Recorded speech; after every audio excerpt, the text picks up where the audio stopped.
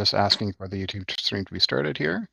And Mr. Chair, if you can give yourself about a 10-second countdown, and then you can begin. Thank you. I will do that.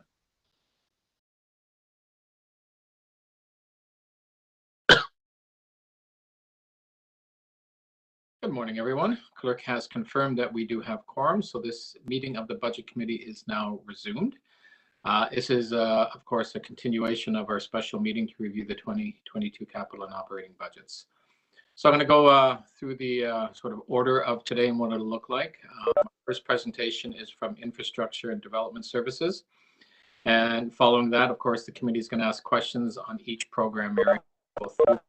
Just to remind you, we have City Planning, Municipal License and Standards, Toronto Fire, Transportation Services, Engineering and Construction Services, Office of Emergency Management, Policy Planning, Finance and Administration, Toronto Building, Toronto Expansion, Waterfront Revitalization Initiatives. We're going to be hearing, so we'll hear an overall presentation. We can ask questions on that presentation, and then we'll go through each individual program area. We have 3 agencies that are going to be presenting today. That's the Toronto Transit Commission, the Toronto Police Service, and the Toronto Public Library. Now, the police chief has asked if we could schedule police for 1:30. It's just with his time availability. Okay with you, we'll do that. We'll see where we get by 12:30, but he will be, the Toronto Police Service budget will be at 1:30. And then we have, we'll do the lunch break, and then we'll have the other agencies as we've done in years past. I'll probably just before lunch, about 12:15, I'll ask everybody if there are any questions of the agencies. I'll run through them here. In the event that there's no questions, we'll just release some of the people that are on. I don't want to keep them all afternoon if we're not going to be asking any questions. And so that will be, and if you can just think about if you have any questions for the Arena Boards of Management, the Association of Community Centers, Exhibition Place, Heritage Toronto, TO Live, Toronto Atmospheric Fund, Toronto and Region Conservation Authority, the Toronto Zoo, and Yonge and Dundas Square. So again, if you have no questions, we'll just let me know and we can release the people so they don't have to be sticking around all day. Also, briefing note requests. I know I've talked to a few of you. If you can get them in by the end of the day, that's going to, and staff really need to review them, as does the clerk. It'll just make life so much easier tomorrow. Usually we take a couple of hour break once we've done all the reviews, and this will just save a little bit of time tomorrow. So if you haven't, we've received, you can get them into Matthew with the clerk by the end of the day. That'll help. So any questions about the run through and how things will be? Good. Okay, we'll pass it over to Tracy Cook, Deputy City Manager, who's going to give us a run through of the Infrastructure Development Services budgets. Over to you, Tracy. Good morning. Thank you, Mr. Budget Chief. I hope everybody can hear me all right. We're good? We're good. Great. Thank you. So good morning. And I think I still get to say Happy New Year. I'm not sure when that ends, but I'll take it for today. Thank you very much for the opportunity to present and open the conversation on the Infrastructure Development Services budget today. I would like to obviously acknowledge all the work that the city staff have done, both in finance and the divisions and across the entire city in preparing our notes. Particular note, my PPFA folks, Annalisa Mignardi and her team, who work diligently with all of our divisions and trying to prepare me for today, which is no easy feat. But I'd also, if you mind, give the opportunity to thank the entirety of the City of Toronto staff, not just for what everybody's done through the pandemic response, but the day-to-day and year after year collaboration and work that we all do collectively to deliver some of the world-class services that we do. And they're all world-class services as far as I'm concerned. It's now my pleasure to get to speak about a few of those. And I'll thank Victoria Malloy is helping me with transitioning slides. So thank Victoria in advance. So you're all very familiar, and I appreciated the conversation earlier about the snow response that we've just been experiencing. The divisions within IDS and the services that they provide in the city, I think, are no strangers to all of you. Just of note, solid waste and Toronto Water, we've already addressed through the rate budgets. So the balance of this conversation really focuses on the tax-supported programs within the service area.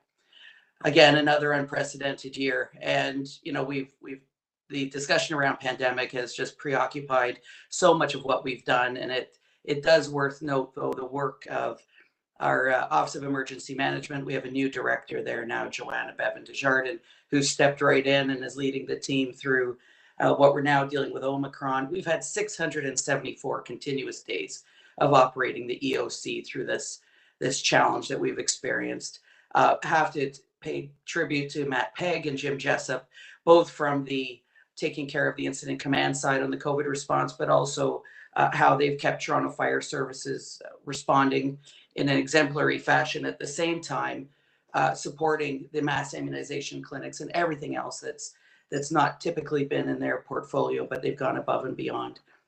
To Carleton and the Municipal Licensing and Standards Group and all they've done with coordinated enforcement, ensuring that the community is kept safe and adhering to the orders and different regulations changes that have occurred over time. And Animal Services, who you often don't hear too much about, but who have actually supported pet owners, over 2,000 of them, through a COVID aid program. All through this, our infrastructure teams have continued to deliver and build this city, all the while adjusting to new public health measures that impact how they do their work. And of course, the agility of our divisions, we see with Active TO, Cafe TO, Barbara and the transportation team and all the corporate partners that helped with her and helped those teams with delivering that new program, especially with Cafe TO becoming very popular. So just a real acknowledgement of all that's been done in this past year. And now I get to speak about a little bit more of it. Beyond just the pandemic response, the teams have continued to deliver on significant city priorities. Greg, the city planning team, the amount of policy work and truly world-class policy work, best in class, I would say, to advance on all our affordable housing priorities we have as a city, enabling over 11,000 housing units through site plan. Barbara and her team, transportation, and very notably now on the mechanical snow clearing and other activities that they've done throughout the year to keep the city moving. The MLS team and launching a rent safe TO map, so providing information to tenants about the apartment buildings where they may seek to live. Michael and the transportation teams delivering infrastructure, so including Toronto Water and Solid Waste, over $1.7 billion of municipal infrastructure projects delivered, absolutely staggering it through the time when you think about what we've been going through. Derek Shallon and the Transit Expansion Office continuing to work with the province and trying to advance on all the transit priorities the city needs, the work done on Vision Zero. A new fire station at Downsview has come to be, and as well the work David Stonehouse does with the Portland flood protection and enabling that geography in our city for future development and revitalization. Throughout this, and look at our good chief building official, Will Johnston, and his team, the number of permits that have been issued enabling residential space, non-residential space, and the support that provides to the development and the construction economy within the city. And you can see we talk about over $12.9 billion of construction activity. That's just in 2021. Throughout, all the divisions have continued to advance in our commitments to climate change and resilience, the green standard, the work done on basement flooding, and something quite unique is the procurement of 4 electric-powered fire pumpers. So very interested to see how that goes. And at the same time, continue to advance transformation, changing the way we do business as far as development review with concept to keys, the digitization of short-term rental, and the accomplishments go on. We talk very much about our strategic and corporate outcomes. I don't think there's any one that speaks to what IDS does. I think we speak to them all. And again, that's with cooperation and collaboration of the entire Team Toronto to make these things happen. For moving into 2022, really continued effort. This doesn't differ much from what we've always talked about, focusing on ensuring safe, sustainable, inclusive communities, public safety through the emergency response we have, but also in the maintenance of our infrastructure, supporting the economy and making doing business with the city a bit easier, and creating programs such as Cafe TO I've mentioned, and others. in enhancing our mobility infrastructure, the way people move around our city, and continuing to contribute to climate change and the Transform TO initiatives, EV charging, and programs such as that. Our risks and challenges don't change much either. We are still seeing an incredible amount of growth in the city. Understandable our challenges as we see the growth going out and up is a particular challenge for our fire department, our fire services, and others who seek to respond. We see a lot of partnership with Toronto Building and Toronto Fire when we have uncertain circumstances such as we've had recently. And that's just the reality of the city that we live in. Our aging infrastructure, we have a lot of road, we have a lot of bridges. So continuing to maintain that is a very important focus and also something we've got a very keen eye on. And naturally, just as every other division, the whole city is dealing with the uncertainty of COVID and what it may bring next, or hopefully no longer bring next. So bearing that in mind, focusing in 2022, some of the key priority actions we've identified is a continuation of much of the good work that's been done so far. Continuing to advance our policy and transformation efforts, real big focus as a team on delivering city's affordable housing priorities, also preparing for the future, preparing for waterfront revitalization and the next opportunities that geography is going to bring to us and bring to the city. Continuing our partnership with the province and others to expand our transit system. Looking at ways to procure through collaboration and coordination the delivery of our capital projects or capital programs and delivering the world-class infrastructure we enjoy. And as well, our efforts to advance, I've mentioned EV pilots, there's the Portland's flood protection and other green infrastructure programs and projects that we need to continue to focus on and will in 2022. So for the numbers, the 2022 recommended IDS tax supported operating budget, you'll see is 1.253 billion gross and 766 million net. This is approximately 11.8% over our last year's prior 2021 projected actuals and approximately 3.9% over the 2021 net approved budget. The tax supported capital budget, it reflects 7.3 billion over the next 10 years, focused at 4.1 billion to address data good repair and 2.9 billion in service improvement and growth related projects.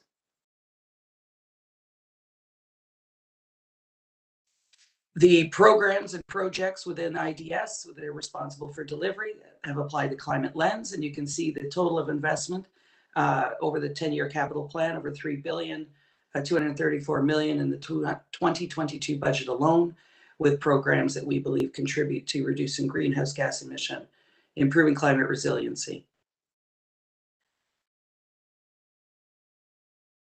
So a little bit more detail. We like to reflect the entirety of IDS, again, bearing in mind you've already seen the two rate programs. But the city invests $3.1 billion in critical public services. And the portion of that we're here to talk about today is the 1.253 billion on the tax supported side. The allocation of that gross 1.253, as you can see, very heavily weighted from a health and safety perspective.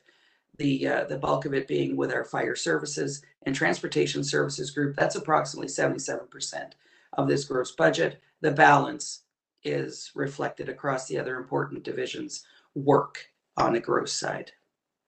In addition, we've got new and enhanced for this 2022 budget ask. There's a little bit more detail on that further down. It also speaks to the COVID-19, that's okay, Victoria, the COVID-19 impacts, and we'll go forward from here. How are we funded? It's okay, go ahead. Thanks so much. The money comes from, we're primarily on the tax base with the net amount of the budget. Where the money goes, not dissimilar to every other city division, where we see the bulk of our costs in the salaries and benefits to fund the amazing staff that we have doing this incredible work.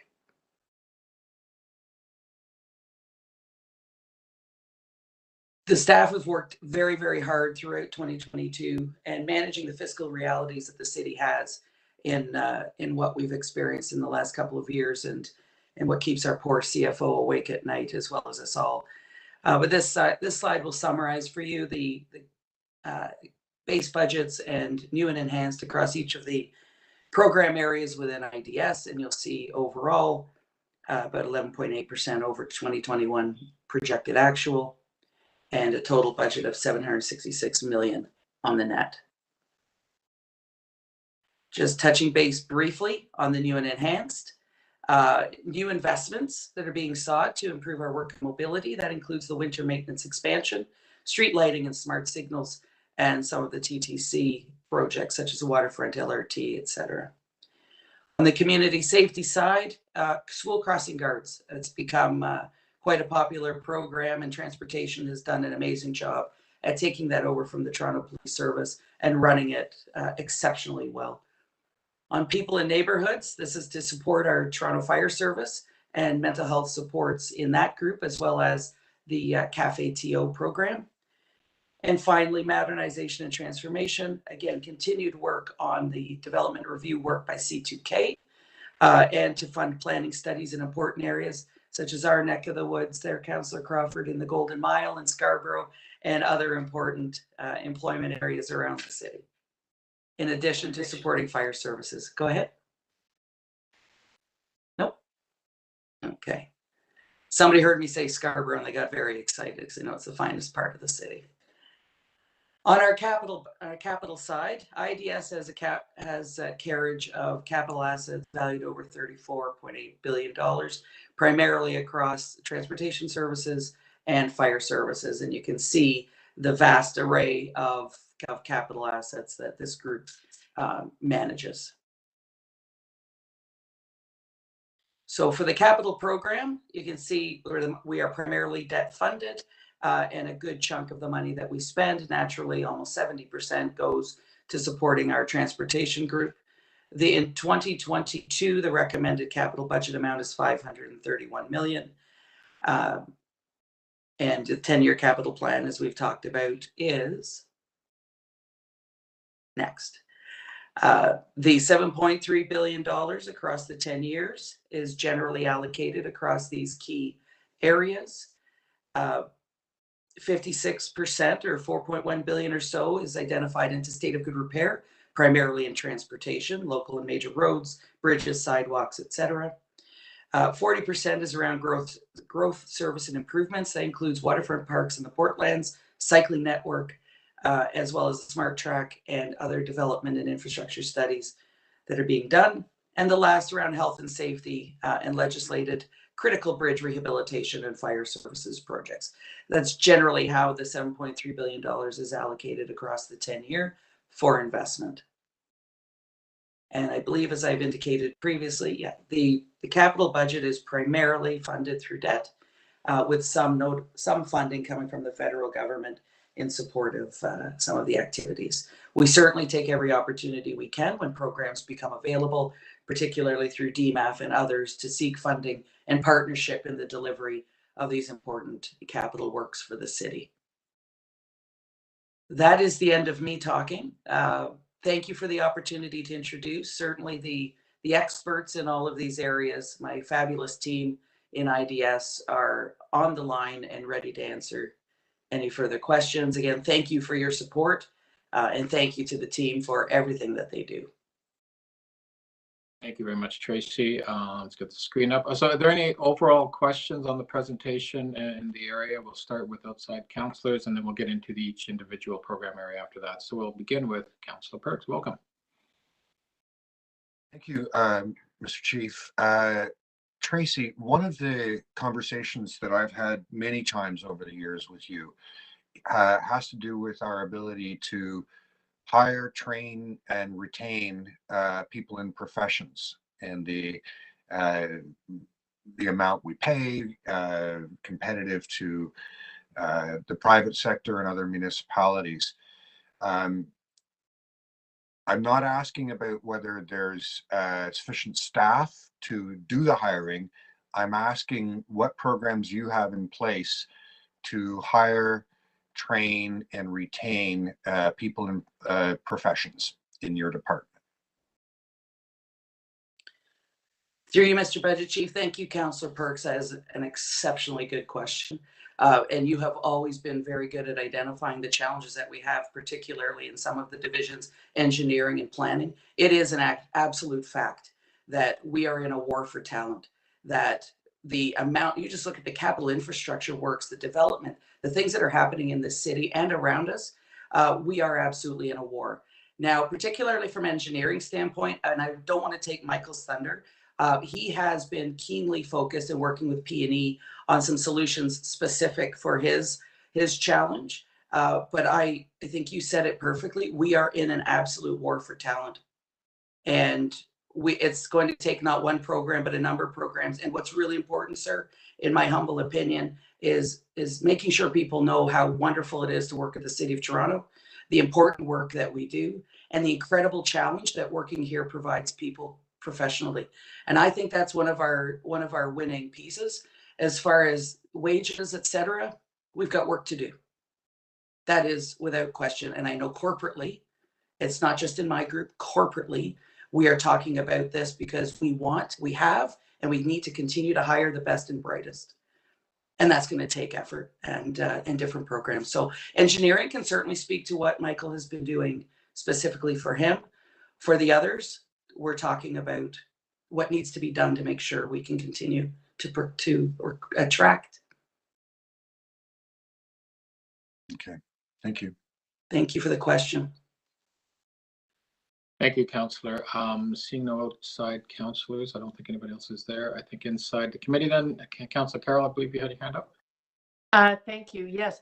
I'll be asking a lot of the divisions individually about if they're a division where we've had a lot of complaints, or if they're a division where, due to redeployment and such and not hiring seasonal employees, we've gotten a little behind what they're doing to improve service levels. So the question of the DCM and the cluster then is, what, if any, guidance did you give them in that regard in drafting these budgets? Were they asked to assess that and request it? Yeah, so great question. Thank you, Councillor Carroll, through you, Mr. Budget Chief. Each of the divisions has got a hiring plan. All of the divisions across the entire city, we have seen absences. We have seen people transitioning. I mean, this is not new to us as an employer either.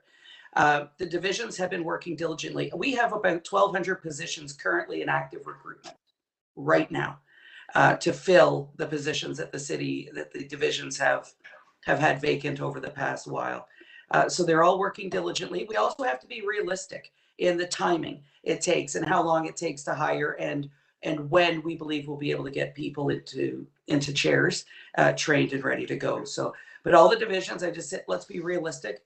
Ask for what you need, given the circumstances that we're in. Be realistic about what we can hire, how many people we can bring in at any given time, and we take it from there. So they've been working very hard, and I have to give credit to our P&E group, who have been pulled into hiring thousands of people into mass immunization clinics, at the same time trying to hire thousands of people into our divisions. But the fact we have over 1,200 across IDS and active recruitment is a sign of all the hard work people have been putting into this. Okay, but is that recruitment to meet past service levels and that we're not meeting? Is there a review of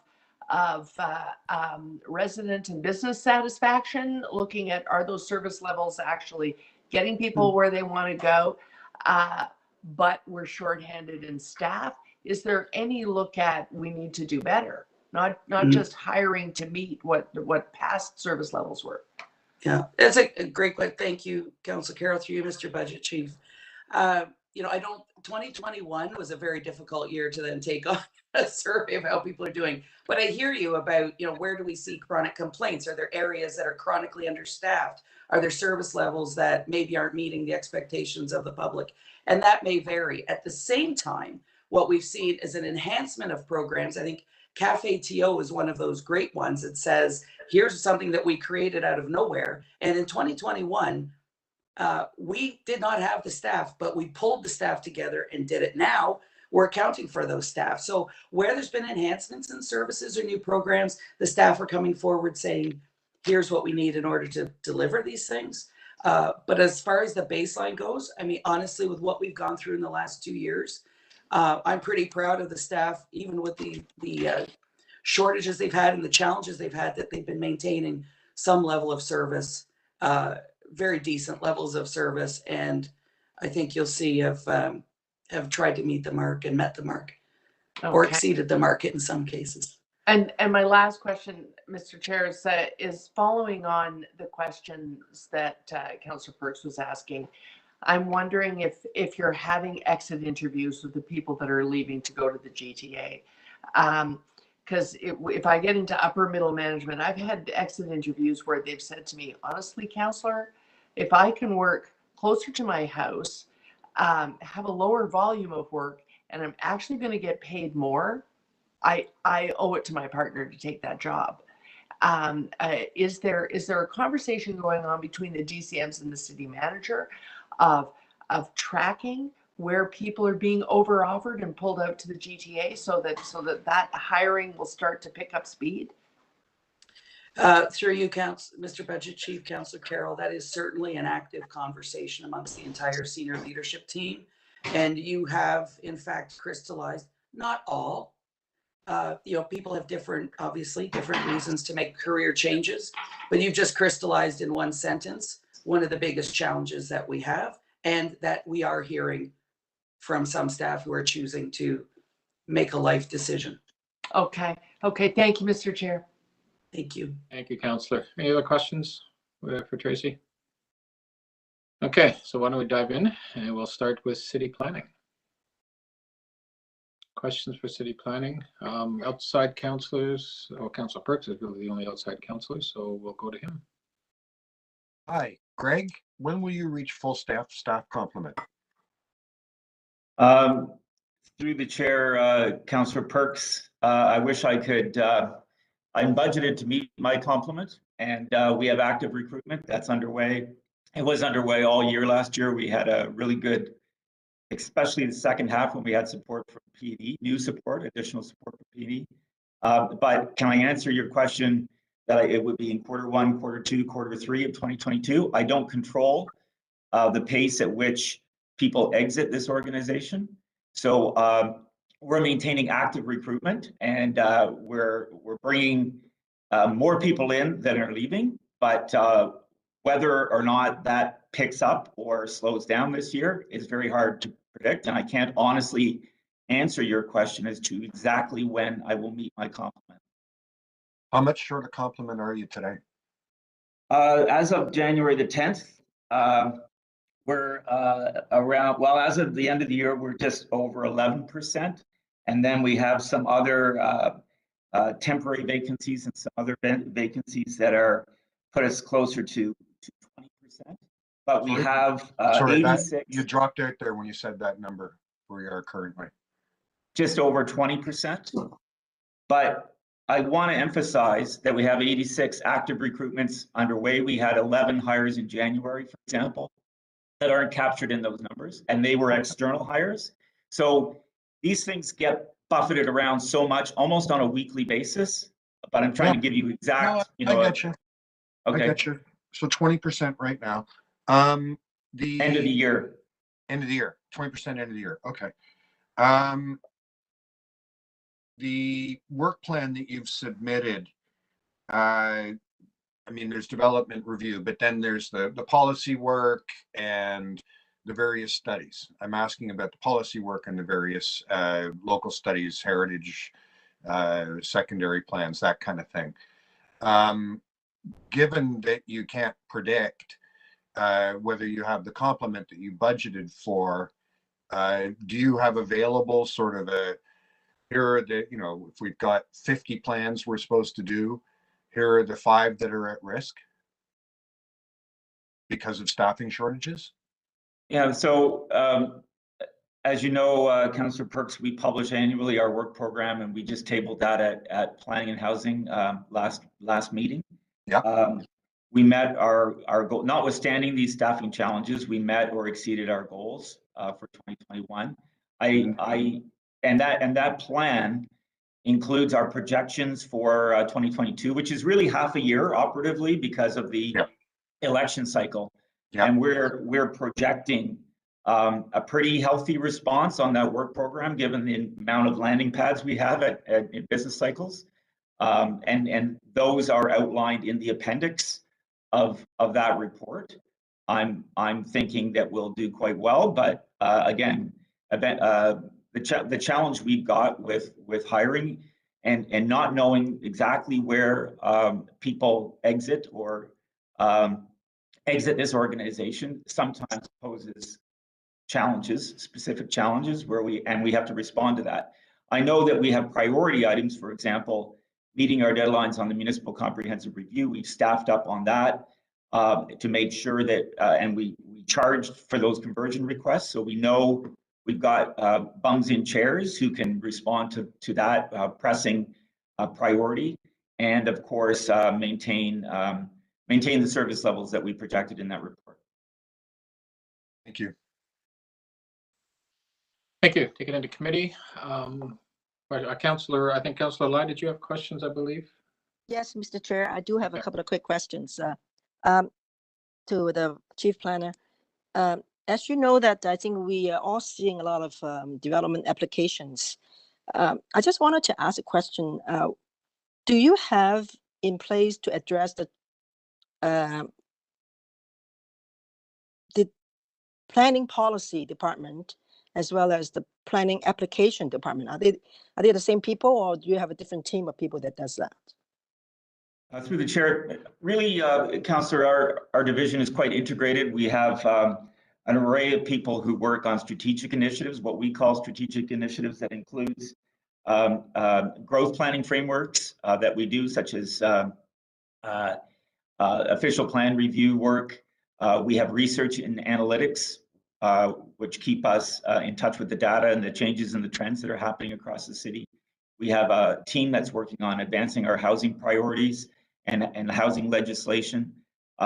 So I know people talk about the policy unit, but it's actually a fairly closely defined and well developed, for a city of 3 million people, I would say great value for money in terms of what we're able to support from our policy unit. And they support people who do applications in the districts, and the district people support community planning, support the policy development. It's all integrated, and it's very well arrayed to be able to support initiatives and the variety of initiatives that we see across the whole city. Yeah, I've heard that some of the challenges is a talent war. Do you see that in your department? Yeah, I mean, just picking up on the comments from the deputy city manager, absolutely. I think the talent war in a city like Toronto has to do with employees looking for housing affordability, looking for childcare, looking at comparative salaries across the region. And has been pointed out, people may very well decide for their own life and personal reasons that they want to work elsewhere, and in professional disciplines, whether they be engineering, planning, and other disciplines that the city depends on, we are in a war for talent, and I think it's one of the reasons, quite honestly, why the city has to maintain a progressive footing when it comes to dealing with housing choice and making sure that we're thinking about that in every way that supports employment in the city. Yeah, I'm very happy actually to hear that you're hiring more than you're recruiting. I mean, more than the people are leaving. So my last question would be, my office is helping do a lot of translations. Has your budget been, are there any budget to do any kind of translation services for the planning notices and other notifications?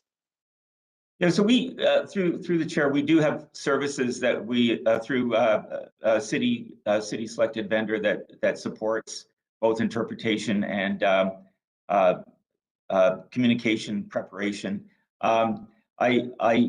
There may be instances where we come to councillors and have a conversation about what type of consultation strategy. We need in an individual area, a portion of a ward, and we make sure that through that conversation, whether it be an application or a study, that we set up that consultation and make sure that we improve the accessibility to the residents in that area. And that could be interpretation services at a meeting, and it could be more languages on a notice, or a link to 311 that has capacity for conversations in multiple languages. Yeah, just so you know that I really appreciate that. I think we've requested Cantonese and Mandarin speaking in some of these public consultations, and your office has been very, very good in doing that. I just want to make sure that you have enough resources that we can actually work together to make these process more seamless. Okay, Yes, those are my questions. Thank you. Yeah. And I would just add that when we do a planning study, we make sure that we can cover off those types of enhancements and accessibility through the budget of that planning study. We would hire consultation services that make sure. Yeah, it's very, very important. Those people who, who are not proficient in English, they understand what we're doing the study for. About that. So I really appreciate your office has been great. The office has been great. Thank you. Thank you, Mr. Chair. Those are my questions. Thank you. Thanks, Councillor. Councillor Layton, did you have a hand up? Yep. Okay. You're next. Yes, thank you very much. Just a couple of very quick questions. They're sort of in line with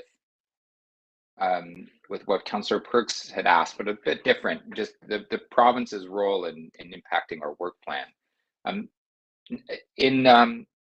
Just first, the new heritage rules from the province, the turnaround times were cited as being a bit of a challenge.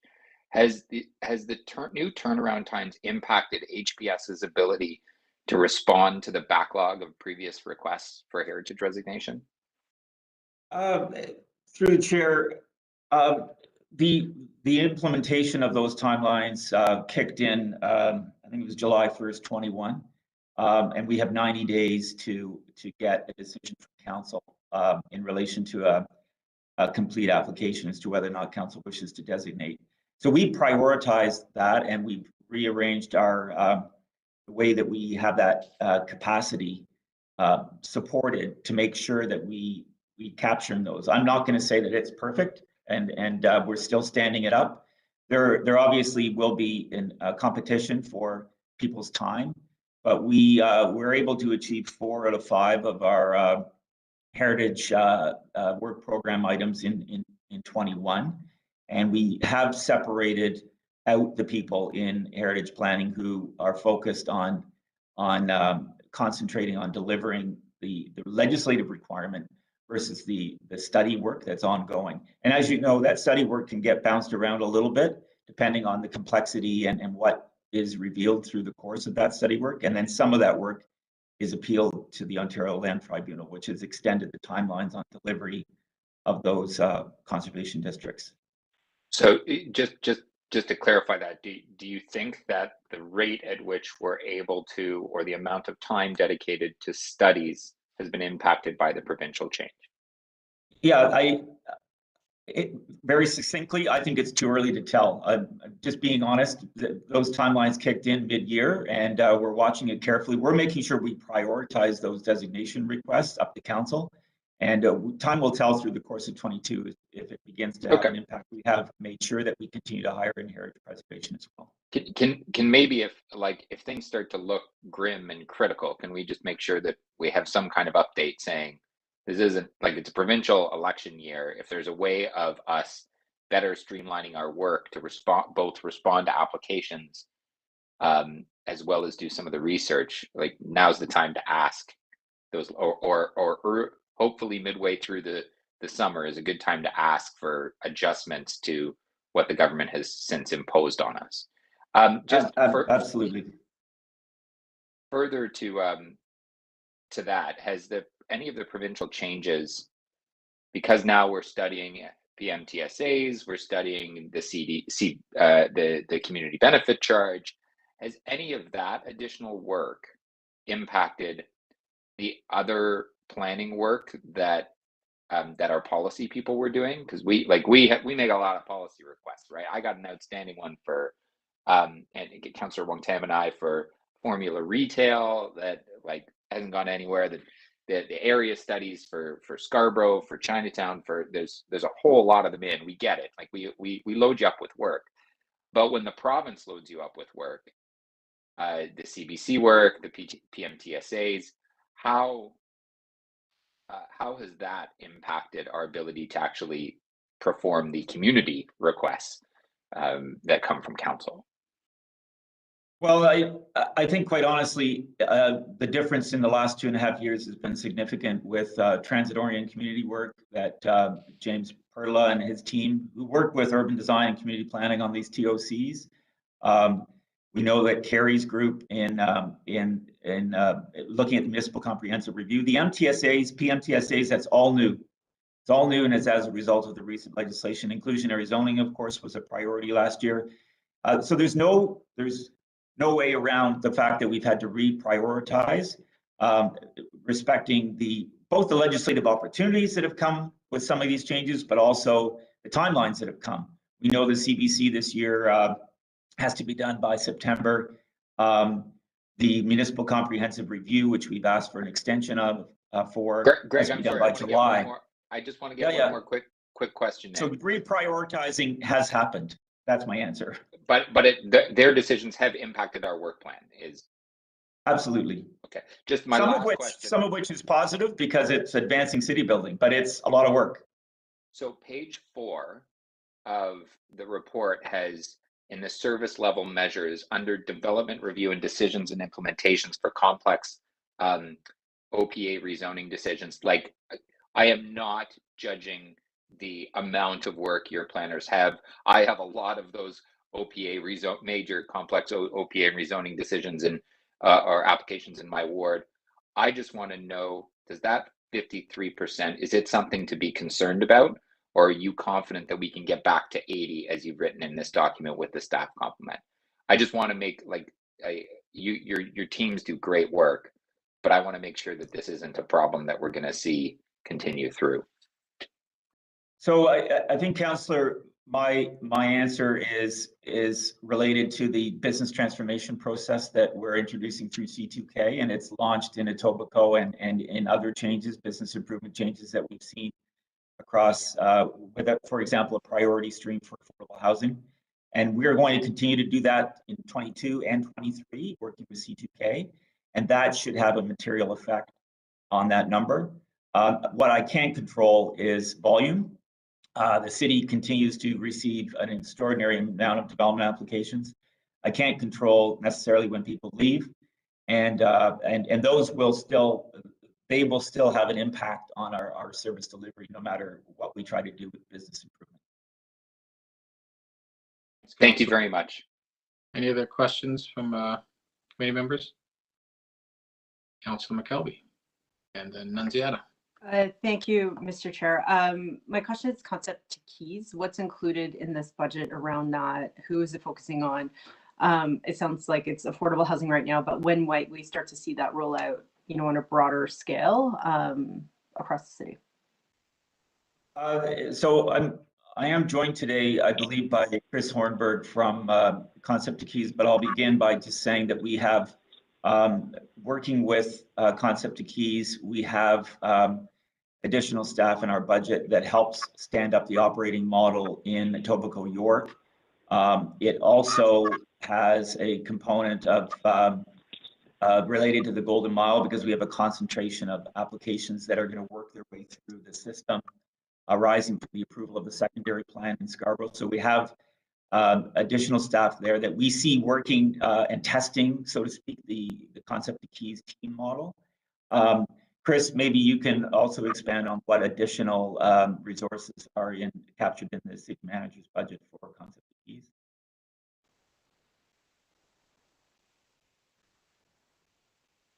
You're on mute. Oh, apologies. Sorry. Thank you. Good afternoon, Councillor, and through the chair. There's 3 additional resources for C2K in this budget that represents a rollout into the next district. So we do have plans to certainly go into one more in 2022, but we're looking also to accelerate that and expand across the city in 2022, and we'll be providing some more information on that in the coming committee meetings. So what is the typical timeline for, a private developer to get through the process, a nonprofit developer to get through the process, and then someone through concept to keys to get through the process? Well, I mean, I'll begin by saying that one of the tasks of concept to keys is getting a better handle on metrics.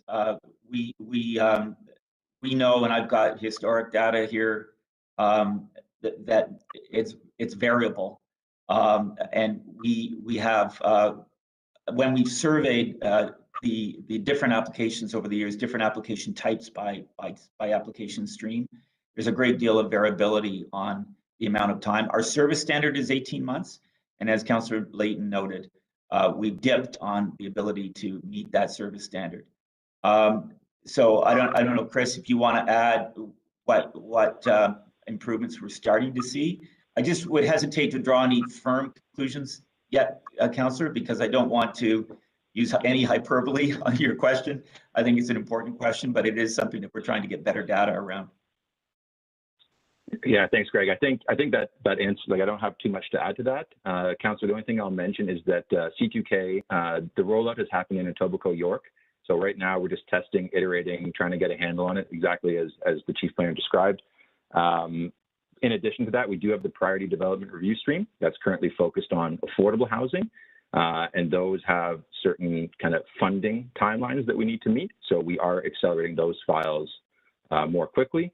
And we have some preliminary data on that. We've done a pilot for about a year, and we have some preliminary data on that where we've been able to reduce circulation timelines from about 8 to 12 weeks down to 3 to 5, depending on the file type. So there's some good data there, and we have a report coming to Planning and Housing Committee in Q1 to expand that team as directed by Council. Okay, great. Thank you. That's my questions, Mr. Chair. Thank you. Councillor Nunziata. Yeah, just on that point.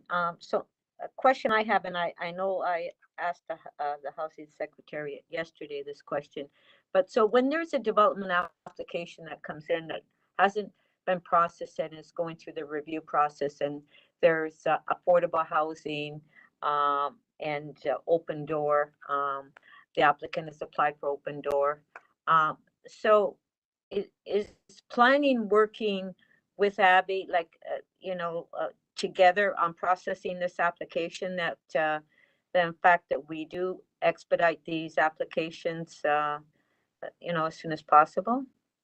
Like, through the chair, yes, there is a monitored list, which Concept to Keys and Abby and other divisions are involved with putting applications that have a higher priority on that list and making sure that resources are focused and prioritized. I would point out that not all applications are the same when it comes to affordable housing. Some applications have other challenges, and affordable housing is only one factor, which may mean that it goes faster. It may mean that there are other complications there. Maybe it's in a floodplain, maybe it's got other issues which need to be resolved and can't move the application until those other issues are resolved. Certainly, we're prioritizing affordable housing, especially when we know it can move forward quickly. Okay, but when it comes in an area where it's affordable housing and they're asking for density, so how does that work for the planning department? And the planning department is not supportive of the density. Well, again, I mean, we would apply the official plan as we normally would. Many of the affordable housing projects comply with the official plan, and as I indicated, it will make the processing of that application more smooth if it does comply with the official plan. If it doesn't comply with the land use planning principles in the official plan, then it's more complicated, like any other application. I mean, affordable housing is not a get out of jail free card when it comes to resolving the myriad of planning issues that need to be resolved for any complicated application. So, Greg, what is the percentage of your backlog in processing development applications and site plan applications? Do you know what your backlog is? I'm not sure I know what you mean by backlog, but we monitor the number of applications that are in the system, if you will. We monitor it by the length of time that it is in the system, and we have files that are stale dated because they have not moved. Maybe an applicant hasn't pursued an application, and we can give you a profile of what that looks like. We got a lot of new applications last year, quite a significant number. I believe it was over 800 applications. So it is a moving target in terms of when you say backlog. It's more about the processing time and the number of applications that are in the system. Some of them move because they're actively being resolved with applicants. Some of them are parked because applicants do not wish to move forward. We have over about 2,000 in the system, but as I indicated, many of them are not moving for a myriad of reasons. Okay, so if once a development application is submitted into the city, into planning, so how many months does it take for that application to start going through the normal channels and communication and communication with the applicant in the city? Like, what do we wait? 3 months, 4 months, or like how long does that take? Well, I mean, our process that we have established is and we're moving toward a pre-application consultation process, as you know, because it's just been through Planning and Housing Committee. But within 5 days of submission, that initial consultation or that initial contact with the letter, through a letter, happens with the applicant, and then a deeming of complete within 30 days is required, and then we prepare a preliminary report. We try to get it on the next available community council and initiate the community consultation meeting. And by then, we've also initiated the circulation, including a letter to the council. So all of that happens within the first couple of months. Okay, just one last question. I can't find it on the list, but is the Weston planning study included in your budget, Greg? Yes, Councillor, it is listed on page 30 of our work program that was just at Planning and Housing Committee. It's listed as an active file for 2022. Thank you. Thank you, Councillor. Greg, I have just a few questions myself.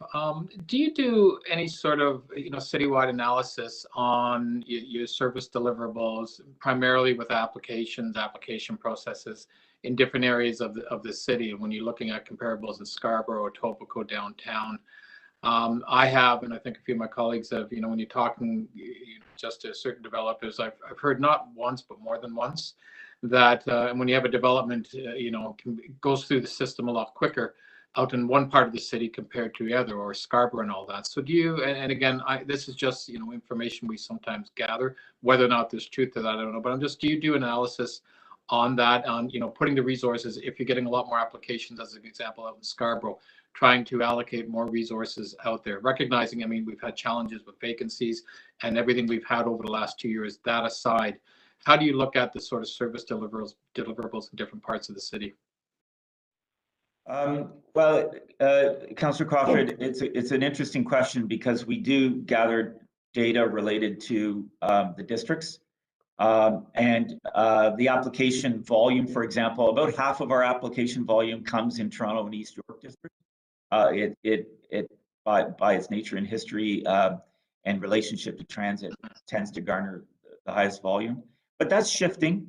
It's shifting it's closely followed, or not closely followed, but North York, Etobicoke York, and Scarborough in that order. But Scarborough and Etobicoke York are increasing. I think part of it has to do with the transit that's under construction, and the volumes are increasing. It's one of the reasons why we've tried to highlight Golden Mile and the fact that we had 18 odd, I think, applications there in one area, bringing tens of thousands of new residents. And we need to work through those site plans and some OLT hearings in the next couple of years in order to land all of those applications. So we are trying to put a focused effort on some of these hot areas. But typically, and it's an issue for planning as well as other divisions that support the development review process, whether it's transportation, services, water, etc. It's as much a concern for them in supporting and maintaining their staffing levels. And sometimes I'd acknowledge that they are uneven, and it does cause lags, which we hope C2K and the operating model and a team-based approach will help improve over the next 12 to 18 months. Okay.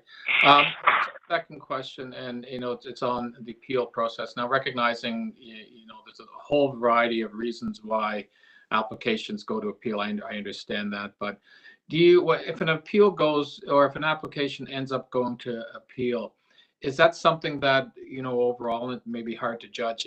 Was that a costlier process for the city? You're adding another layer of work onto that. So when you're looking at the work with city planning, city planners, and all that, is it more cost effective? I'm assuming the answer is yes, but I mean, is going to appeal a more costly venture when you're looking at trying to get applications through,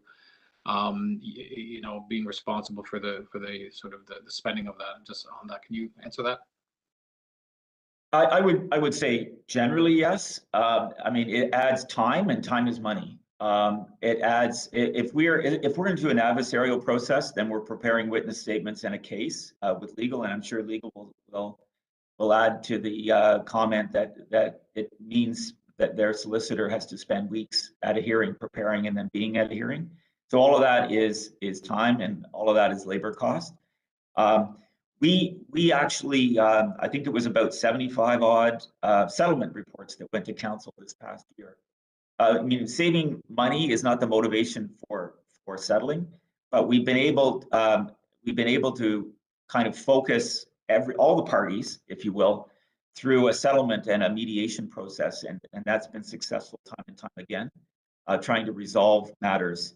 I don't think it's in anyone's interest to have a long, drawn-out adversarial process and then wait for a decision from the OLT for 2 years, especially when we have the housing situation we have.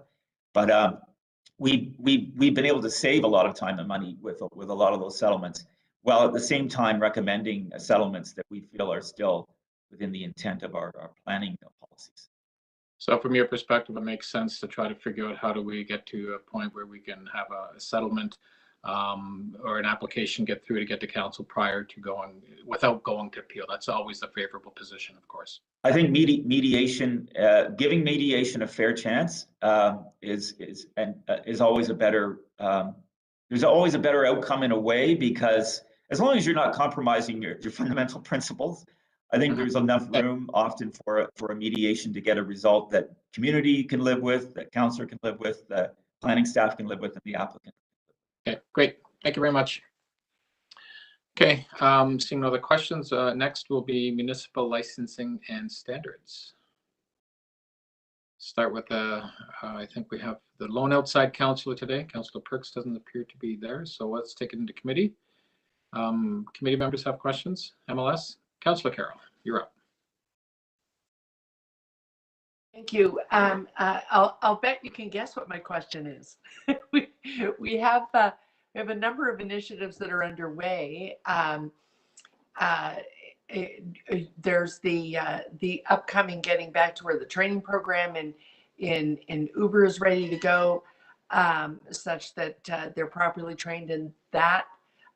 We heard at the very last council will happen in 2022. There's the ongoing issue of the additional staff that were needed to properly police the short-term rental program, and we'll be having we're going to be revisiting the issue of multi-tenant rental homes, the rooming house initiative. Are there sufficient staff built into the budget to be able to proceed with implementation and progress in those initiatives? And if they're in the budget, how much hiring is going to be needed to make it all come true? So thank you for the question, and through the chair, there's a lot to unpack there. So I'll start. I'll try to do. I just wanted to get it all in, so I can run out of time. I know we only have 5 minutes. So vehicle for hire, the training, we have received 11 submissions. We are reviewing them. 6 are on that first stage of review. And again, we are hoping to certify by the end of the month. So that doesn't have a budgetary implication because that's done by outside sources, but we want to get it as soon as possible, though, so that people can, drivers can get that training and be back on the road, both taxi and Uber and Lyft. With respect to short-term rentals, this budget does include 7 new positions, 6 officers and a supervisor to deal with the complexity of those complaints. So we have we've recognized that and have increased that group from the initial when we developed the program in 2017. Right, but it wasn't clear to me on that one. If I can just stop you there, it wasn't clear to me on that one. So and that was anticipated. So the attempt to hire that in is actually already in the works, or you're waiting for council to adopt this budget and then the HR process will begin. So that leads into the next piece, and it relates to our vacancies and to our hiring. And because we try to hire in classes, we try to hire as large a number as possible. So, and we will then allocate them to the various programs, be it the Rent Safe program, the short-term rental program, and the other areas where we have vacancies. We currently are in an active competition where we received 800 applicants. We've putting through 132 candidates through testing and assessments this week, and then we'll go into the interview process, and we plan to hire 40 plus officers, and that will be our largest class in perhaps ever. We've done smaller classes, typically around 25 or 30, and we will, if we receive strong candidates, we will hire over complement because we could have vacancies in February and March, but our intent is to have 40 hired by in bums and chairs, as we like to say, by the end of March. But again, there's a lot of churn in this area. A number of people, as Councillor Perks mentioned in the outset, a lot of these candidates have police foundations and aspirations to be a police officer, and this is a good training ground. So we do have constant churn for bylaw officers, absolutely. Yeah. Okay, and thank you for folding in Rent Safe there, because I was trying to make this sort of omnibus question, and Rent Safe was one of the ones I was concerned about as well.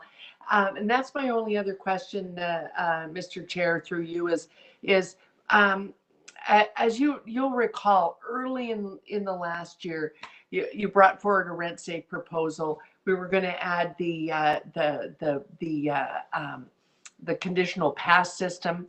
And part of the rationale for doing that was that it allowed us to take our staff and then really target them on those who just weren't making the pass.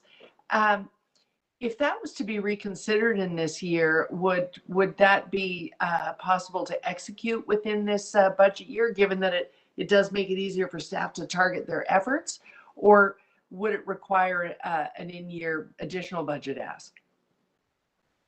So that's difficult.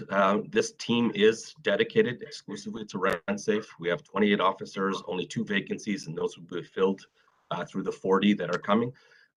We do have an ask through Planning and Housing Committee for an update on this. We are just, we are very limited. We have a very small policy shop, and we've had, at the start of 2021, we had 90 reports in our work plan. We were asked for an additional 30. And we've responded to 30, and then we're actively working on 20. It is very difficult to make in-year changes. What we've been trying to do is follow council's decision from December 20 and allow us time to implement. It's very challenging for us when we start implementing and then it's changed. Okay. Council made a clear direction that the red, yellow, green was not desired at that time.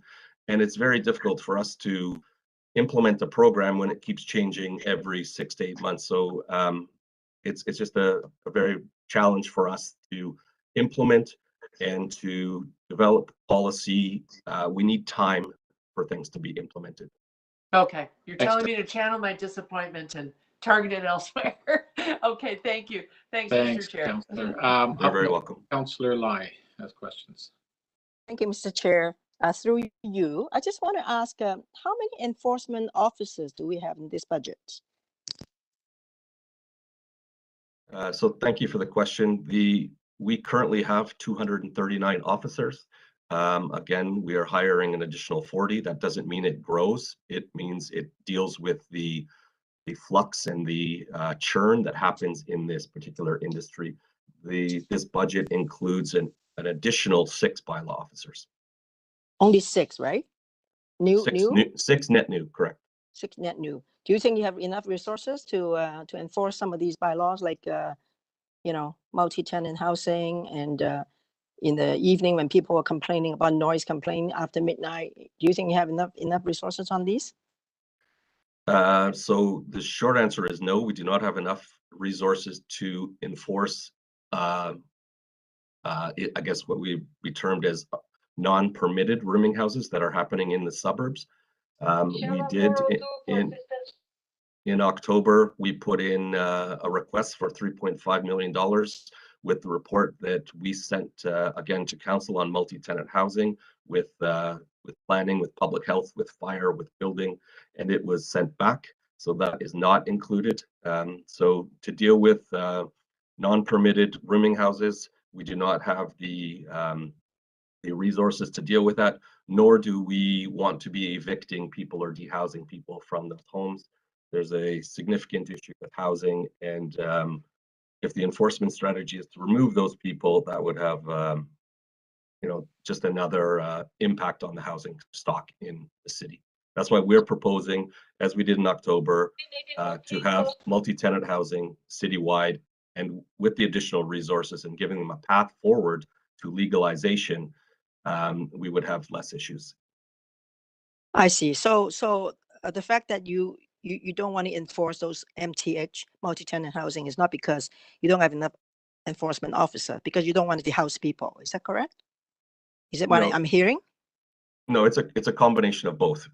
We do not have enough officers to be out, and these are very complex files. These are people perhaps with individual leases and nowhere to go. There's just multiple challenges and complexities with this and these types of investigations. They are lengthy, and it's just a lot of work. Yeah, the reason I'm asking about this is, in my neck of the woods, my residents really wanted more enforcement on the multi-tenant housing file, and also with the midnight complaints about noise and all that. By the time that the enforcement officers there, they're finished. So I don't know how do you enforce a midnight noise complaint? If it's past midnight or all that, do you just call 311, or how does that work? So 311 through the chair is the correct place to call. We do have staff on and a dedicated noise team that is on until that has coverage until 2 a.m. How many? It's a dedicated team of 24. They are not citywide. Citywide, and that they have coverage from 7 a.m. to 2 a.m. So that deals with early construction noise in the morning, and then. But it's also important to note that we work closely with the police. We are not an emergency response or an immediate responder. The police are most responsible for the large parties and breaking those up. It is not safe for us to send, 2 bylaw officers to a house party with 100 people and expect that noise would just subside and everyone would leave nicely. So the police have a role, and they do work closely with us on large parties. But we do 311 is the appropriate venue, or the I guess the conduit to call for noise complaints. Okay, thank you. Those are my questions, Mr. Chair. Thank you very much. Next, Councillor Nunziata, then Councillor Layton. Okay, to Carl, I just have to comment about the rooming houses. So we sent that back, as you know, and it's going to be coming back to council. But if we enforced and we legalized these rooming houses as the plan was at City Council, then we would need to hire more officers to enforce the bylaw because it would be legal, correct? Through the chair, that is correct. And we had included as a starting point 22 additional officers and an investment of $3.5 million. Right. Fire would also need to hire staff as well. Yeah. So, and the whole reason why we wanted to legalize it because the number of illegal ones that we have throughout the city, I think it would make it a lot easier for you if we were able to legalize these rooming houses as was proposed to council a few months ago. Now, as far as the question with evening, I know that there was that during the summer, I know there are that you worked with the police on some of these parties that are going on, these, you know, after hour clubs and so forth, noise and that. So that is that on a request from the police, or is that through the councillor's office where we have an ongoing problem where there's parties and people are, you know, at 2 or 3 in the morning? Is it you just work directly with the police on these issues that are ongoing, and you need the support from the police because of the number of people that are in the premise? So one-ofs are difficult, but if it's happening repeatedly every Saturday night, that allows us to work closely with that local police division. We do have a very strong partnership with the police, with the chief's office, and we are working through delineating who responds to which types of calls, and that is forthcoming in our noise report that's coming later this year. So it is something we're cognizant of. We if there are problem properties, repeat offenders, it's important that it goes through 311. We look at that data, but if it's escalated to us, we will look at that as well and work with the local police division. Okay, now when we had the restrictions, you know, about a year ago, when you were getting a lot of complaints about in the parks and so forth, and businesses, and so there was a lot of because the number of calls that were coming in through 311 and officers attending these, and it was very difficult because there were literally hundreds of complaints that were coming in. So was there a lot of overtime that had to be put in from your staff, you know, to enforce those bylaws and charges laid? So through the speaker, through the chair to the speaker, overtime was minimized. What happened was we dedicated anywhere from 50% to 90% of our bylaw officers exclusively to COVID response in the parks, outdoor gatherings, indoor gatherings. And so it wasn't a case of overtime, it was a case of reallocating to COVID response, and we were slower, or we didn't get to other types of complaints in the other 30 bylaws that we enforce.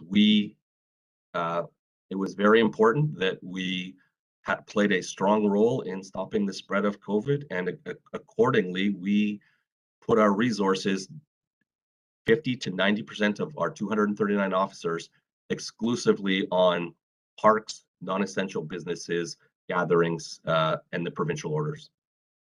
Okay, thank you. Thank you. Councillor Layton next. Yes, thank you very much, Mr. Budget Chief. I'm just going to try to do a couple really quickly. So we've heard from many that rent safe, TO, we've heard from some tenants that there's a lack of inspection of units. How many officers are dedicated to rent safe enforcement? So thank you for the question. 28 officers are dedicated to this program. 2 are vacant right now, and those will be filled by the end of March. In-suite inspections have been challenging, both from the tenant's perspective and from a staffing perspective, because of the pandemic and people not wanting people in their units. However, we are doing audits and inspections of the buildings, and again, we target the lowest scoring buildings first as part of our program. Am I to understand there's 10 rent safe staff being increased in the proposal? Is that correct? No. That is not correct. It's the group, the rent safe group maintains its same size. Again, 28 staff, 28 dedicated officers plus their supervisors, managers, and we also have a tenant engagement coordinator. Do you know how long it takes MLS to perform a building-wide investigation for rent safe? I'll defer that to Elizabeth Glibbery, who's on the call with me. Through the chair, good morning, Councillor. It's good morning. To to respond to because it depends on the size of the building and the extent of the inspection. But generally speaking, it takes 2 to 3 officers to conduct an average evaluation on a building. A building audit is a little bit more in depth, and it's a lot of looking at records and that sort of things. It's going to take them a lot longer to do that. Yeah. Okay. What's the status of the Airbnb enforcement? So we are actively enforcing. We respond to complaints from 311. We're in 2021, we received around 1,000 complaints. We work closely, and we've also hired an external auditor to assist with data mining. So we are actively enforcing. We are having success. We have issued charges. We are getting people to register, and we are also getting people to delist. This budget includes 6 new officers and 1 supervisor, net new to our previous budget.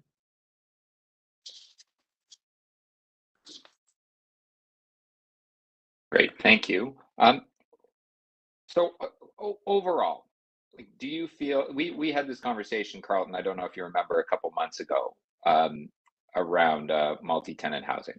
Do you feel that you have enough staff to fulfill the service requirement placed upon you by council? The short answer is no. There are so many priorities, so many bylaws. You know, the answer is no. Yeah. Thank you. Thank you, Carlton. I wanted to ask some questions about your service level measure, particularly the bylaw enforcement. I completely appreciate that you are one of the core divisions in our COVID response, particularly the earliest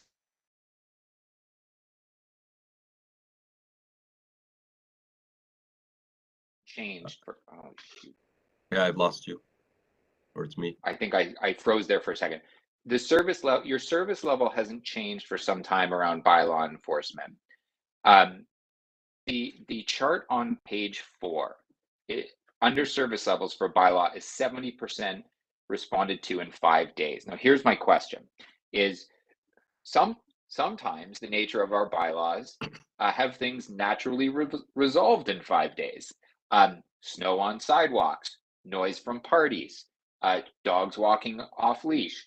All of those have nothing to do, like 5 days doesn't mean anything.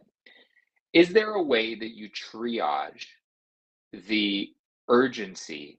And is there a way that we can, like, is there a delineated line between class A, B, C, D, or however you measure it? What is that called? And can you give me some of the more urgent classifications? Yeah, so you are correct. And I may get Elizabeth to expand, but I'll go high level first, and that we do a priority response model, and we look at the calls that come into 311, and we focus on emergency and health and safety items first. So specific categories, I can't think of them immediately, other than appliances to make sure that doors are removed and children aren't getting trapped in there. Heat, low heat, no heat, no water. Those are the key ones that are health and safety and emergency. And we do recognize we need to work smarter. We do recognize that we need to focus on priorities, because if everything's a priority, nothing is a priority. And we get hundreds of thousands of service requests each year. If I could, because I am putting it into a briefing note to you, that line is emergency and health and safety, correct?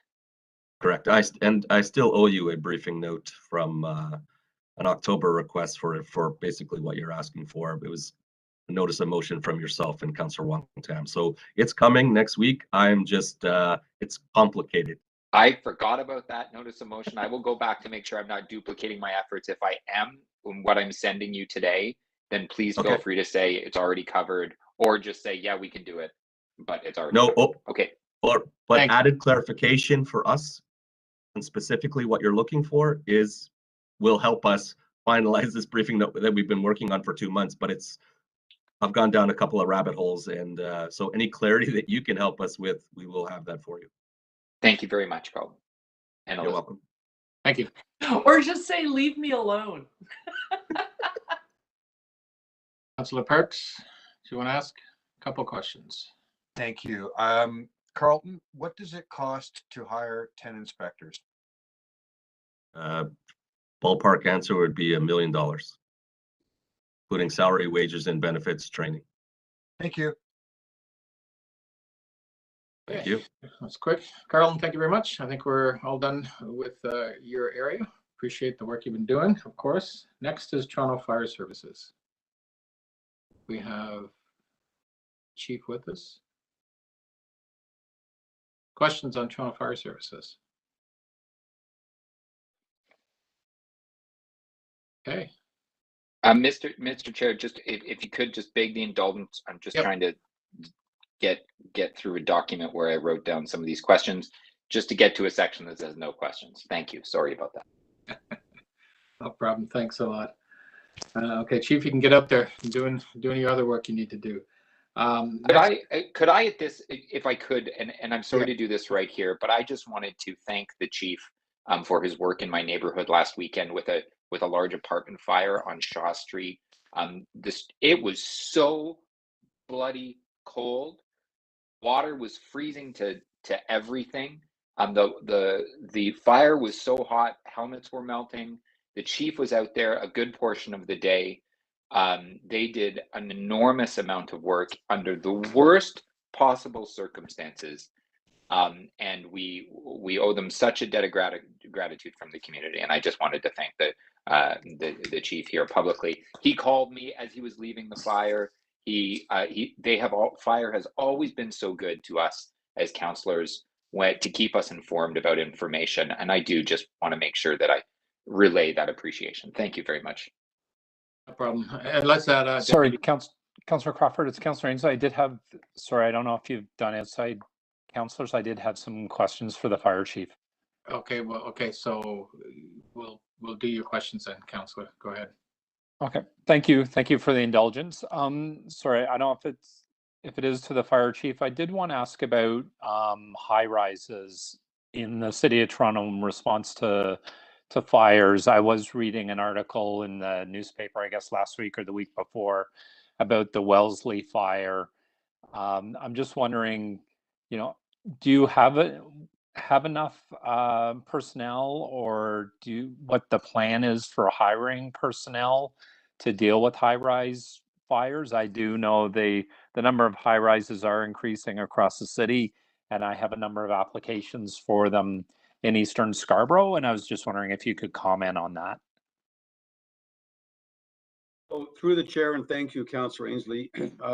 Just for your awareness, I'm also joined by Deputy Higgins this morning, who was the program lead for our budget and staff services, and I saw Chief Peg on the line as well, who's also leading COVID again. So in answer to your question, Councillor, we identified the challenges with respect to high-rise firefighting as part of our deployment review report that was sent to council a number of months ago, that received support through which Deputy Higgins and TFS will be bringing additional budget reports starting in 2023 through to 2025. Very high level, the human resources required to safely, efficiently, and effectively deal with high-rise fire emergencies in the fourth largest city in North America, through the research that we have learned, is short of New York City, has more high rises than any other city in North America, is 2.5 times larger than residential fires. So we absolutely are planning for that. We have actually, through the Operations Deployment Review Committee that was requested by Council a number of years ago through the CFAI process, have already made internal adjustments. So everything within our power and our jurisdiction right now we have done, from adjusting response levels to specific apparatus, such as our second high-rise vehicle and now the tower that was just purchased. And we absolutely, one of the reasons for the request for the additional staff over a 3-year phased-in period is to specifically make sure that we have enough crews in service to meet all the critical tasking needs that are required in high-rise fires. Okay, and then Chief Jessup, the other question I had, a friend of ours, their son moved into a condominium in downtown Toronto, and they're on the 5th floor.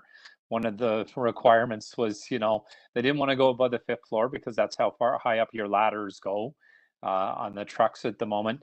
But I asked them about fire prevention, and after reading this article on Wellesley and the variables about a leeward wind and apartment doors being left open, and I asked their son, you know, what they were given about fire prevention when they moved into the condo, and they said they didn't really get any information. And I'm just wondering what the city of Toronto does about fire prevention, you know, information, so you know not to leave your apartment window open and shut the door behind you. And I'm just wondering what we do in terms of fire prevention in all of these apartment buildings in Toronto to make sure that people are safe and they know, you know, how to exit the building or shelter in place. Could you comment on that? Sure. Thank you, Councillor, and through the chair.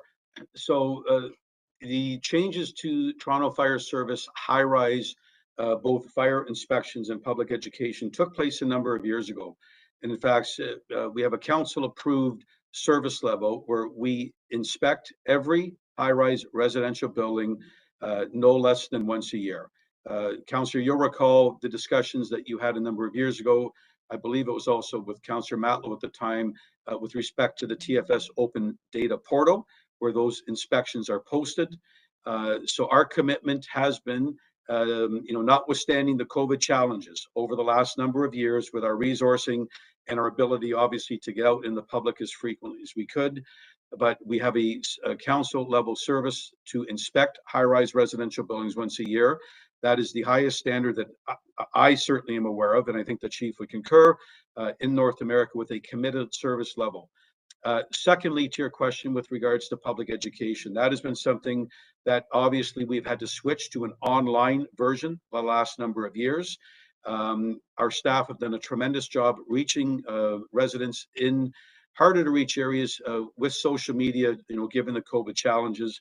But what we have done with our public education, and that was spoken to in the article you're referring to, is transition our language from evacuating buildings. To your point, Councillor, there's no sense in evacuating an 80-story building when the fire is on the 7th floor, to staying in your unit unless it is unsafe to do so and awaiting instructions. So both from an inspection perspective and a public education perspective, those two now complement our enhanced response protocols and staffing models for high-rise buildings.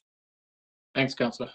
Okay, thank you, Chief. I appreciate the information. Thank you to the committee for their indulgence. Any other questions from committee members? Chief, first of all, to thank you, as Councillor Layton said, thank you for the work you do. And I've had the experience of having to have some difficult conversations with you over the holidays, and I just want to appreciate that. Just a little quick question on the side. Do fire trucks have snow tires?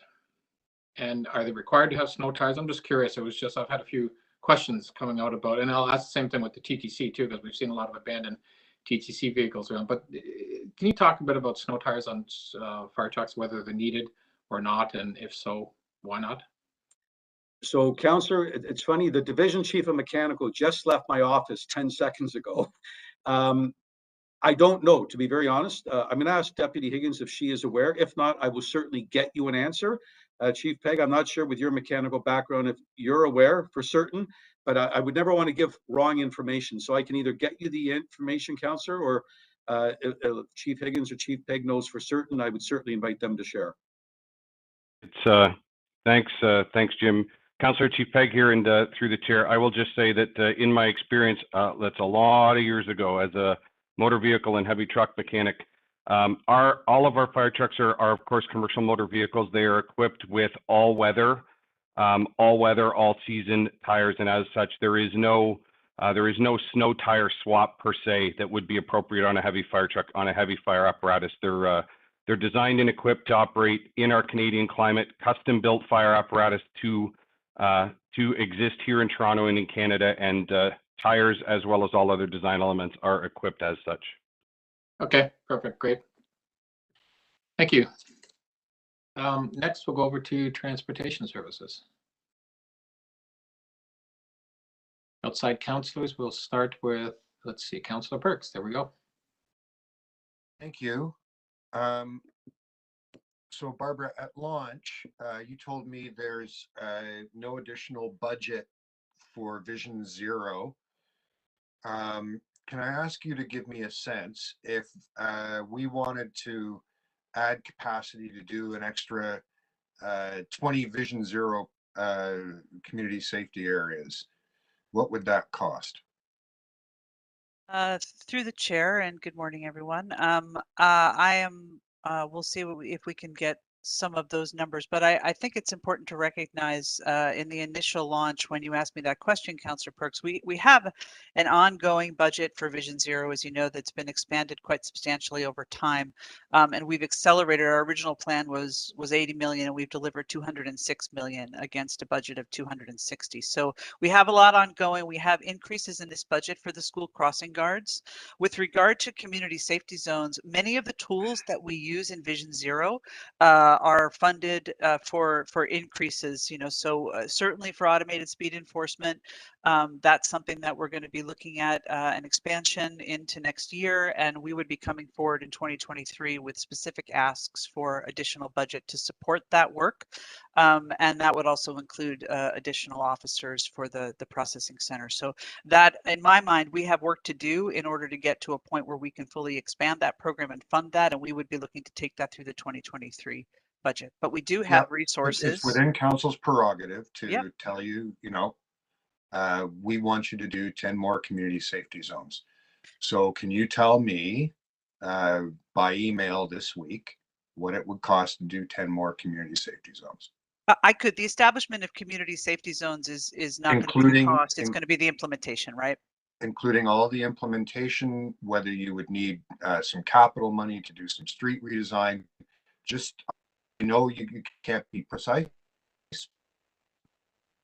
but I would like to, what we need to do in terms of any capital investments and any staff to manage that for 10 additional community safety zones. 10 additional. Okay. And I just learned and you can that. Get me that in an email within a week? Yes, in fact, I did just learn from staff that they're about $105,000 of implementation each, which is something that we would be able to cover off, you know, within existing budgets, especially if it's capital we can advance from future years, if we are able to deliver at a higher rate than. So how much capital for one? Just, I know it's not a precise number. I think it's probably best if I get you a number as you asked via email. It's about within a week. Yeah, I can do that. Thank you. Yep. And again, I asked this to the general manager of Parks, Forestry, and Recreation, and I think that the same is true of you, but I'll ask it anyway. Excluding the gardener, your state of good repair backlog grows over the 10-year period projected here? It does. By about how much? It grows, let me see here. Got to get to that tab, Councillor Perks. I know you have a clock going. I see. Ideas here. Do you have another question, Councillor Perks? Because I could. No. Okay. Oh, I do. Okay. Thank you. I'm trying to recall. There are a number of bikeway projects that you brought in a report at the end of the year. All of them are funded for this year? Yes, that's correct. Okay. The implementation report that we brought yes. is absolutely correct. And then we will be bringing additional reports in the next couple months for implementation for 2022, those reports as well, and those are funded projects. Okay. So and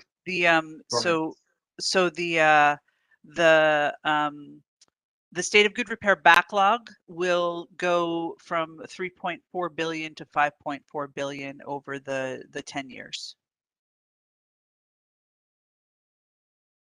And if I got that wrong, Ashley can jump in and give you so a $2 billion increase, or just shy of? Yep, just shy of $2 billion. Shy of $2 billion and about a 70% increase? Approximately. Yeah. Okay. Do go ahead. One 10-kilometer complex to design bike lane. How much, like, is that a half a staff person a year or a full staff person a year? What's that? So we've, through the chair, we've asked for, I believe it's 7 positions this year to, in our cycling group, it's within this budget to be able to deliver on our 3-year implementation plan. And so we've factored that in the example of the 3-year programs that we have out in front of us and what we need to deliver that. So I know you've asked for some. I'm just curious what like, if I want to do one extra bike lane, is that half a person, a quarter person, the design work? Yeah. So one 10-kilometer project is about Yeah. two full-time people. And Thank as you. you know, there's a lot of design work, but there's also a lot of community engagement work. It depends on the scale of the design. Yeah, but it's about two person years. Okay. Two people, yeah, 2 FTs. Okay. Thank you. Thank you. Take it into committee, I think. Yep. Oh, no, sorry, Councillor Ainsley, go ahead. Thank you, Mr. Chair. I guess this is to Barbara. Barbara, I wanted to ask about sidewalk snow clearing. I go out for my daily walks. I know it's been quite challenging this past week. I'm just wondering, maybe in terms of climate change, do we have the sidewalk snow plows that are capable of doing the work in the city, especially in light of the new mandate that you need to clear sidewalks in the downtown core? Through the chair, thanks, Councillor Ainsley. It is a very timely question. We have, as you know, thanks to Council, expanded our program to include what will be, I believe, a full complement of about 50 sidewalk snowplows for downtown. That's in addition to all the contracted snowplows that do sidewalks throughout the rest of the neighborhoods in Toronto.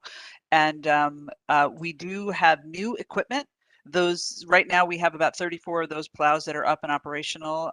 They are new equipment, and as you and I have talked about a little bit over the week, we did have some mechanical problems on the very first day of implementation that we had excellent service from Fleet Services and the vendor to come in and get them up and running. This level of snow, and as you might remember, the 2 years that we did the pilot was really trying to get some experience having those smaller plows operate in significant snowfall like we're seeing in this particular storm. And we never really got that, we never really got that kind of snow volume. So we are working through that quite actively. In many cases, those sidewalks this storm are taking multiple passes to get clear, as well as having to pass through and then do some additional salting work. So we are continuing to work with the vendors, look at the marketplace for when new sidewalk snowplows become available. But for right now and for our normal conditions for Canadian winters, these new plows do a fine job. We just have to make sure that we have clearance of encroachments in those areas to have them function the most effectively. Okay, and I guess based on that, I was talking with one of our city staff or the contractors that do the plowing. So those plows we just bought for $5 million. Is it correct? I believe they're about 100,000 a piece. Yeah, so that's about right. Yep. Okay. So, and we had trouble. I understand a number of them couldn't get going because it was too cold for them to operate. My understanding was that there was some malfunction with a service light that was prohibiting them from moving, and that's why the vendor came in and dealt with them all. Came on site and dealt with them all and had them up and running in a relatively short amount of time. That's the information I received. There was also a couple of other things around tires and various things that would be expected with new equipment.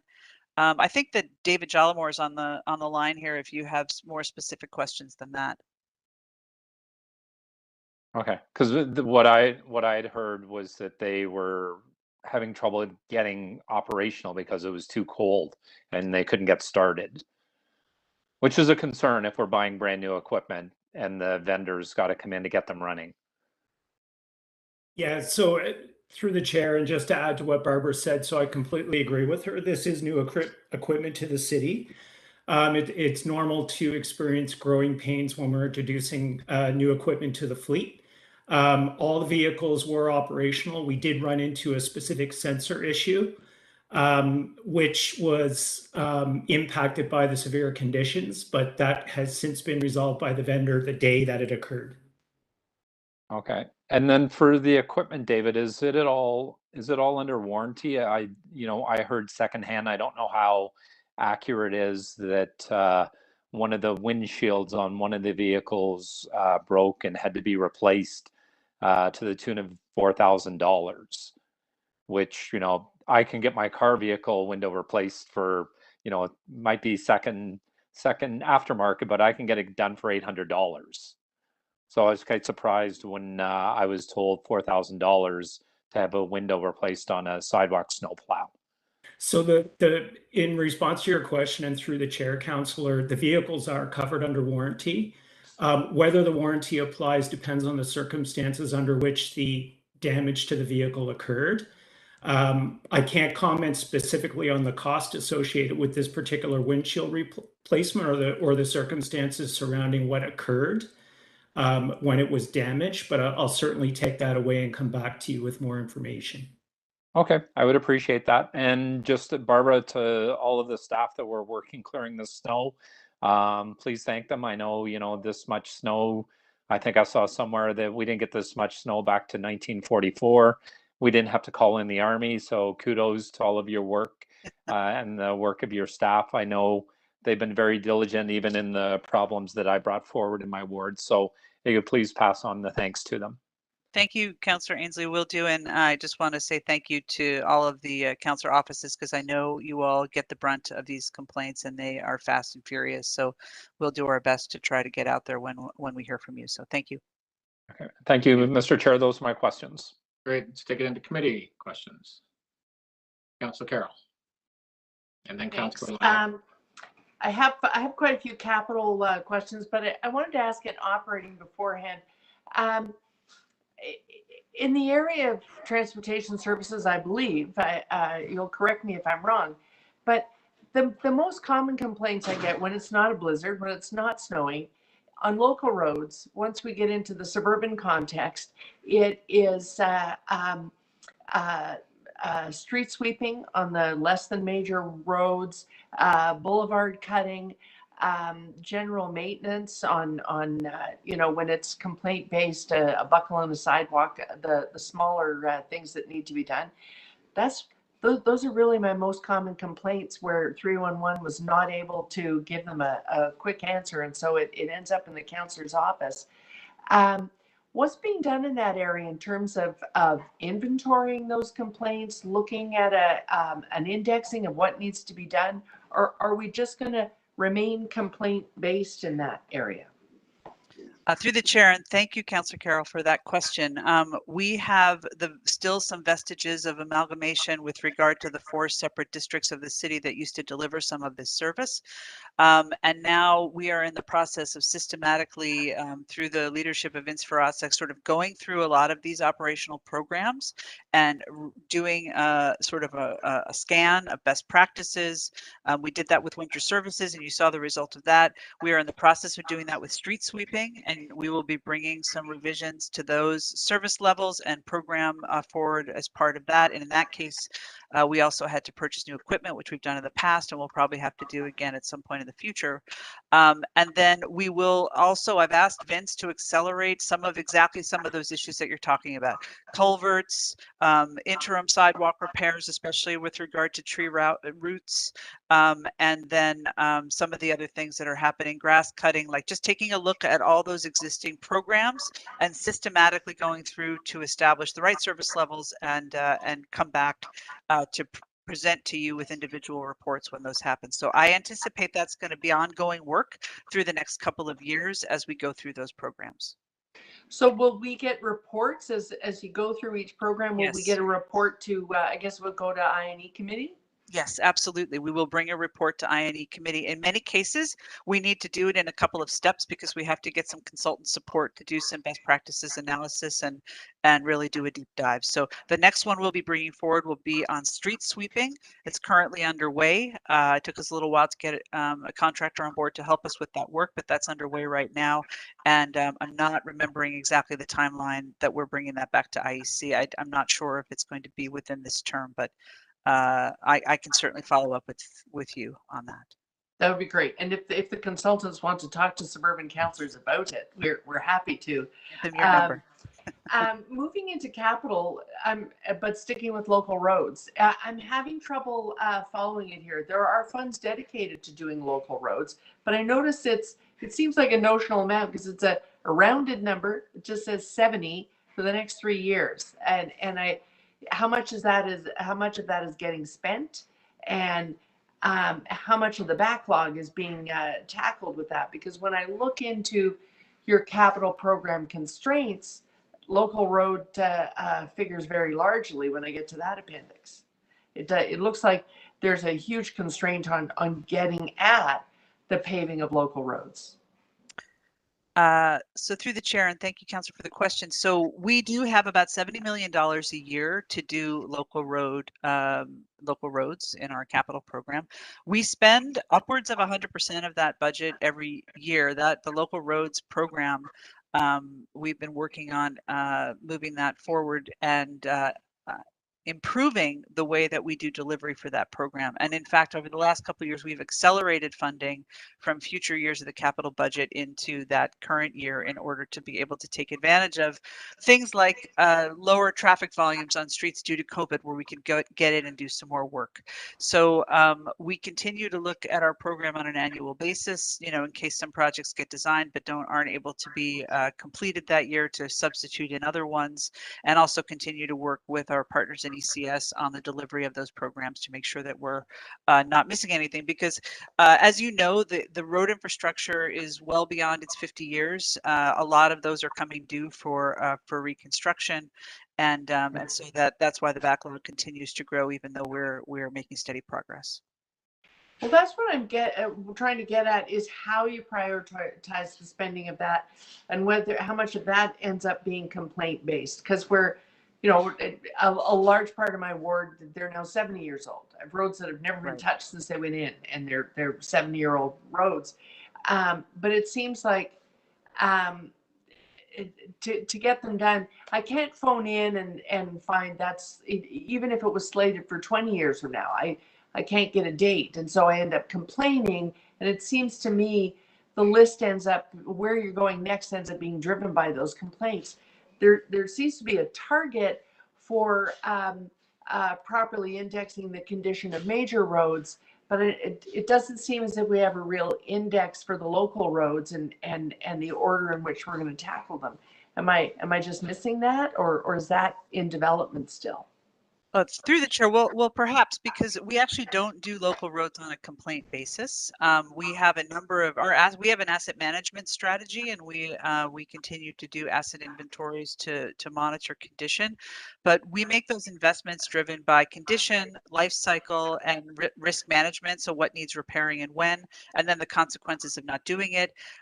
There's a balance between when we do resurfacing road versus waiting to reconstruct, and often with the reconstruction, that's going to be something we coordinate our work with other work that's happening, whether it's basement flooding, other major utility programs, hydro work, etc. And so there's a number of different components that we, as part of our asset management strategy to deliver on local roads. We certainly listen to complaints. We certainly bring those back to our asset management team to make sure they haven't missed anything, but we're pretty rigorous in how we prioritize those roads for implementation. Okay, thank you. Next, I think Councillor Lai, you had questions? Yes, Mr. Chair, thank you. Through you, Mr. Chair, to Barbara. First of all, I'd like to begin by thanking all your staff. They're really very helpful and engaging my office and briefing and everything, and they're on top of everything, especially Cheryl from Scarborough. I just wanted to give a shout out to her. And a very, very timely question about snow clearing. So we spend about $90 million in snow clearing every year. Am I correct? Through the chair, that's correct. And I heard from somewhere that contracting out, what is the percentage of contracting out, and what is the ratio? Or so, the city has part of the city staff is doing some of them, right? Yes, but a very small amount. So our major snow operations are about 95% contracted out.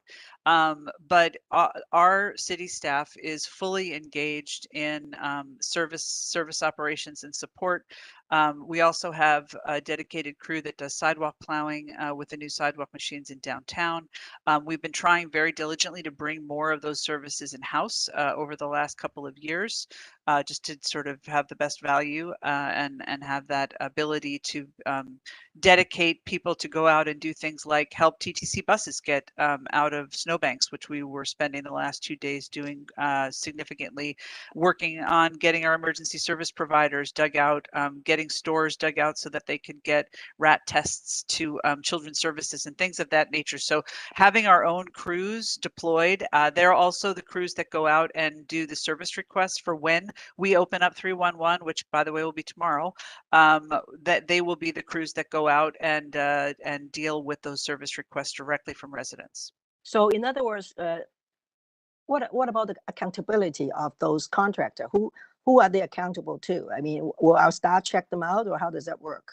Yes, so thank you for the question, Councillor Lai. The accountability of the contractors is something that we take very seriously, and we haven't necessarily over the past number of years had all the tools that perhaps we've needed. And I know we've talked at this committee and an audit committee about a number of items around GPS and other pieces to be able to track where the snow plows are and the salting trucks are. We have the new snow contracts that just were approved in December that are really going to modify the delivery of that service and also ensure that we have the tools appropriately to hold the contractors accountable. Yeah, so I have a you'll see an improvement in that as well. So you're working on improvement, which is good. I do have a very quick question about you usually do you not clear the arterial road first and then the local roads, right? Because I have a resident complaining yesterday about they clear all the side roads in the subdivision, but they haven't cleared the arterial road. Is it just a one-off case, I hope, or how does that happen? It's a mad world out there, Councillor Lai. The arterial roads do get cleared first. We do have a priority order to when we do those things, but certainly there is blowing snow. There's snow that gets moved between the sidewalk and various lanes. It's been just a tremendous amount of snow this storm. So while we may have done a pass on that arterial road, we may have had to come back and do it again. So certainly there's lots of different scenarios. Thank you. Yeah, on your capital budget, can you confirm, is it about $33 million to the Steeles Avenue widening? My understanding is about 43.9 in our capital plan. 43.9. So when will the revised EA be completed? Do you have a timeline realistically? I'm going to ask Jacqueline Hayward to hop on and just answer that question, Councillor Lai. Yeah, because residents have been waiting for 17 years for this. They're screaming at me. Thank you for your question. The environmental assessment was completed by the Region of York, and the city is undertaking the detailed design process.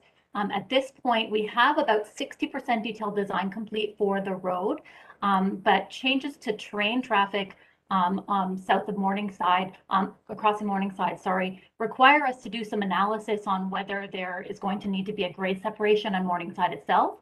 So right now we're doing that additional analysis, and we're also updating the design for Steeles. I'm sorry, I have one more question to ask. Yes. So the timeline, just tell me what the timeline is. I know the details. At this point, we don't know if an update to the EA is needed, so we need to do that design work to complete that. Yeah. Okay, my last question would be that are you short-staffed, especially in Scarborough? Because transportation seemed to be the last department with the comments to planning staff. Are you short-staffed there, or Barbara? I mean, because we have so many developments that's coming, so I was just wondering whether you're short-staffed, especially in Scarborough. Yeah, thank you, Councillor Lai. In fact, we have been, and we've been working pretty diligently over the years, over this last year, to increase the staffing in our development review and planning.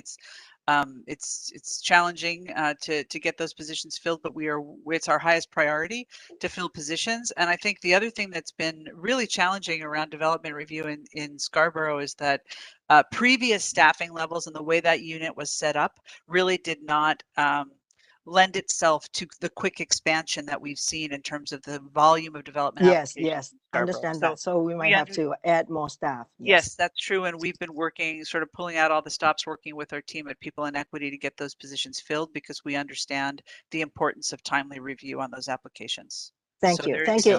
some Thank you, resources Mr. in the Chair. budget for that. Yep. Thank you for the indulgence, Mr. Chair. Okay, thanks. Next, Councillor Nunziata.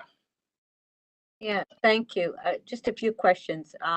Barbara, the speed cameras, not the ones where they tell you what your speed is for, you know, the ones for the ticket. Are we expanding that?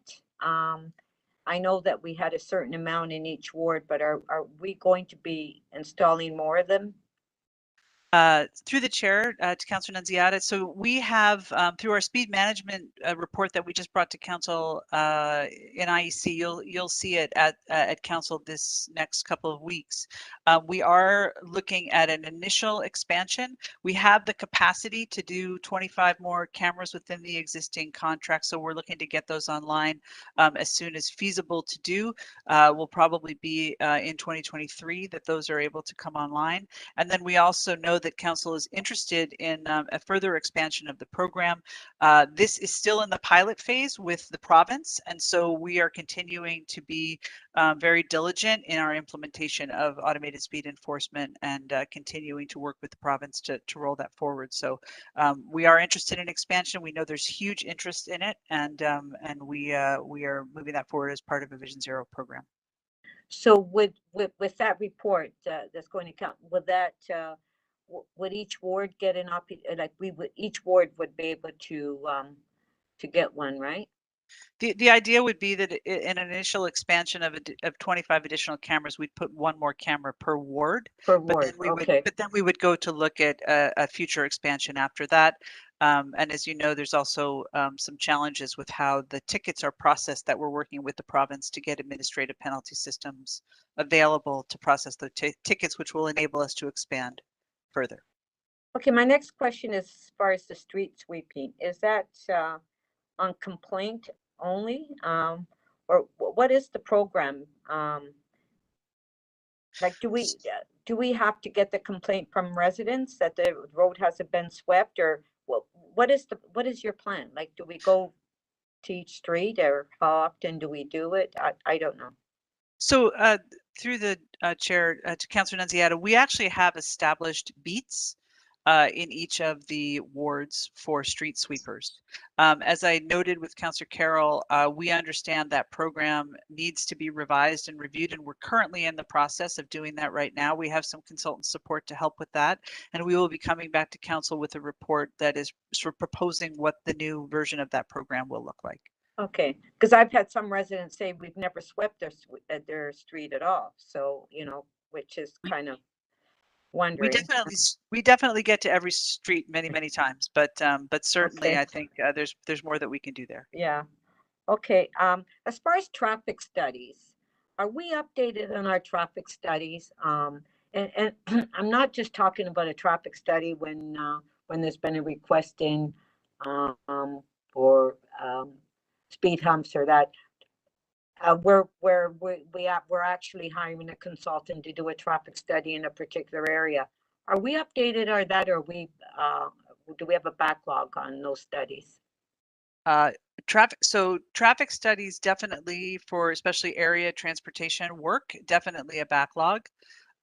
There's, you know, that's a relatively new program for us, and when we do that work and we do sort of comprehensive work around it, yeah, we're definitely not caught up on that.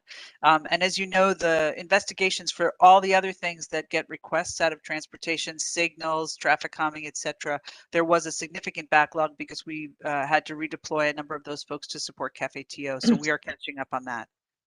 Yeah, it's just it's just that the traffic study, I'm just because in my ward in the Maple Leaf area, we requested that study 3 years ago. And I'm just wondering, so we're really backlogged years on these studies? We definitely are not, you know, as I mentioned, it's a new program. So there definitely is a backlog, yes. I'm happy to look into that one specifically, Councillor, and get back to you with more details on the timeline. It's been 3 years. Just one last question about snow removal. You know, I know it's been very challenging and it's great. We've done an amazing job. But what my question is, in some areas, and we've been getting hundreds of complaints, emails, is some of these streets where we've done the road, but as far as the windrows, we blocked everybody's driveway. So is that because it was just an error done? And these are areas where normally that doesn't happen, but it happened this time. Is it because it was an error done and they have to come back, or because most of my complaints are coming in about that? I don't know about that specific situation, but in general, Councillor, there's so much volume of snow that the windrows are being impacted when you're either plowing the sidewalk or plowing the street. It's not like a small bit, it's, a number of feet. And so certainly we do have to go back and do multiple passes. Okay, well, this is what I'm telling people, that will come back, right? So it's just a question because it never happened before. So, okay, well, understanding that we did get a lot of snow, so, we have to bear it, right? Thank you. Yes, we'll continue to do those daily updates for councillors on the snow removal, so you at least have some updates. Thank you. Let's jump over to Councillor McKelvey. Thank you, Mr. Chair. My first question is about school zones. How many school zones did we implement last year? How many are rolling over? And did any get delayed this year because of last year's rollover? I hope that made sense, what I was asking. Yeah, I think we had 80 scheduled for last year, and I believe we completed 75 of the 80. So the ones that didn't get completed will definitely get rolled over and accomplished this year. And I don't believe there will be an impact on the schedule for this year. We understand that there was, I'm sorry, I've got the wrong numbers in front of me. 115 were scheduled for last year. And we have 80 scheduled for 2022. So over the 2-year period, we'll get them all done. But we did definitely have issues with materials and some supply chain issues that impacted our ability to deliver our full number of school zones last year. And so we'll be getting to those as soon as the weather warms up and we can get pavement markings out. So how many were installed last year then? You said 75 out of 80, but now you're saying it's out of 115? Yeah, I think my understanding was there were 75 that were installed last year. So there were 115 slated. How does that get rolled out? Does it go Ward 1 to Ward 25? Because all 5 of mine weren't done and most of Paul Ainsley's weren't done next door as well. So how do we roll these out in order?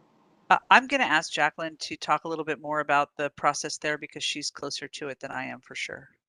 If she doesn't mind. Thanks for the question, Councillor McKelvey. We'll have to come back on more detail, but it certainly isn't from Ward 125. They are rolled out sort of in clusters, so we can come back to you with more detail on that. Okay, but for those of us who didn't have ones done last year, there's no impact on the ones that were supposed to be done this year. So we'll get both. So we'll get the 5 from last year plus what's proposed this year.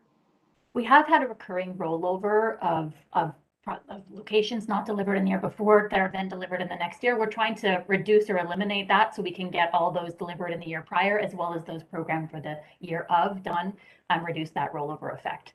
So will we get a list of what's planned for our wards this year, and when will we receive that? Yes, we will. And I know some wards have gotten it already, so I'll follow up on that to be able to get that to you later this month. Okay. Snow. I still have an entire neighborhoods that haven't had one first plow. And 311 is not taking requests. And we're telling residents 311 is not taking requests.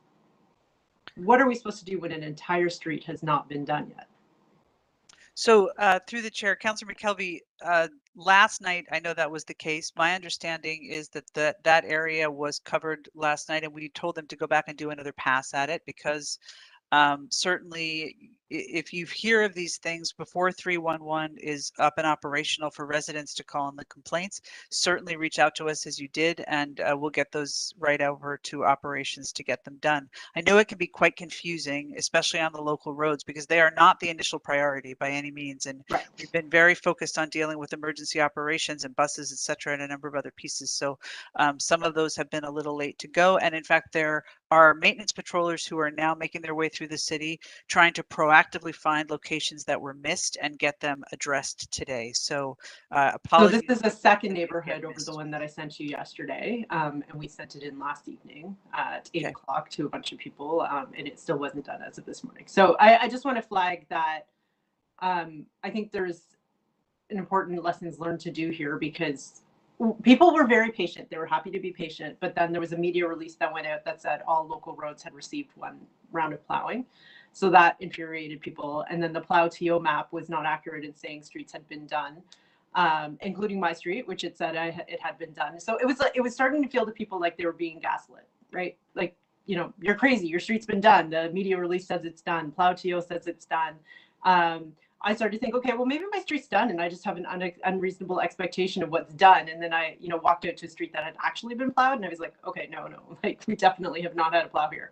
And 311 is still not taking requests. So is this a 311 service issue and they're underfunded? So is the issue 311, or where is this gap that's happening? It is not a 311 gap. It is, we establish a blackout period because we have significant operational work to do to get the first round of clearing done. And in this case, with the volume of snow, it is multiple passes on all facility types. So if service requests come in while staff is still trying to get out the first time around or even the second time around, it just prolongs the time that we're able to get to those service requests. So we have worked out that it is much more efficient, even though it can be frustrating for that blackout period. I understand is very, very frustrating for residents, and we appreciate that. We do actually still get some calls. We do rely on councillor offices for things that are clearly missed, and things do get missed because the volume is just massive. So I appreciate you getting in touch with us directly.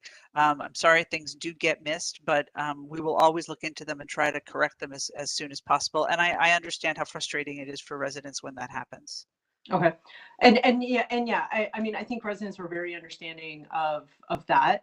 But now we're on second passes in a lot of places, and it's the ones that still haven't had a first pass that continues to be a problem, because we don't have a formal mechanism for still doing that while you're going on second passes and cleanups and towing cars and removing all of that. So it's kind of the first pass that is kind of the problem that I wanted to kind of highlight. So I think I'm out of time. I don't know, we may have some other questions, but okay, thanks. Councillor Layton, I think you're next. I was just composing an email for Vincent because Pautio says my street was done too, and I'm looking at it now, and there's a pretty decent amount of snow in the middle of the road. I assumed we hadn't been done yet. I didn't see the press release. So there's also, I went to the Pautio map, which is an amazing resource, by the way, and there's clearly big gaps in the annex residence area, which also happens to be where the mayor lives. So I'm a little surprised he hasn't engaged with some of his, although the main street that he lives on is probably done, but also Seton Village. I'll send those notes directly to Vincent. So the transportation services note says that with respect to safety concerns, transportation services has a concern with keeping up with the demands of council, because we throw a lot of stuff at you. I grant it. We add to your work plan on a monthly basis. I don't expect the demands on staff to make roads safer are going to slow down at all. Pardon the pun. In the next couple of years. So how else can council ensure that we're meeting the demands? Because clearly there are delays with implementation on some of the measures. It takes 18 months to get a speed hump. You can't get it's I don't know how many years, but it's certainly several years to get a bump out. How can council help ensure that the demands of our communities are being met within the transportation budget? Thank you for the question, Councillor Layton. So I'll start. I think that having an established program like Vision Zero, where over the last number of years we've articulated what it means to deliver safe streets and what are the component pieces, and measuring the efficacy of those tools and then expanding where we know that they work. I always say that when Vision Zero is not, in the news, sometimes people think it's not happening. We are delivering a significant amount of infrastructure related to Vision Zero. And at the same time, just to address the concern about delivery, we have programs that need an update in terms of how we deliver them. And we are proactively doing that work. Again, I don't think it's visible. I don't think it should necessarily be visible. I think it's up to us on the continuous improvement side to continue to move that forward. And that means getting the signals installed in a timeline that is not 18 months, but is more like 8 months. And clearing out backlogs on programs like the traffic calming program, where we had done that about a year ago. We had cleared out the backlog and continue to work on that. So could I just those are the point to types of one? things. Sure. Installing speed humps, installing a light takes 2 contracts out right now. We have the contract out for design and then the contract out for the work, and both get bundled. So if your residents are ever wondering, anyone on the call, councillors, why it takes often 2+ years, is we bundle them, and then we get the designs, and then we bundle the designs, and then we get which takes a long time. And I think like the moves for transportation services to contract back in some of the line painting, I think like we saw an immediate improvement in how fast people could respond to emergency lines being repainted. Like it was like striking how fast we could respond to some. I just looked at my time. So 2 things. One, the additional staff for cycling project implementation, the net cost is low. I think it's 0. Is this because it's being funded by the capital budget? Correct. Yeah, thank you. Now, I'm going to hear Councillor Minnan-Wong and Holiday's eyes roll in the back of their head, but setting that aside, the Gardner at 1.9 billion is just shy of half of our state of good repair budget, capital budget for transportation services from now until 2031. What would happen if council, and would it be possible for us to reduce the funding or spread it out over the period of over a longer period of time for rehabilitation? Could we accelerate local and major road improvements if we were able to free up space in the more immediate 10-year capital plan? So Councillor Layton, I think that the implementation, I know that the implementation of our state of good repair on the roads in the city is not just about money and funding, because we have funding. Local roads, as I mentioned, we spend 100% plus every year and accelerate. On the major roads, really the biggest challenge is around project coordination and making sure that we are not impacting road parallel corridors and multiple roads over and over again. So we bundle those projects together. They're coordinated efforts, and we are working to get that work done as quickly and expeditiously as possible. But as I think this year, our spend rate on our arterial roads was about 86% for 2021, which is higher than many years before, but lower than the year prior to it. So we continue to work to deliver as much of that program as we can, with the knowledge that it is complicated and needs to be coordinated in order to be done most efficiently. So, but Barbara, let me give you an example of that coordination. And this, I'm not putting this on your division, and we've asked for a staff report about this. We coordinated Bloor Street with water through ECS and transportation. But because we didn't have the design the capability in-house, we contracted out in 2 separate contracts.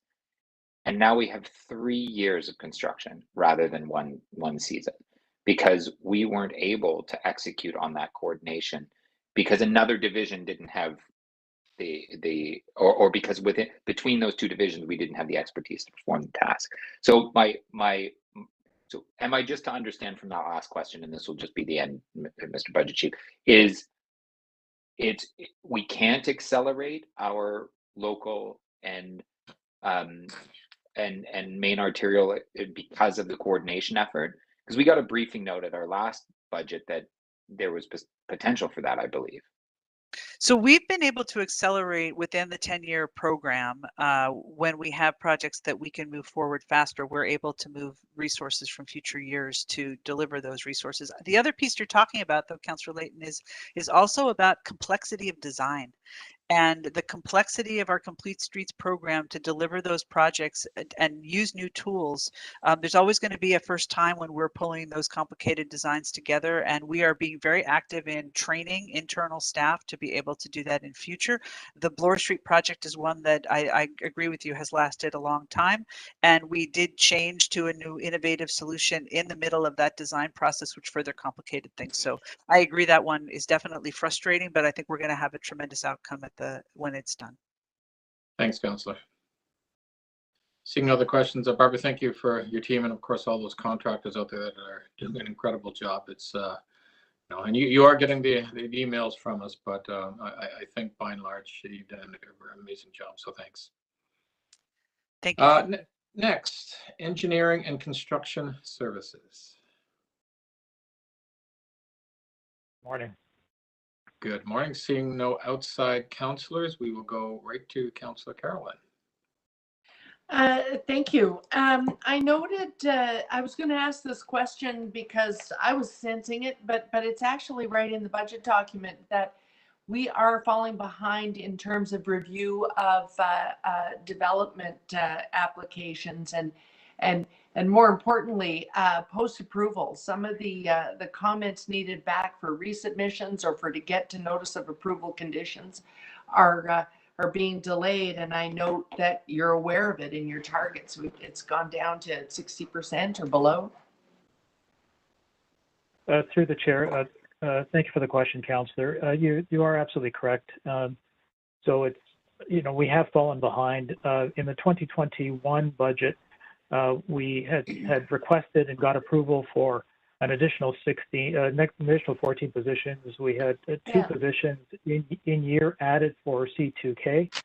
But admittedly, as the discussion this morning, it takes a considerable amount of time before you're able to have somebody in those positions. So the good news is we made significant progress. We've got 6 vacancies remaining, however, of the new ask. But the good news there is that those positions were posted. We're going through the review process. We're hoping to have those 6 new positions filled very shortly. In addition to that, I think to the other point that you raised, we're seeking an additional 2 positions for the 2022 budget, one of which would be a senior engineer dedicated to the Golden Mile redevelopment. So you're absolutely right. We're working as hard as we can to fill the positions and to get us back on track, as you may have referenced in the notes. We were quite proud of achieving an 80% compliance with the STAR timelines, and so we'd like to. It's not going to happen all in 1 year, but that is our ultimate target, is to get us back to where we were in the last few years. So 6 more positions that need to be hired from last year's request. So is it strictly the struggle to get them hired? Is there any further coordination needed? Is there a coordination piece to making sure that the comments are coming back in a timely fashion? Or is it just manpower? Getting those extra 6 would help us in North York, to be selfish. Councillor, it's a good one. Working with our colleagues in the C2K office as well as city planning. I mean, one of the things that stating the obvious, the applications that are coming in now are quite complex from a servicing standpoint. And so we're having to work with our colleagues in Toronto Water and Transportation, and really to support these developments. It's all hands on deck to sort out some of the real servicing challenges that we have. I mean, admittedly, we would like the proponents to submit complete and fulsome applications as well, and so that staff aren't spending more time than is necessary in the review. So again, we're working with the industry in that respect, and we think that we've got the basis covered so far as the staffing needs that we have, and my hope is that this time next year we'll demonstrate some significant progress in that respect. Okay, so you have a lot of new positions coming in. So the only other question then, Mr. Chair, is with respect to the new pre-planning process. In planning and housing, we've just adopted formalizing all of the conversation that goes on before a formal application is filed, which includes a comment back from ECS. So that's going to mean, you know, formalizing an extra step for you.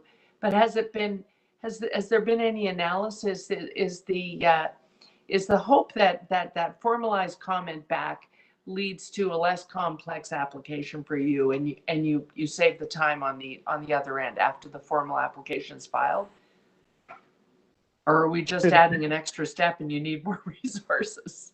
Well, my hope is that it's the former, and that in fact sitting down with the applicant early on in the process, and so that having some clear understanding in terms of what our requirements are and some of the challenges that may exist in areas that we already know. We're already aware of some of the real servicing challenges. It helps the proponents as well as staff then in terms in the end and getting a more fulsome submission from the applicant. Okay, thank you. Those are my questions, Mr. Chair. Thank you, Councillor. Other questions?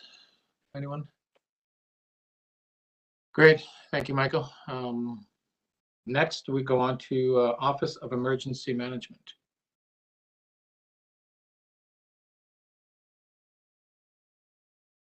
Okay. Next, Policy, Planning, Finance, and Administration. Everyone's good there? Okay. Toronto Building. Everyone's good there. Toronto Expansion. Councillor McKelvey.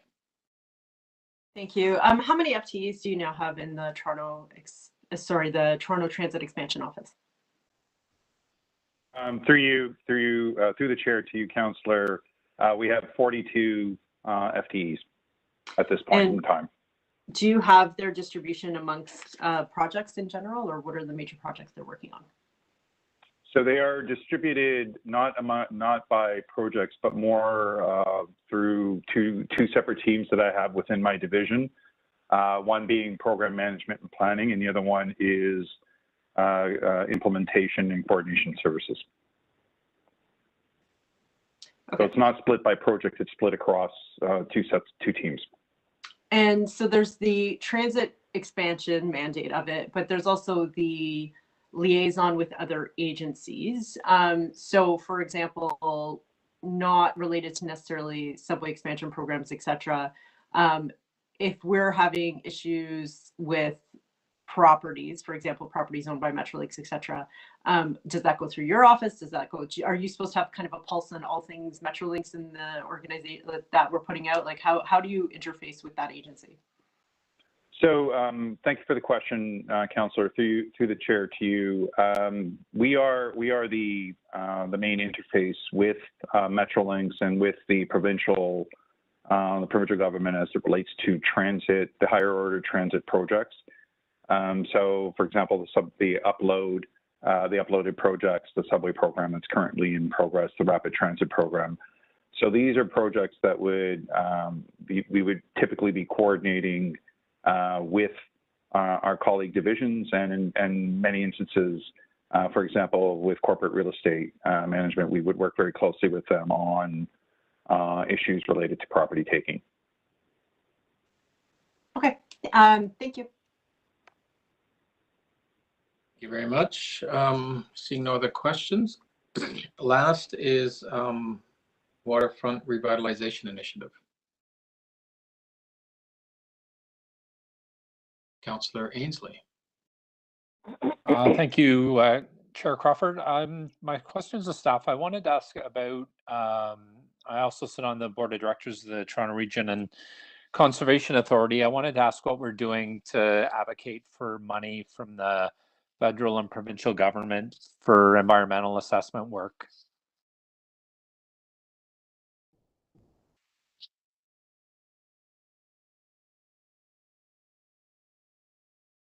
Through the chair, it's David Stonehouse, City's Waterfront Secretariat, and I guess my best answer would be on that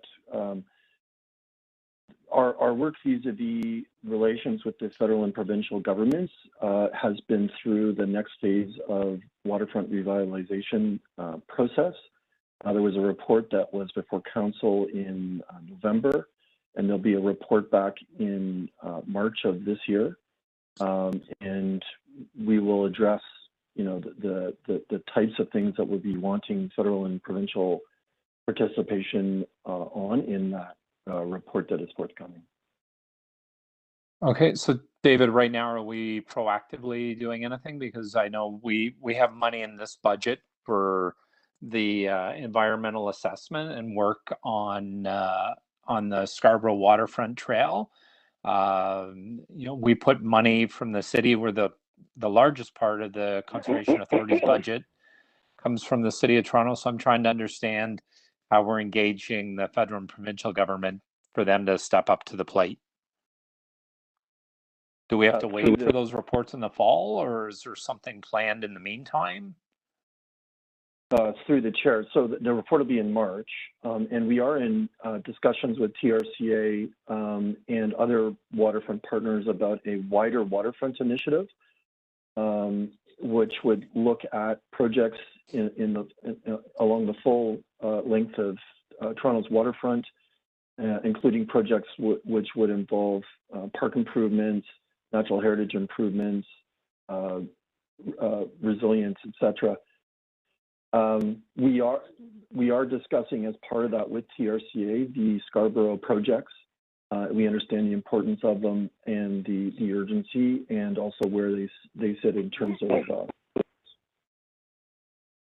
Okay, but I'm trying. So, David, is your office the one that would coordinate outreach to provincial and federal members of parliament for money for the Scarborough waterfront? Because I know as a city councillor, we try to engage our federal and provincial counterparts, but I'm trying to figure out what the city's plan is, because I know from sitting on the TRCA that we don't have the financial capability, for example, to finish the waterfront trail in Scarborough.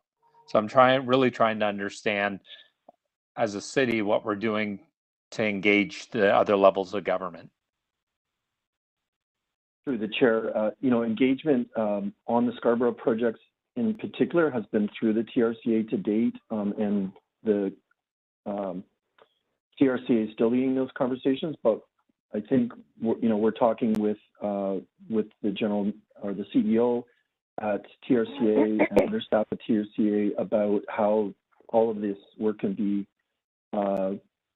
coordinated through a wider waterfront initiative that is associated with this next phase of waterfront revitalization initiative. Okay, let me try this one more time as my time is running out. So the city is not actively engaging the federal and provincial government on funding for the Scarborough Waterfront Trail.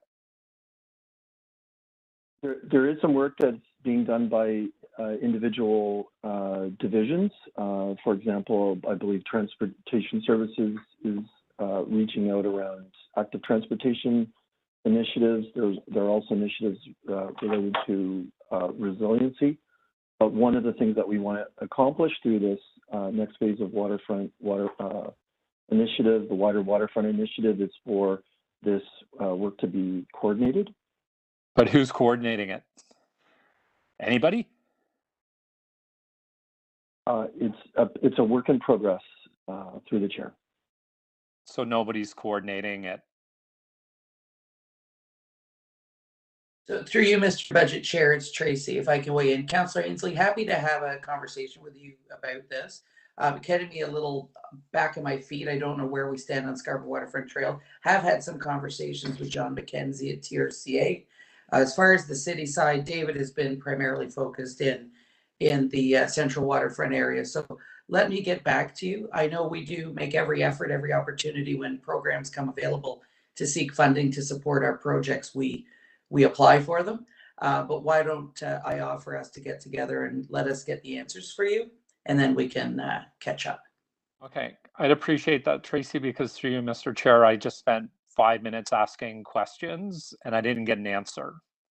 Well, through you, Mr. Budget Chair, in fairness, David's doing the best he can with what we've got, and the Scarborough Waterfront Trail is not something that he or I have had an opportunity to talk about. So I appreciate David trying to carry this for us while it's not in his immediate bailiwick. And you've got my commitment. We'll have a chat and see where we're going, because we are talking about waterfront end to end now. We are having those broader conversations, and the Scarborough Waterfront Trail is certainly a portion of that. So be kind to my Mr. Stonehouse, please, and I'll come and talk to you.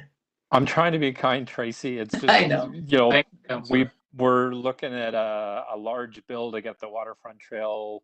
You know, we're putting money into the environmental assessment with the support of City Council and, you know, the TRCA. I've been sitting on the TRCA since 2006. And the one message we give out loud and clear is we can't do this alone. We need the federal and the province at the table.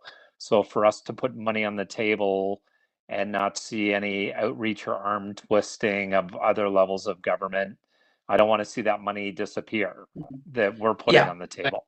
Yeah. Thanks, so Councillor. thank you, Mr. Budget Chief. I know the TRCA is working at Councillor. We'll get together with you. And Tracy, thank you. Tracy, can you just add the other two local waterfront councillors on there? Oh, how could I forget you? Absolutely I'm happy to do so. Okay, thank you. Appreciate that. Definitely, no problem. Seeing no other questions, we've finished that that area. What I'm going to suggest is I'm just going to do a quick rundown of questions for the other agencies, just to see whether or not they need to stick around or not. And then I think what we'll do, because we have police, which is coming at 1:30, that's a timed item. If we can get through the TTC, so if the TTC is there, if we can get through the TTC presentation, that would definitely be a bonus just before lunch. So let's see if we can do that. So let me just go down the agencies on questions. So do we have any questions of the Arena Boards of Management for the afternoon? I didn't see any. Association of Community Centers. I know Councillor Layton, you had some questions on Exhibition Place, so if they're there, they're gonna have to stick around. Heritage Toronto, no questions on that. TO Live, I don't think there were questions. Toronto Atmospheric Fund questions. No. TRCA, I believe there are questions. Councillor Carroll and yourself had questions, so they'll have to stick around.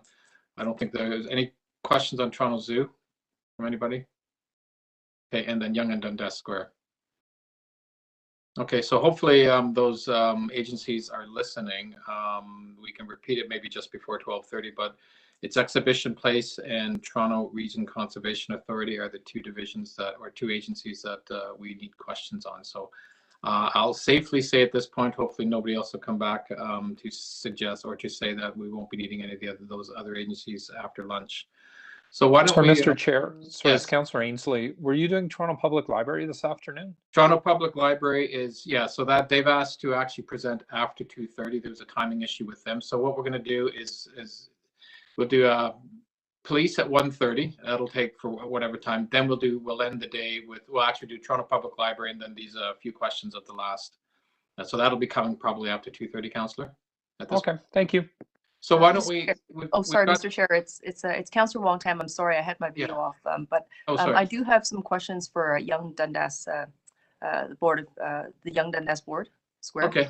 So why don't we just circle that one too, to make sure that they come back in the afternoon. Okay. Thank you. Okay.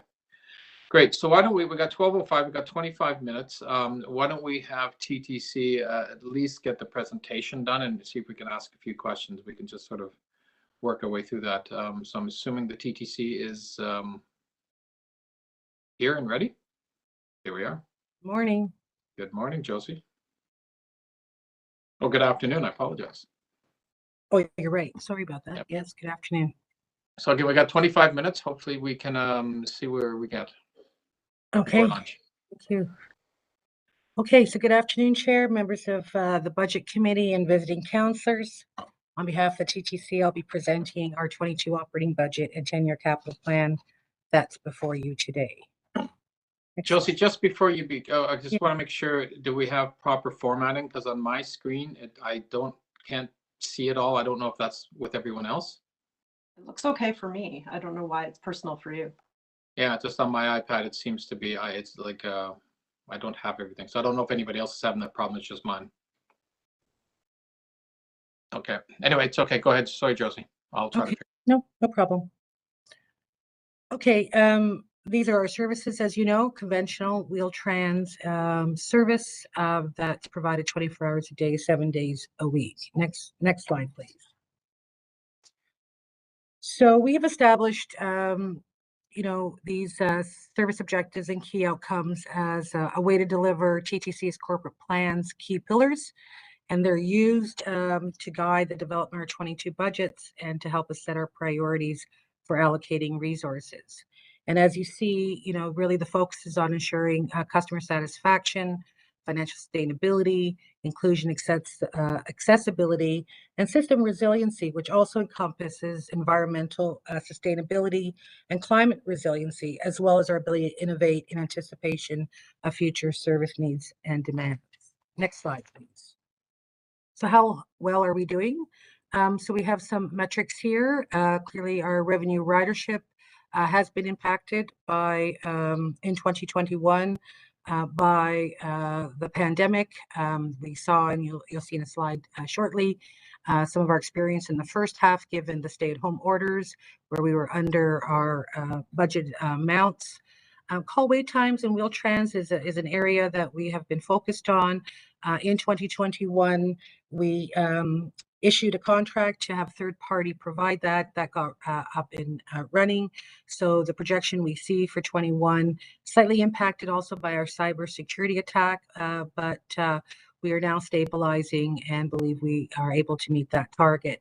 And then below, when we look at some of the service level measures, our on time metrics there, mostly impacted by pandemic, but on streetcar, of course, based on your previous conversations, construction on key routes also have an impact on on-time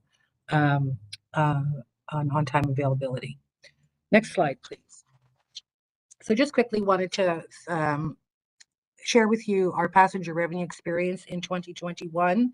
The black line here represents the budget that we set in 21 based on the chart that's on your right-hand side.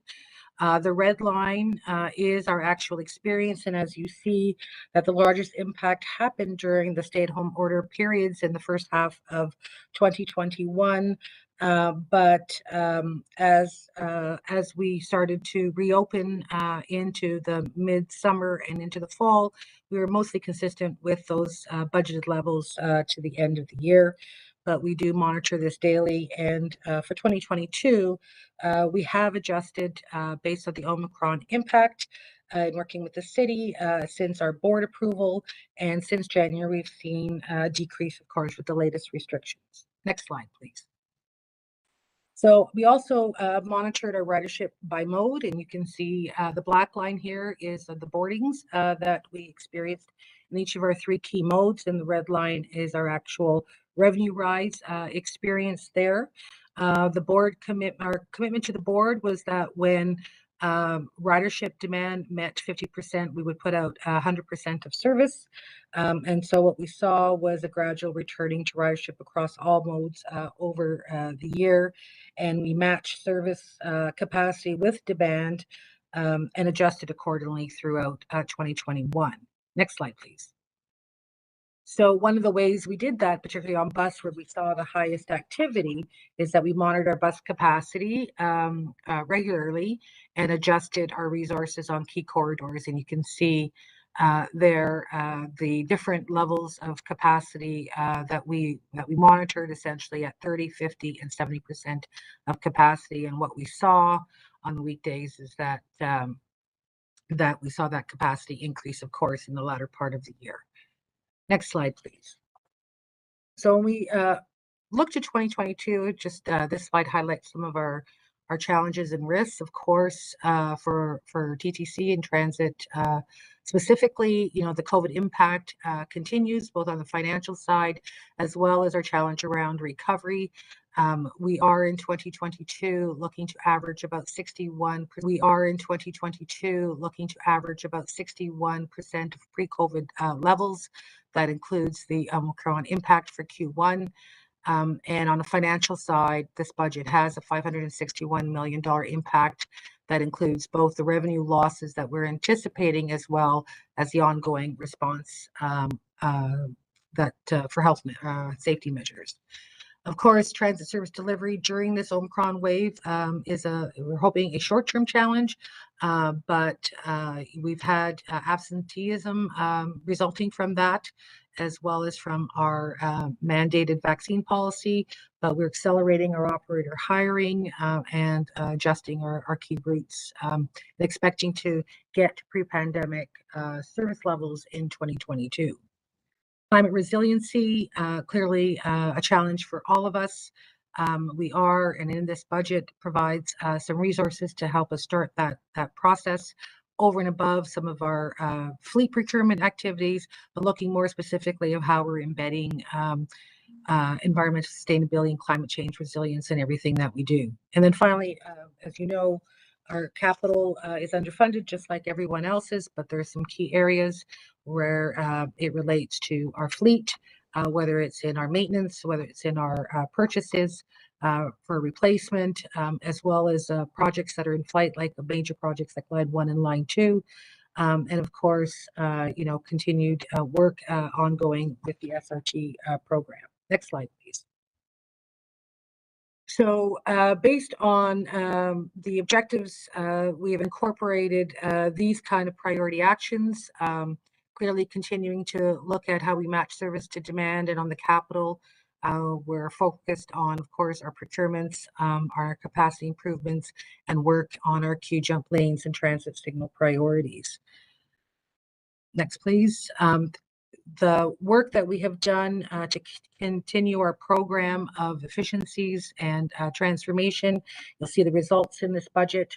And new for 22, we have requests for funding in here to ensure that we have a ridership reacquisition strategy and continue to work with the city on our shared goal of modern TO.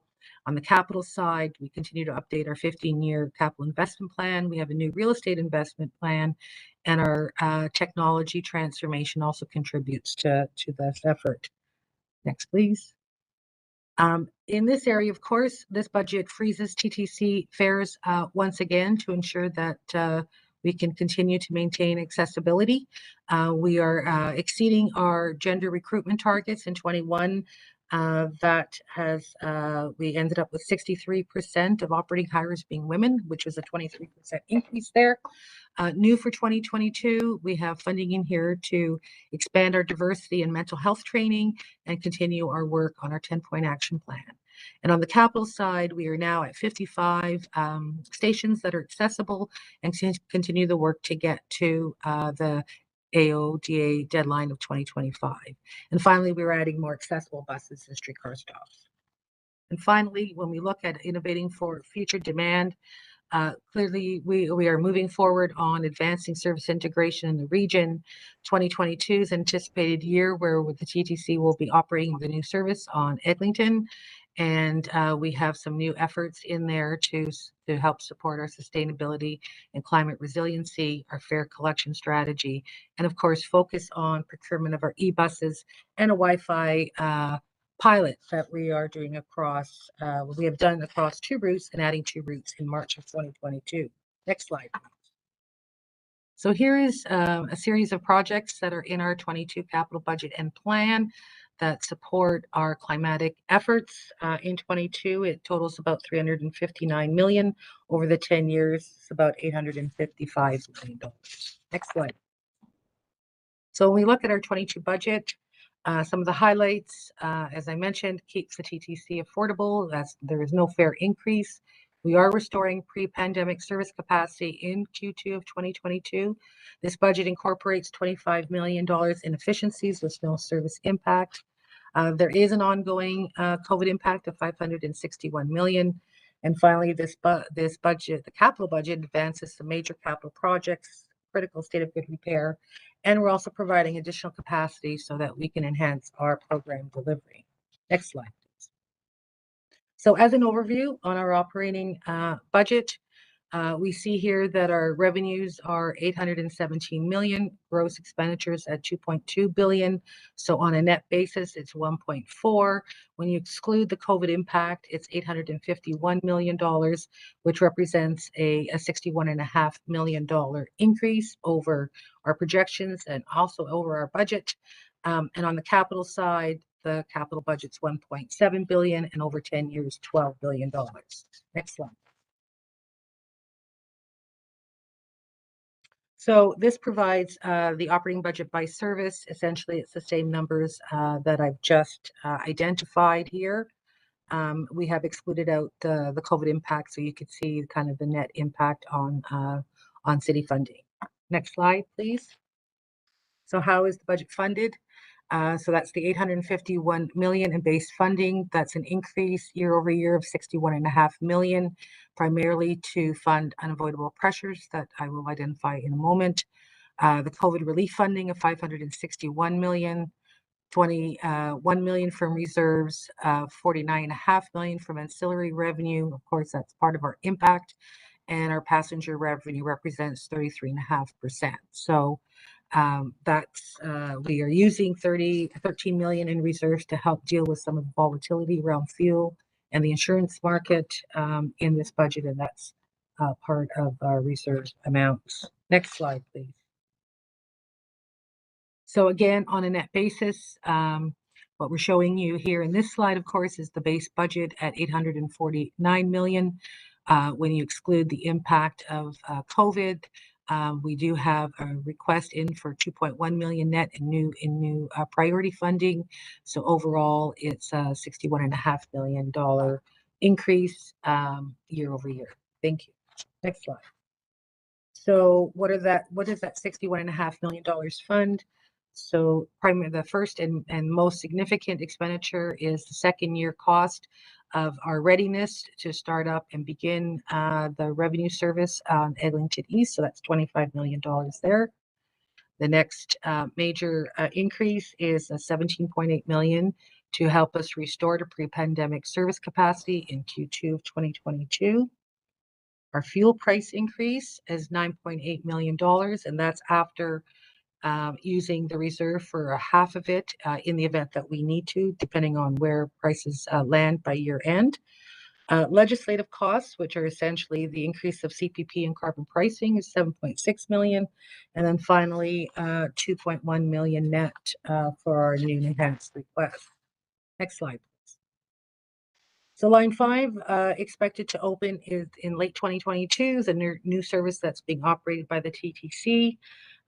Quite expansive, of course, 19 kilometers from Mount Dennis to Kennedy, has 15 stations and 10 surface stops, so quite extensive network there, including 59 bus routes, 3 subway stations, 3 GO transit lines, and UP, so quite expansive in terms of its extent. So that's a 2022, late 2022 readiness piece for us, and we are doing everything in preparation for that. Next slide, please.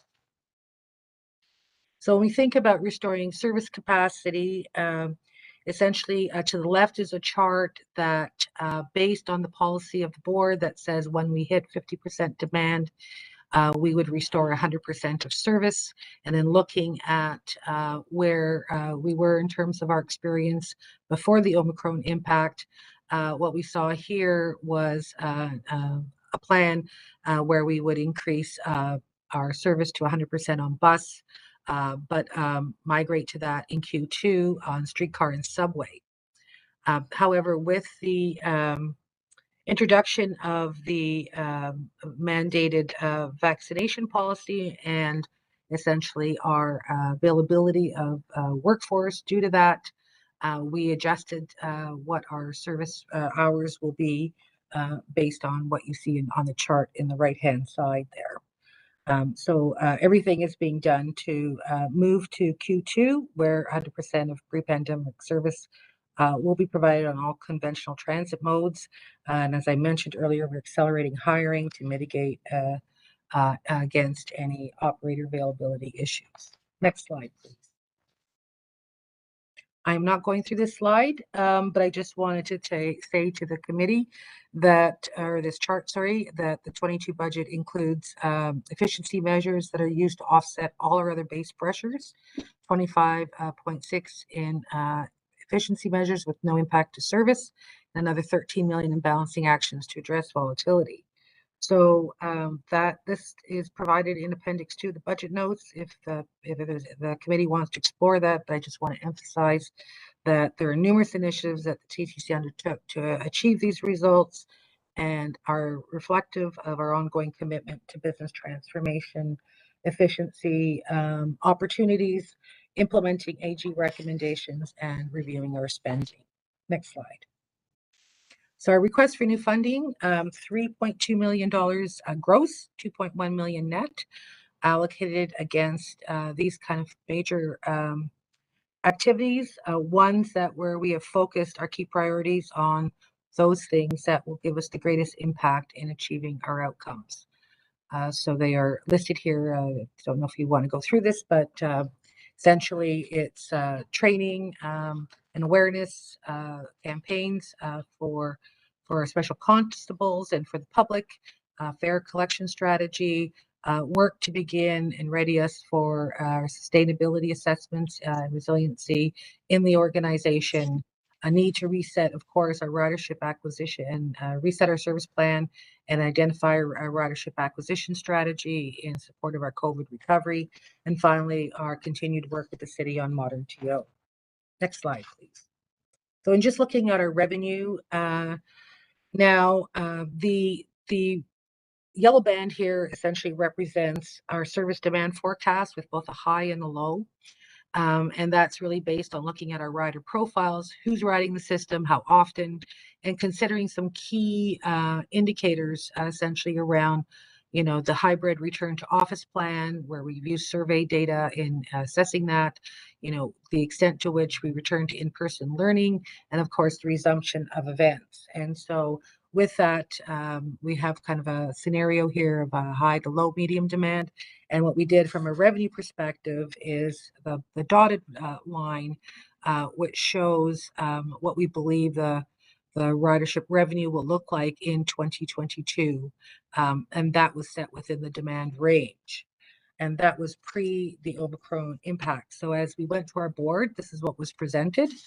Since then, in working with the city, we have adjusted that so that we can identify what we believe will occur.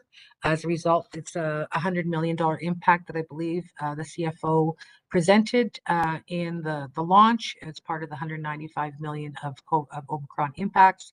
And we believe that we will, once hospitalizations peak, that we will merge back up in time to join back up to our forecast by Q2, Q3 of 2022. Next slide. So looking ahead, we believe that there are ongoing impacts of COVID, that the passenger revenue recovery will not be complete in 2022. And so we believe that there are expenses that we will see in 23 and potentially beyond, as well as there are corporate pressures with the annualized cost of Eglinton Crosstown. In 23, the opening of potentially of Finch West, as well as full restoration or service, and then of course some of those ongoing corporate expenses. Next slide, please. Okay, so just quickly, Josie, it's just Gary here. How much time do you estimate you'll have? We're getting up to 12:30, and we may have to extend to do the finish the presentation. I probably need about 5-6 minutes. Okay, can we just in the event that I don't want to interrupt you again, but in the event that we go past 12:30, if we could just have a motion, I'll move just to extend to finish the presentation, if that's okay with everyone. I'm going to move it. All in favor? Hopefully all those hands are up. Thanks. Okay. We may not need it, but I just wanted to put it out there. Okay, go ahead, Josie. Okay. Sorry. No problem. Just trying to go as quickly as possible. So this slide lays out our capital assets currently at $2.1 billion, and these are all used to deliver our transit services. Next slide. So as you know, we have a 15-year capital investment plan, and it's been very helpful in allowing us to realize these benefits. And as you can see on the right side, many of this the committee is aware of, but the one that we added in 2021 was an additional $568 million from all three areas of government for the purchase of 60 streetcars and a facility expansion. And then through the funding that we had, we've also looked at how we are spending our money, and we're able to repurpose $1.3 billion through our recalibration of our capital expenditures and funding sources. So overall, the TTC has seen significant benefits realized from having a 15-year capital plan that clearly articulates what's funded and what's not funded and how what the interdependencies are between them. Next slide, please. So this lays out our CIR capital investment plan, both from by mode and by category. The 10-year capital plan that you'll see in a moment is 12.1 billion. So that's the funded portion. And of course, the unfunded portion is about 22.5 billion over 15 years. Next slide. So when we think about these capital investments, one of the things that we are doing is really thinking about how they fit together and where the interdependencies, and quite importantly, that they must happen kind of in advance, in lockstep. So we think about fleet, what are the facilities that go with it? What impacts does that have on our system and network? And of course, what real estate's required. Next slide. So as a result, for the first time, the TTC has now also developed a 15-year real estate investment plan so that we're taking a strategic approach to our needs. It's a companion document to our CIP, sets our strategic direction, includes a series of property-focused strategies, objectives, and priorities, and lays out a roadmap that we can not only have for ourselves, but we share with our city partners so that those needs are met, known, and integrated into the city building initiatives, and sets out a time plan for that, as well as what's funded and what's not funded. And as a result, we were just able through council to get approval for the acquisition of 800 Kipling Avenue, which is a needed piece of real estate for us. Next slide, please. So we'll go through this, but clearly the real estate portfolio in TTC is quite wide-ranging, and it's listed here. And so we felt it was important to be able to have that determined. Next slide. And essentially, it's driven by a series of principles and a strategic outcome. But essentially, we want to ensure that we're optimizing the use of everything we have before we acquire any new properties or land. We're exploring all opportunities to maximize our use of our real estate and ensure that we are supporting all the city building initiatives that are required. Next slide. So on the 10-year capital plan, as these two documents have supported us, it's 12.18 billion. Almost 74% of it relates to 27 major projects and programs. With clearly some of the key ones are the fleet procurement strategy, where this plan delivers 60 streetcars, 600 hybrid and e-buses, and 70 Wheel-Trans buses. We're working on our major programs, capacity improvement programs for Bloor Yonge, line 1 and 2, and completing automatic train control on line 1, as well as we have full funding for line 2. Steady state of good repair, invest in business modernization, service transformation, and also builds capacity for us to ensure that we have coordination of activities and the necessary resourcing. Next slide. So this is where the money comes from, mostly, of course, from the city through the City Building Fund. Of course, we have partners with the provincial and federal government on some of these major projects, as well as gas tax funding, as well as some in the residual money for our growth through development charges. 51.5% in state of good repair, another 39%, which are those major projects attributable to service improvement and growth, and 9.5% for health and safety and legislative projects. Next slide. So this lays out the program over the 10-year period. As you can see, 28% to our buildings and structures, and you have some examples of projects there. Another 28% on those capacity improvement programs, and then you can see vehicles taking up another 18% with the balance of the 12 billion allocated in the other areas. Next slide, please. So as I indicated, this is how the 10-year capital program is funded, with 65% from the City of Toronto, another 13 from the province, another 22 from the federal government, and together our partners are providing us with the other 35%. So essentially a 2/3, 1/3 funding partnership. Next slide, please. So this is our last slide, but what we wanted to do is identify for you all those projects that are in our capital program for which coordination with the city and third parties are also important. And you can see on the State of Good Repair side the kinds of projects that we work with Barbara's group and Lou's as well as, you know, the need for permits and real estate and such. And then there, of course, are the large projects here. And so what this capital plan does do is provide some resources, not just for us to ensure that we can work through this program, but also we are identifying some resources that we can put in place for our city partners so that they can be dedicated to help support the delivery of this program. And with that, that ends the presentation at 12:31, Mr. Chair. Excellent. Thank you very much, Josie. We're going to break for lunch now. So what we'll do, just quickly, we'll come back with police. After police, we'll go into questions of TTC. See everybody at 1:30. Have a good lunch. Thank you.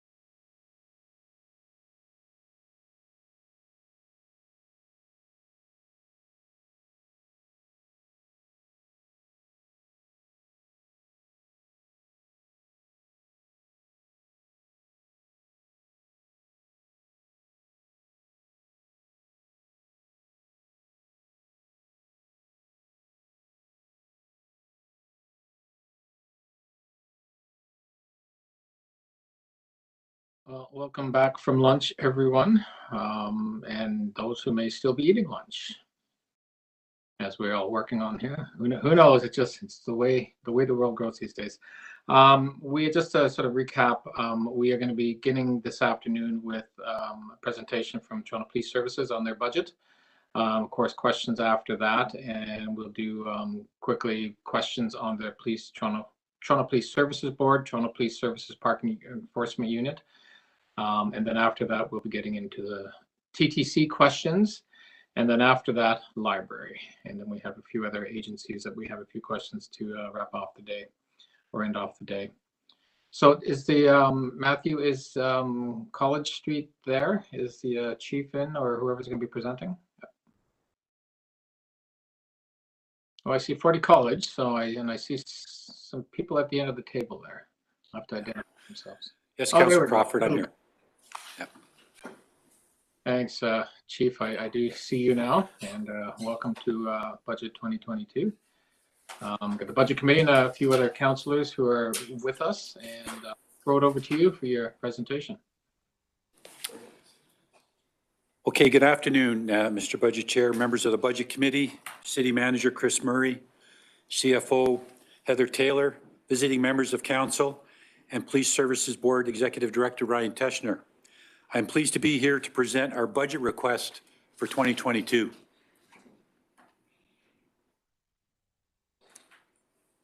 Just give me a moment as we get the slides up here. You good to go? Okay. The service is tabling a fiscally responsible budget that is responsive to the needs of our city. 3 out of the last 5 years, we have managed to operate with no budget increases, despite our city being one of the fastest growing cities in North America. We are no longer able to hold to zero in the current environment. We require a minimal increase so we can serve and meet the needs of this growing city. Excluding the financial impacts of COVID-19, our request would be a 2.3% increase over last year. This is lower than the rate of inflation and will not take up a greater share of the City of Toronto's budget than it did last year.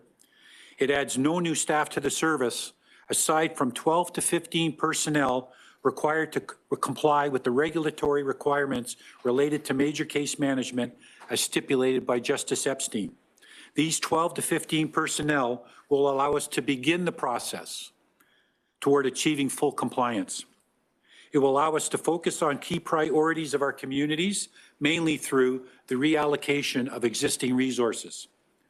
These priorities will include expanding our neighborhood community officers, supporting Vision Zero traffic safety, being a leader in missing person investigations, increasing our capacity to investigate hate crime, and expanding the number of officers who receive mental health training so we can better respond to people in crisis.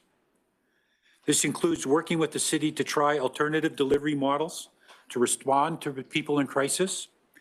It includes our Gerstein initiative, which is showing positive results that I believe will continue to improve and reduce our call demand with respect to persons in crisis. We are enhancing our online reporting ability by investing in technology to permit residents to report occurrences completely online and reduce the need for a police officer to attend. We will be reducing and in some cases eliminating our footprint in some areas and in the services we provide to deploy resources to priority areas. Our top priority is neighborhood community officers, and we will redeploy to enhance that program as we have heard repeatedly from residents that they would like to see more. As an organization whose budget is 90% people, we simply cannot absorb wage increases and inflationary pressures and continue to provide adequate and effective policing. The service remains committed to the modernization vision that was laid out by the Transformational Task Force, being where the public needs us most, embracing partnerships to create safe communities, and focusing on the complex needs of a large city. Pursuant to the Police Services Act, we're committed to providing adequate and effective policing in the 5 categories shown at the top of this slide. The services we deliver can be summarized into 6 categories. This is a view of our services in a customer-centric way from the perspective of how the services are received by citizens. Each of these services have a value proposition for citizens, businesses, and visitors to Toronto in the way that they contribute to better outcomes. With respect to 911 response, the outcome that we strive for in delivering this service is that people in Toronto receive a timely and appropriate police response that provides required assistance and reduces criminal activity and severity while ensuring safer communities. In investigations, that they are conducted so that incidents of criminality and victimization are reduced and those who are criminally responsible are held accountable. In terms of community-focused engagement, providing so community members and businesses have a trusted relationship with the police and receive community-specific supports and responses that promote safe neighborhoods, public trust and confidence. Our specialized response and special events teams, to meet the needs of a complex city, we manage complex situations and elevated threats with a timely, coordinated, specialized, and robust response so people in Toronto can enjoy a safe city. These services require specialized personnel with expertise to respond to emergency complex situations like our emergency task force, our Marine unit, and the emergency management and public order unit. Traffic services are delivered so traffic-related fatalities and serious injuries on Toronto streets are minimized so motor vehicles, cyclists, and pedestrians can safely move through the city. And finally, court services and prisoner management. This service ensures the public, judiciary, and all justice participants have access to safe and secure locations under our care. The service is tabling a fiscally responsible budget that's responsive to these needs. At a high level, here are some of the key facts around this year's budget. Excluding the financial impacts of COVID-19, our budget request is coming in at 2.3%, or a $25 million increase over last year's budget. 2.2% of the increase, $23.4 million, is for the financial impacts of the collective agreements. This is 94% of the increase. This means that we absorbed all the contractual, legislated, and inflationary increases in the rest of our budget. We had an opening budget pressure of close to $55 million. $30 million of our reduction was accomplished through reallocating and prioritizing resources to deliver services that are needed the most, and delaying hiring and backfilling of vacancies and reducing premium pay, absorbing cost pressures, and working on funding strategies with the city. This is very much a maintenance budget. It maintains our civilian staffing at 2,400 and maintains our uniform average deployed strength of 4,988 despite ongoing growth in demands for service. It adds no new staff to the service besides the resources required to comply with the regulatory requirements related to major case management, and I will touch on that again later. These numbers do not reflect the reality that, with respect to member absences, including WSIB-related absences and member accommodations, our absences have never been higher. Because they are legislated absences, we have little opportunity to mitigate them. The service is extremely aware of the need to present a fiscally responsible budget. It's important to consider this budget in the context of all the actions that have been taken over the last several years to innovate, to create internal capacity, and to absorb pressures and do things differently. This graph illustrates what we've accomplished in terms of savings and cost avoidance. The blue line represents where the budget would have been without efforts and staff reductions made. The red line represents the approved budgets. You will see that we have come in at 0% in 3 of the last 5 years. The green line shows how our budget would be significantly less if we didn't have wage increases rising out of collective bargaining. From the shaded blue area, you will see all the savings and cost avoidance achieved. At its peak, we saved $100 million in 2019. Cumulatively, we have saved over $400 million since 2015. The savings were achieved primarily through staffing reductions. These reductions have amounted to over 400 uniform members from 2010 to 2021, a reduction of over 5% of our workforce. This again at a time when demands for services have grown in one of the fastest growing cities in North America.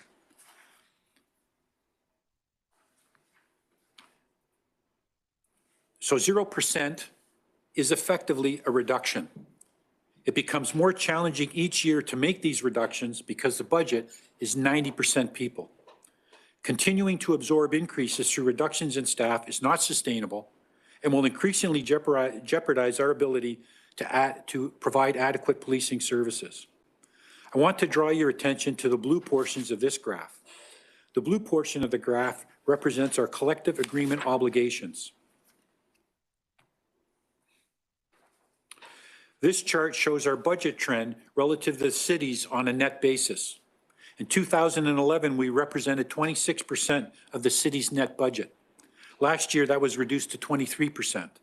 Overall, the service is putting less pressure on the city budget relative to other programs or costs.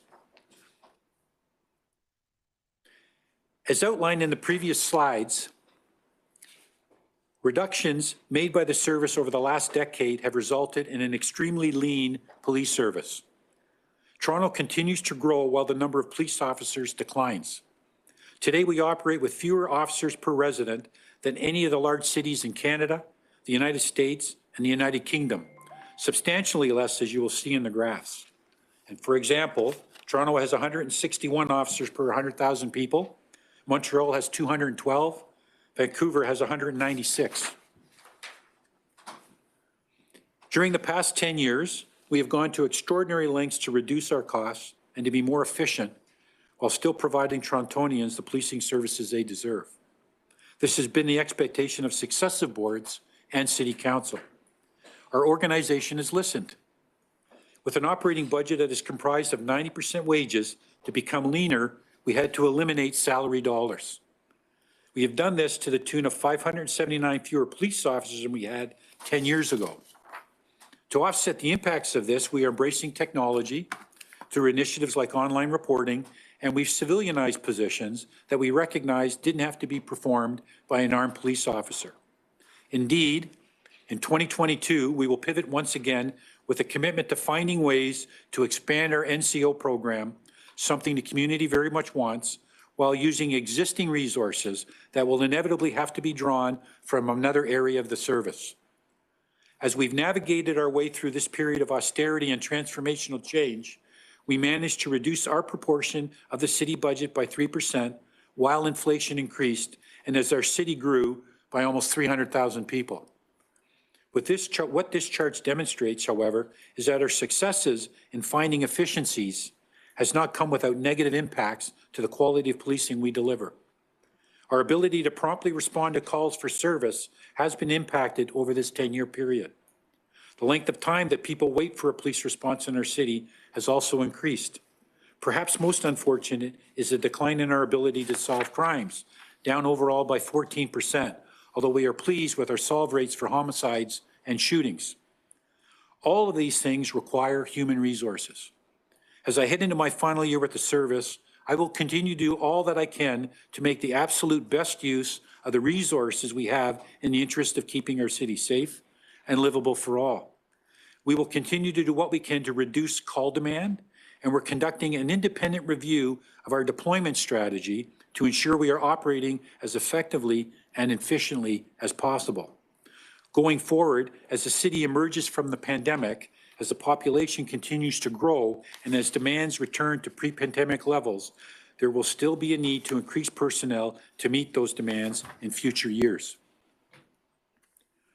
A growing city means more calls to 911, more traffic, more potential crime, a greater need for crime prevention, and more city events that require a police presence.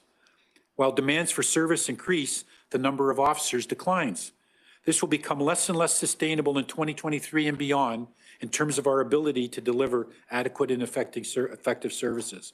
In 2010, we had 210 officers per 100,000 population. In 2022, we are currently at 163 per 100,000 population. The service has engaged in the important work of civilianizing certain roles that were previously performed by police officers. This allows these functions to continue to be delivered effectively, yet also more efficiently.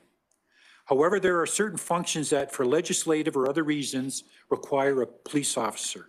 To ensure we can meet our legal obligations and deliver services at a level people in Toronto should expect, we have to keep pace with population growth and service demand in our sworn and civilian members. Again, a growing city means more calls for service, and that drives up workload, and there are fewer officers to address the growing demand. Overall, from 2017 to 2019, calls for service increased by 5.3%, with emergency calls increasing by 14%, a very significant increase, and non-emergency calls decreased by almost 5%. You will see that in comparing 2020 to 2021 calls, they remained essentially flat, but these are anomaly years due to the impact of the pandemic. Despite this, the time spent on calls continues to increase in 2021 and has been increasing steadily over the last several years, and several factors have resulted in more time spent on calls. First, certain calls, especially those with persons in crisis, take more time to successfully resolve to make sure that when we leave, everyone is in a good place, and our goal being zero harm, zero death. Extensive wait times at hospital, sometimes exceeding 8 hours with policing staff remaining on scene. Creating better outcomes for the community have resulted in changes to over 300 procedures as a result of SIU investigations, reviews, community input, which have resulted in procedural changes that require officers to complete more tasks while on that call to make sure they're being done more effectively. We are now recognized as a leader throughout the province in terms of strip searches, but that has come as a result of major changes to our policies, So when officers are engaged in arrest, they have more questions and procedures to follow with the officers in charge on this issue. In addition to that, we've had to make modifications to our buildings to ensure that prisoners, prior to being, moving further into the investigative process, and initially when they come in, have an opportunity to meet with counsel by phone in a secure area. We've had to modify our building, but again, it creates delays in the booking process to add time to the amount of time officers are spending. Court decisions have resulted in prisoners being provided the opportunity to consult with a lawyer. And these are good decisions, necessary decisions to be made, but they have increased the time that we have been involved. We use 6 key crime indicators, a measure of safety in the city. From 2017 to 2020, there was an upward trend in 4 of these indicators. Homicides increased by 9% in that period and by 20% in 2021 compared to 2020. Auto thefts increased by 58% in 2020, a trend that continued into 2021. In addition, shooting incidents increased from 18% from 2017 to 2020. We saw a moderate decrease in shootings in 21, some of which we attribute to the successes of our centralized shooting response team, our diversion referral program operated by our public safety response team, and the work we are doing in conjunction with the city. It's important to point out, however, that 2021 shooting numbers remain in line with the significant overall increase experienced over the past 6 years. In spite of the increase in homicides experienced in 2021, our homicide unit maintains one of the highest solve rates for shooting-related homicides. Although we continue to work on these areas of concern, additional reductions will negatively impact our ability to address these issues. For example, the disturbing increase in auto thefts has necessitated the reestablishment of an investigative team to address this and other emerging crime trends that are beyond the capacity of an individual division and involve organized crime. We used to have a major crime unit, an auto squad, that dealt with these issues, and it was disbanded a few years ago to meet our obligations. The new unit will be accomplished through the reallocation of existing officers from other areas of the service. As a result, you will not see a specific line item for this initiative in our budget request, as the cost is being absorbed by the service. The value of the team is approximately $2.1 million. This operating budget request, if approved, will provide the service with the ability to reprioritize existing resources to this investigative team. The nature of calls for service have also been changing. Calls for service involving a person in crisis, experiencing an overdose, or threatening suicide have increased. Calls for service involving a person in crisis continue to rise. The nature of these calls make them exceptionally time-consuming for our responding members. We remain committed to the MCIT program, which we have now been operating for 20 years, and to further expanding it. We've already expanded to 13 teams, which collectively provide 14.5 hours of coverage per day across the city. And that's been expanded from 10 hours today. But we currently are restricted by the number of hours the nurses are available to work.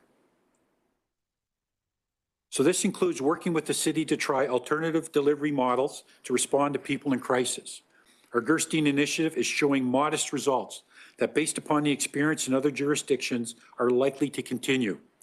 We can expect that there will be some ability to safely and effectively divert some of these calls from the police, but I caution against expecting more than other jurisdictions have experienced, which is 3 to 4%, topping out at 8%. However, there's still considerable benefits in that program, as quite often when the police still need to attend, the Gerstein people are working with the people that have called in, and it becomes a joint operation that has worked very, very effectively as well. The service appreciates the valuable perspectives offered through the board's Mental Health and Addictions Advisory Panel, its Anti-Racism Advisory Panel, and the service's PACER group, and our engagement with them on budget issues, including crisis response. And we look forward to continuing this engagement. In addition to our day-to-day work policing this city, we are committed to a number of new initiatives. We are continuing to implement comprehensive police reform to strengthen relationships with the communities we serve. To date, we have completed 63% of the board's 81 recommendations for police reform. We are implementing the recommendations from Justice Epstein's Missing and Missed Review to reduce victimization, save lives, and be a leader in missing persons investigations. Next Generation 911 will require a modern, more reliable, and accessible 911 system, including the ability to receive and respond to real-time texting. COVID-19 has had impact in terms of resources, with staff sick and requiring isolation, along with significant costs for personal protective equipment, nurses, the cleaning of facilities, and adjustments to keep our workplaces safe for everyone. Presumptive PTSD legislation has led to a substantial increase in WSIB claims. As a service, we are learning more about PTSD, and we will continue to support and prioritize the wellness of our members. This is not just an issue for the TPS, but is also one being experienced across all emergency services. All of these initiatives will put pressure on our budget and our ability to deliver services at the level we desire and that people in Toronto should expect. Thank you. I'll now turn it over to CEO Veneziano. Oh, I'm sorry, I got one more slide.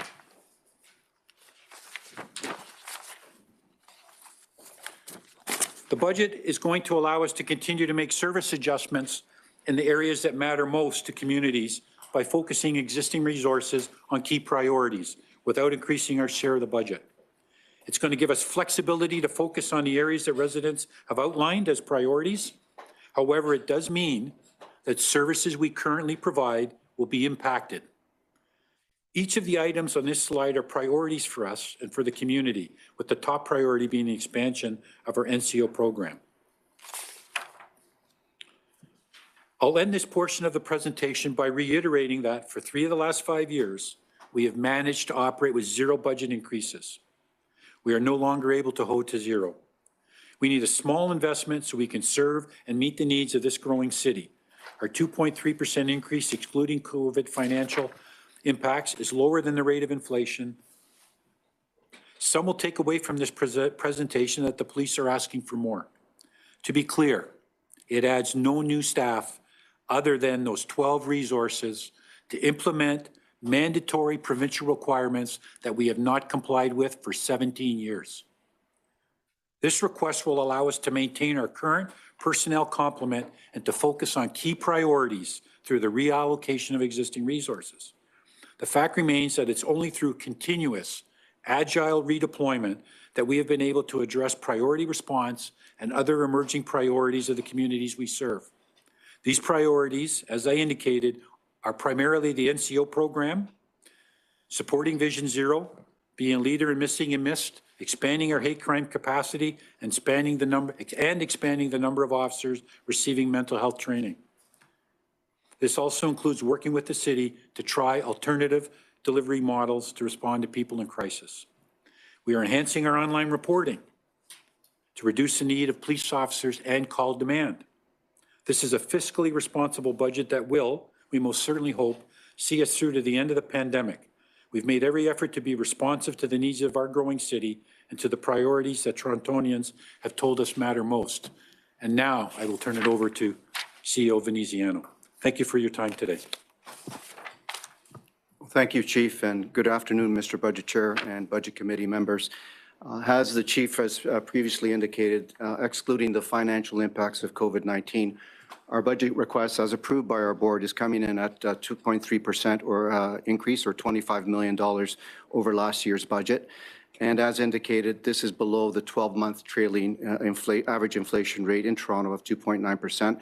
And as the Chief has indicated, the wage increase and collective agreement obligations from our contract with the TPA and the SU basically counts for all of that increase. There's very little left in terms of other monies, and so we've had to absorb other costs that have also increased as a result of inflation.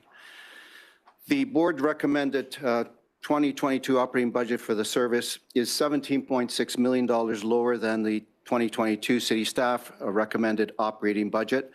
And that's a $17.6 million net difference reflects a technical adjustment related to the federal provincial COVID-19 funding support and has no impact on the city's overall consolidated budget.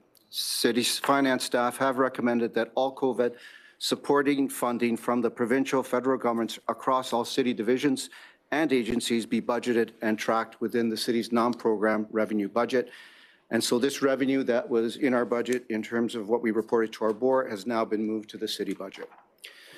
In terms of how our budget is funded, not surprisingly, the property tax base accounts for a good portion of it, 90%. We also get monies from other levels of government, court security being one, where we get $44 million to subsidize our responsibilities for court security and prisoner transportation and management.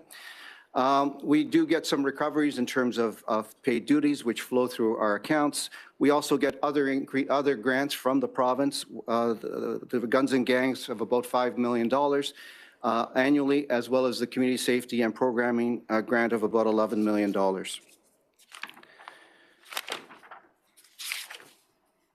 Move over to net operating budget. Yeah. The purpose of this slide essentially covers two issues that I think the chief has already covered, so I'm going to kind of fly over these. The first one being the new initiative, which is the only new initiative that we have in our budget related to the missing and missed report from the Honorable Gloria Epstein, and our obligation now to comply with the requirements of those recommendations. And so, as the chief mentioned, we will be hiring about 15 people in 2022 to actually start that process, which will then inform exactly how many people we will require once the program actually matures. And the other point here is in terms of COVID-19. And as the chief has pointed out, a lot of those relate to what other programs in the city are also facing in terms of protective equipment and supplies, premium pay for enforcement activities, the ever-increasing WSIB costs that our emergency service partners are also facing, as well as revenue losses that have resulted as a result of COVID related to criminal reference checks and a reduction in paid duties. So, flip.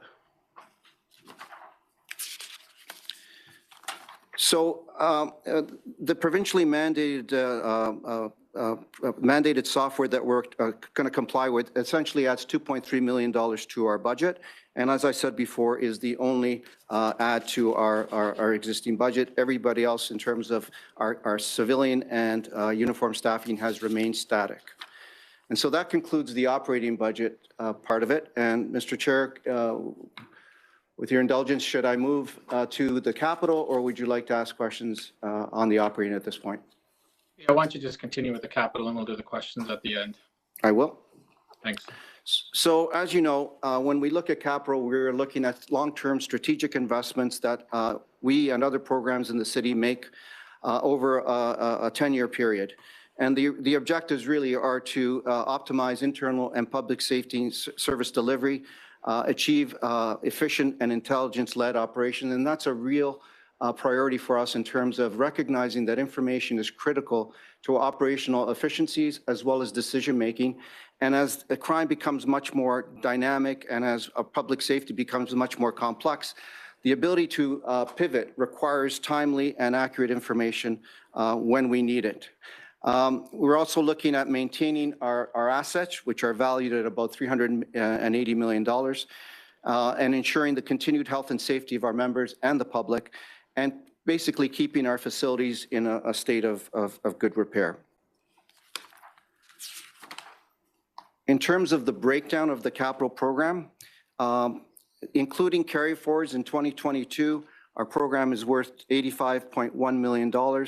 And you can see that the money essentially comes from 46 million or 54% from the issuance of debt by the city on our behalf. Reserves in terms, and those come from contributions that we make from our operating budget into the vehicle and equipment and other reserves in order to life cycle our fleet and equipment. And then development charges accounts for another 4% or $3.5 million.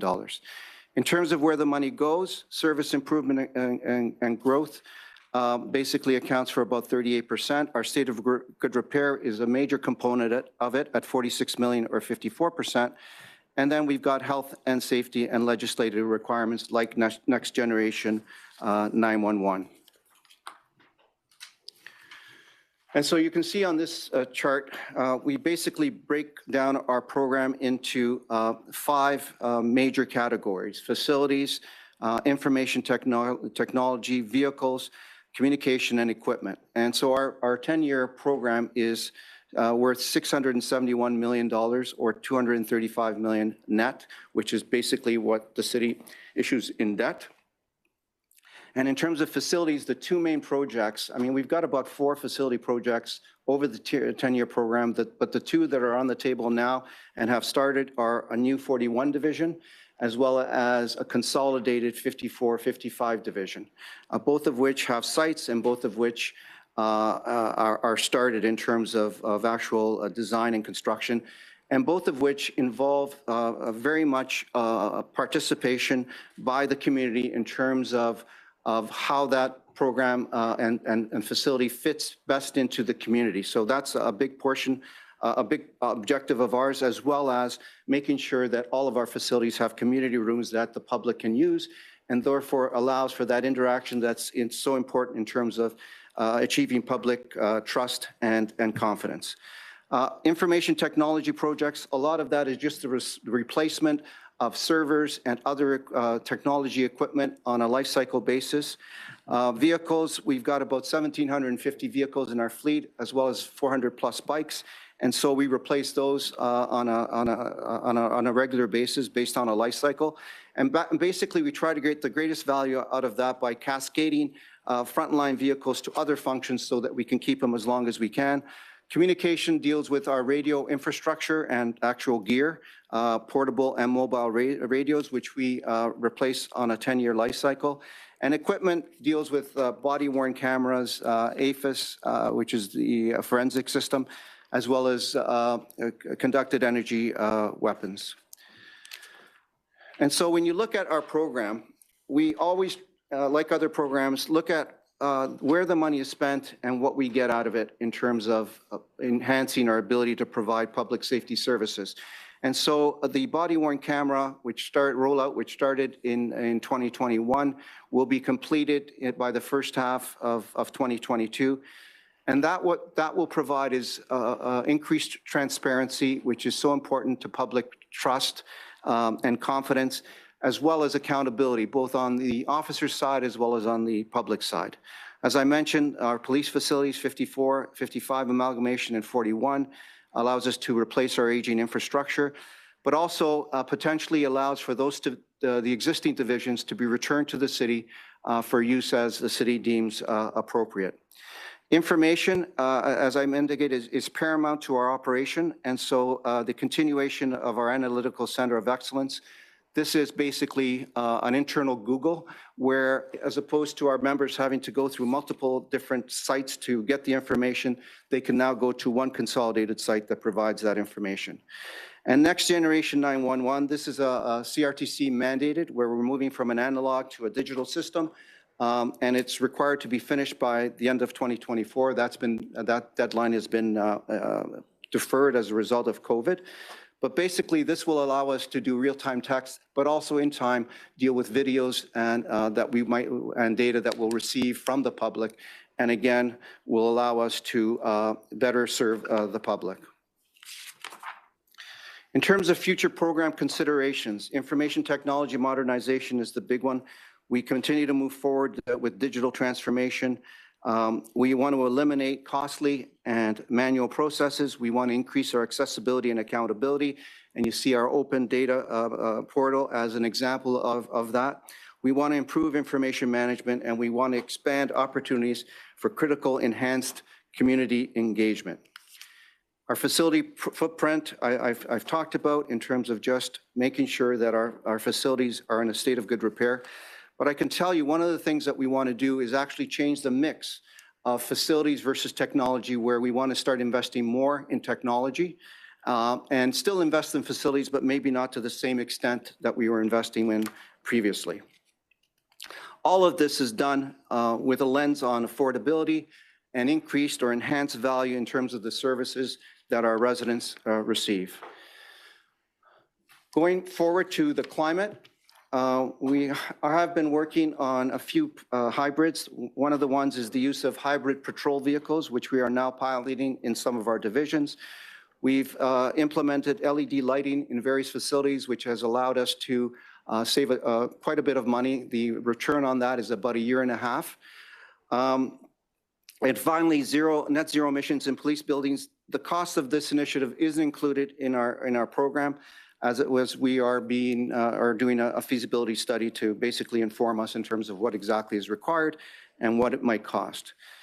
In terms of capital needs restraints, or basically what is on the horizon, our current 911 communication center is basically stretched to the limit and can no longer meet the needs of a growing city in terms of the calls that we receive, but also the impact that NG911 will have on our call takers. So you can imagine that instead of just receiving a voice call, members of the public can send us a text, can send us a video, all of which will then require that operator and that dispatcher to go through, which will very likely, and we'll try to keep that to a minimum, will require additional staffing and therefore additional space. This is something that we obviously want to do in partnership with our other emergency services like fire and paramedics, and is one that right now has a very, very preliminary cost of about $78 million. Again, we are doing a feasibility study to basically better inform us in terms of what that cost might be, but also opportunities that might exist with the city in terms of 311 and others that might allow us to achieve some sort of synergies or consolidation. One of the things that we as a service are committed to is the wellness of our members. And one of the things that came out in terms of our wellness strategy is to move our psychological services as well as our fitness for duty tests off-site in order to perhaps eliminate some of the stigma that people are feeling. Because what we want to make sure is that there's no barriers in terms of people getting the help that they need. And so we're in the process now of actually developing a business case in terms of what exactly will be moved into a new facility that's non-policing and how much that might cost, and that will come forward to in our program next year. And finally, our records management system is our core operational system for the service. It basically, and so dealing with a core system, it has to have and enable us to become much more mobile and allow us to very seamlessly evolve to a more digital environment. And so we're looking at our new RMS or our current RMS very closely. We've done a request for a pre-qualification of vendors to see what's out there and what best meets our needs in terms of our long-term strategy around increased mobility, allowing our officers to actually conduct their operations out of the office, out of the vehicle, but actually in the community that they serve. And again, that presence will help us achieve some of the engagement and partnerships that are so critical to public safety. In terms of challenges, and this is, the world is now facing these, we're finding is increasing costs for our police facilities for construction due to inflationary increases as well as supply chain issues. The ability to find suitable sites. One of the other areas that we're looking at, or two areas, is the consolidation of our 13 and 53 division. So finding a suitable site in that catchment area is certainly proving to be challenging. So we continue to work with City Real Estate and Create Toronto on that. And the other one is our 22 division, which, as you know, is part of the whole Westwood lands. And so at some point, those lands will come into and will need our facilities. So certainly we are working with the city to find a suitable site for that. And finally is making room for much needed technology projects that we're going to require moving forward in order to achieve efficiencies, but also allow for information sharing both within, with our partners, but also with the public. And Mr. Chair, that concludes my presentation. Thank you very much. Appreciate the very thorough presentation. We're going to open it up to questions of outside councillors. I'll start with Councillor Ainsley. Thank you, Chair Crawford. Thank you for the presentation. I wanted to ask, the cruisers are your vehicles, do you use, are they tracked by GPS? Yes, the majority of our vehicles are, that's correct. Oh, okay. So like any emergency vehicle, motorbikes, they're all tracked by GPS? Not the bicycles the officers on, but all our uniform vehicles. Like I say, most of them, there's very few of our specialized vehicles that do not have GPS. Okay, and you use those to track the, like, for example, a 911 call, you would use GPS to track the closest available vehicle for the call? Actually, it's not generally based on where the vehicle is based on GPS. It's based on whether the officer is in fact available. Oh, okay. All right. So you may be at a location and already tied up on something. Okay. But you would be able to use GPS to determine that? That's correct. Okay. And then I wanted to ask about your vehicle maintenance program. That's all done in-house? That's correct. And what does that cost a year? Tony? We are in the process of getting you that information. We'll have it soon. You mean like this afternoon or? Yes, before Okay. this meeting's over. Yeah. Yeah, I know Tony's very good at his numbers. I've always had a lot of respect for his work. Well, you stumped me on that one. I was just wondering, what that number was, and if there's any synergies between the City of Toronto's fleet service work and what you're doing with your own staff, or has it been looked at outsourcing that work to just outsourcing it? We've worked very closely with City Fleet in terms of best practices and management things that we can do from a parts, I guess, process, as well as vehicle maintenance and repair. The Auditor General has been in on a number of occasions and looked at our processes and has viewed them as being very favorable. Our guys do a pretty good job. But that's not to say that we are not open to looking at other alternative service delivery models. Recognizing that we do have undercover vehicles and security concerns that have to be respected. So that's, that's something that we continue to work with the city. And if there's opportunities, certainly it's something that, and if it makes sense from an overall city perspective, is something that we would certainly pursue. Okay. And then Tony, on your one slide deck where you talked about what you've done for civilianizing your workforce, I guess over the past 10 years, can you put a dollar amount to, were there savings there, or was it a 1-for-1? Like, was it all a wash? That's the differential. Yeah, we've probably over the years saved about $10 million in civilianization. We civilianized our booker function in terms of prisoner processing, as well as now we've even increased it more by civilianizing and creating a district special constable position that allows us to use those constables to go to calls where an armed officer isn't required. So there's quite a bit of savings that we've achieved out of it. Now, sometimes civilianization will actually cost you more in terms of, perhaps professional services that we used to do with an officer. That expertise, let's say in a technological position, might actually cost you more in terms of the market. But for the most part, we found that there's probably a $15,000 to $20,000 differential per position from a civilian, on average, from a civilian to a uniform. Okay. And then, Tony, in terms of, or maybe it's to the chief, in terms of technology, for people that have had to report a crime or they're trying to figure out where they're and how their crime's being investigated, where is it in the stream of things?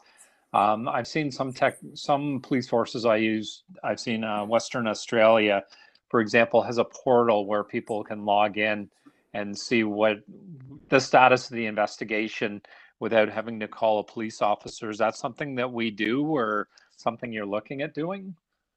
Yeah, no, we don't currently. And that's quite frankly the problem. And it's why we have a focus in 2022 to actually have a new online reporting system by the fourth quarter. we really do see an opportunity to reduce our call demand, and that has the biggest impact. But it will require some education of the public, because they're going to have to get used to the fact that when an occurrence happens, the police officer is no longer attending.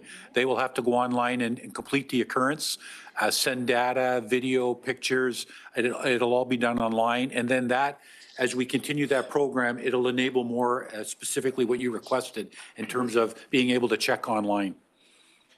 Okay. And then there was two studies that were done. KPMG did one in 2015, and then Mayor Tory had a task force that had some recommendations. I was just wondering, of all those recommendations from the two, how many are outstanding? Or does that fall within the slide deck you had? I think you had 81 recommendations that you were working on. I don't believe they fall within the 81, sir, but I'm not sure specifically of what recommendations you're speaking from.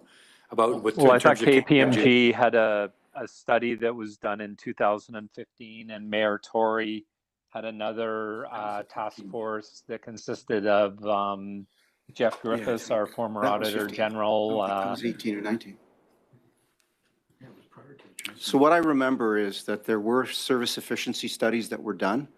One, I think, was KPMG, and the main recommendation around that study was the consolidation of procurement and the whole supply chain management. That is where we set up an actual internal team with city staff, led by then Rob Bersini, to see what we could do in that regard. There was also a study or a review that the city actually oversaw in terms of parking enforcement and that function, to see if there was any outsourcing or other opportunities there, as well as our courts operation and whether there was some efficiencies in that regard. And so those recommendations were actually provided to our board. And then I guess the board communicated that to the city, but we don't know exactly what the status is right now. Thanks, Okay. Councillor. All right, thank you. Thank you, Chair Crawford. I think those are my questions. Okay, perfect. Any outside councillors have questions? Councillor Wong-Tam. Sorry, Mr. Chair, I do have an answer to the councillor's question on fleet. Sure. So the fleet unit itself is has about 100 staff, $11 million for that function. And then obviously there's gas, parts, and other requirements that add up to another 14 million. So the total program is about $25 million. Okay. Perfect, thanks. Sorry, Tony, that was $11 million for staffing and then $14 million for parts and service? Yeah, staffing and other requirements, benefits, and other smaller equipment, and then 14 million for fuel, which is the biggest, as well as parts. Okay, thank you. Thanks. Go over to Councillor Wong-Tam. Thank you very much, Chair, and great to see all of you here today. My first question might be a little bit house cleaning related. There is supposed to be a report coming back to the Executive Committee that was slated for the fourth quarter of 2021 regarding the Community Health Pilot Project. What happened to that report? Do you folks know? Councillor, I don't know offhand. I'd have to inquire about that. Okay, thank you. Just because that report speaks largely to police operations, I'm assuming that the staff will need you to inform them on as they build out the report. So I would appreciate a reply when there is a moment. With respect to the maintenance around service levels, you're saying that there's no new, you're maintaining current staffing levels, but there is a request to bring in individuals to provide support on the major case management, and that's a regulatory requirement. Is that correct? That's correct. Okay, and there'll be about 80 new individuals full-time that'll be hired to do that work. Is that correct? We don't know the definitive number at this point in time. So we're starting with the 12 to 15 to see what that process will entail. The 80 figure is one that it was a preliminary examination, and it would be both uniform members as well as civilians. But we're going to start the process in 2022 and see what we can achieve with some of our redeployment as well to meet this need. But the 12 to 15 will be the beginning of that process, and we'll know more in subsequent years. And so the request is so this budget request is to allow you to potentially grow to additional 80 full-time positions. Is that correct? No, it's not to potentially move. It's to start so that we're meeting our mandatory requirements, something that was mandated in 2005 and we have not complied with, and Justice Epstein identified it. And so we're going to start that process, but we're going to have to do it in stages because it's across the entire organization, and we got to see exactly precisely what the needs are. So we're starting with 12 to 15, and then we'll determine what the final number will be as we move into it. But you do have an existing major case management team, do you not, at the service? We have, well, our investigative staff do major case management. That's an entire process. We do have a small civilian component that's currently doing it for the service, but we are not meeting the mandated standards with that number. Okay, and so is Power Case currently used within the TPS now? We do have the system, but we've been doing it basically in terms of tombstone data, and we have not been doing it as it's designed to be done timely as part of individual investigations as they are ongoing, so they can link serial predator cases. Thank you. And so I just want to understand, because if the existing major case management, you've had some type of team there, and you have the software, and you do have Power Case. What I'm hearing from you is that you didn't really have the staff to manage the data in a more dynamic way. Is that what I'm hearing? And that's why you, okay. No, what happens is part of the major case management process is you have a major case manager, a primary investigator, and a file manager. And the file manager is something that we're not utilizing, because that person is the one that's supposed to be inputting the data, all the data that's acquired as a process of the investigation, and analyzing it and then indexing it into the program. We are not doing that. And we are supposed to be doing that on a number of mandated cases, and we do not meet that standard. What we've been doing is post-investigation, putting tombstone data in with civilian staff. The indexing needs to be done by a police investigator. That's part of the program. And so that's why some of this, we have to identify exactly what our needs are going to be, primarily in our homicide squad, our sex crimes unit, and our guns and gangs unit, because that's where the primary mandated offenses are. Okay. My final question, just to move away from this, and thank you for that reply. I'm just curious to know whether or not there are potential further efficiencies to be found in Toronto Police.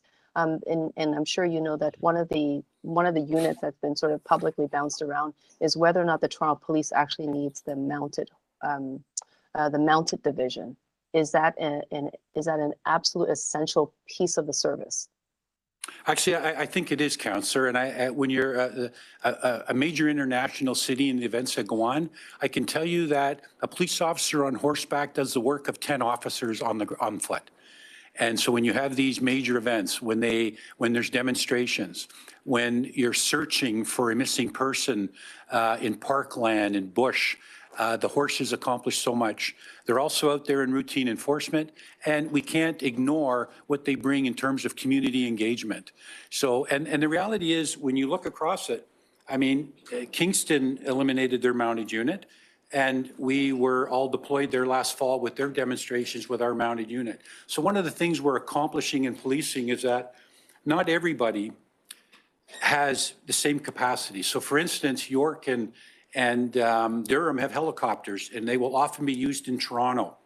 And we used them recently to arrest safely for car hijackers. And then at the same time, when those services need the infrastructure of our mounted unit, we share them as well. So it's an element of force multiplication in policing. But the reality is, in the city of Toronto, they are a valuable resource.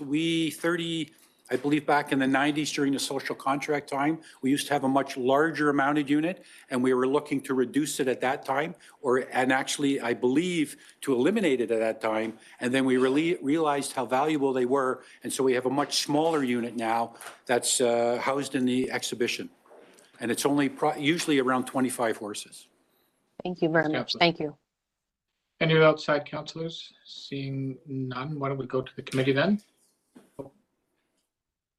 Committee members, Councillor McKelvey.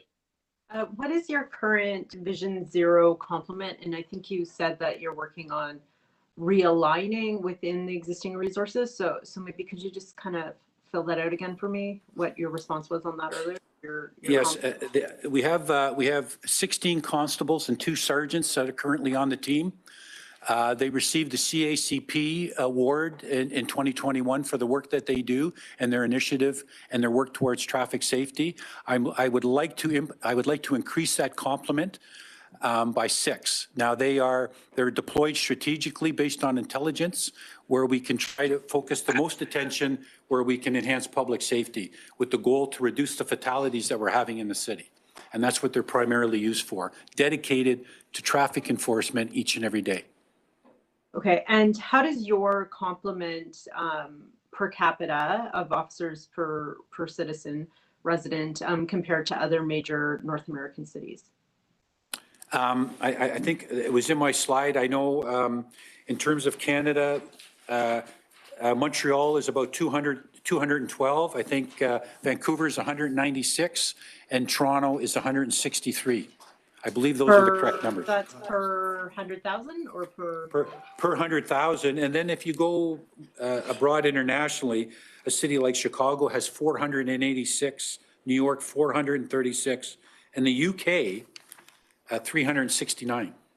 Okay, thank you. Thank you. Councillor Carroll, did I see your hand up? Yeah, I did. Okay. And then Yeah, I had a line of questions, but before I get to that, if I could just follow on Councillor McKelvey's line of inquiry first. When you were answering about Vision Zero, you said you would like to increase by 6. That's correct. So is that you would like to, or that is in the new enhance that's built into this budget? That's if the budget is passed, that's my intention to increase it by 6. Oh, okay. So the wherewithal is built into the budget at the moment. That's correct. Okay. That's what. Yeah. I was just grabbing onto that because we used to receive the new and enhanced approved and also whatever was not approved, so that we knew, what your other needs were that we were putting off or rejecting, and we don't have that. So that is good information. The questions I want to ask are about 911. I'm trying to sort of break out there because the amounts appear everywhere. There's the operating of 911. There's the capital, primarily tech of 911. There's the move, needing an updated center, and then there's next gen. So it's kind of hard. As your management of the program been, this is 911 today. These are the costs, and here's a picture of what it will look like when next gen is procured and implemented. Do you have sort of 2 pictures in front of you? Well, I mean, that's the current environment, what we have with 911 and next generation 911 is the future. And it's just, we don't know definitively what the costs are now as we move towards it. So it's a staged effort. But I think it's 2024 that we must comply. And maybe, Tony, you can provide some additional numbers. Yeah, we do have to comply by 2024. That deadline was extended as a result of COVID. Our capital budget includes about $10 million for that project. And keep in mind that the project doesn't just involve the system, but also construction that needs to be done in order to actually accommodate our training requirements as well as other requirements. So that's something that's underway and something that we're very much committed. Well, we don't have a choice. This is something that's legislated and we have to do. Right. And for 911 today, are the costs, the personnel costs divided up so that if I wanted a snapshot, if I could look at what is the administrative overhead of it, the management of it versus the dispatch operators themselves, is that separated out such that I could have those costs broken down? No, I don't believe so, but it's certainly data that we could get you. Yeah, the cost of the units, Sorry, Councillor, the cost of the unit itself, broken down by salaries and other categories, is on our website, and so you could see it. But to break it down the way I think you've just described, I think we would have to, as the chief indicated, we'd have to get back to you on that one. Yeah, so maybe I may ask for that in a briefing note, but fully aware that that briefing note wouldn't come back to me the very next day. Okay, thank you. If I could make just one final comment, Councillor, the AG is in the midst of doing a review of 911, and we certainly look forward to her report. That's right. That is right. Oh, and one other thing. If I do have time for one more question. Thanks, through you, Mr. Chair. Council sent a request to the board, and I don't recall whether or not we ever got the answer back. It wouldn't impact this budget, but probably the future year's outlook. They asked the board to look at currently and for the last several years. What we have had is a situation whereby we do the collective bargaining rounds with the bargaining unit within the police service. And then afterwards, due to sort of a policing culture throughout the whole Ontario culture, we do the bargaining unit. And then afterwards, the increases to civilian staff and to those outside of the association, the increases mirror them. Council asked to look at whether or not we could evaluate civilian staff and senior management officer complement against like responsibilities and positions in the regular public service. Has that work been done? Or has the board asked for that specifically, and has that been returned to them? Yeah, I'm not, I do not know. I can't answer that question for you. I'd have to inquire, Councillor. Okay. Maybe that's an updated question for the board then. Okay, thank you. Thanks, Mr. Chair. Councillor Layton, next. Yes, thank you very much. Just a couple of questions about how time is tracked on calls, and if there's a useful way of us sort of getting a snapshot into what's increasing the time on calls and what amount of time is being spent on, or the nature of those calls. I couldn't find anywhere and this may be my mistake, but in the budget note about the breakdown of calls and what they were associated to. Is it possible, or is it something that you'd have on hand, the sort of breakdown with how many, ballparking how many calls are in each, are coming in? Yeah, well, wait, I'd have to get that data for you. I don't think we have that even available on our website currently. I'm not sure. I don't think we do. Then further to that, I'm curious if and you may do this internally, within those calls, sort of what is the average time spent? We certainly have the response piece, it was in your presentation, but actively engaging on the call, and then that time after, and you referred to it when you talked about the amount of time spent in hospital.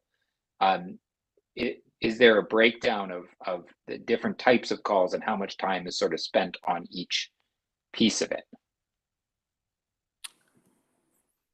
I don't believe that is currently on our website, although I do know that it is part of the AG's, the Auditor General's review, and we are currently supplying her with that kind of data.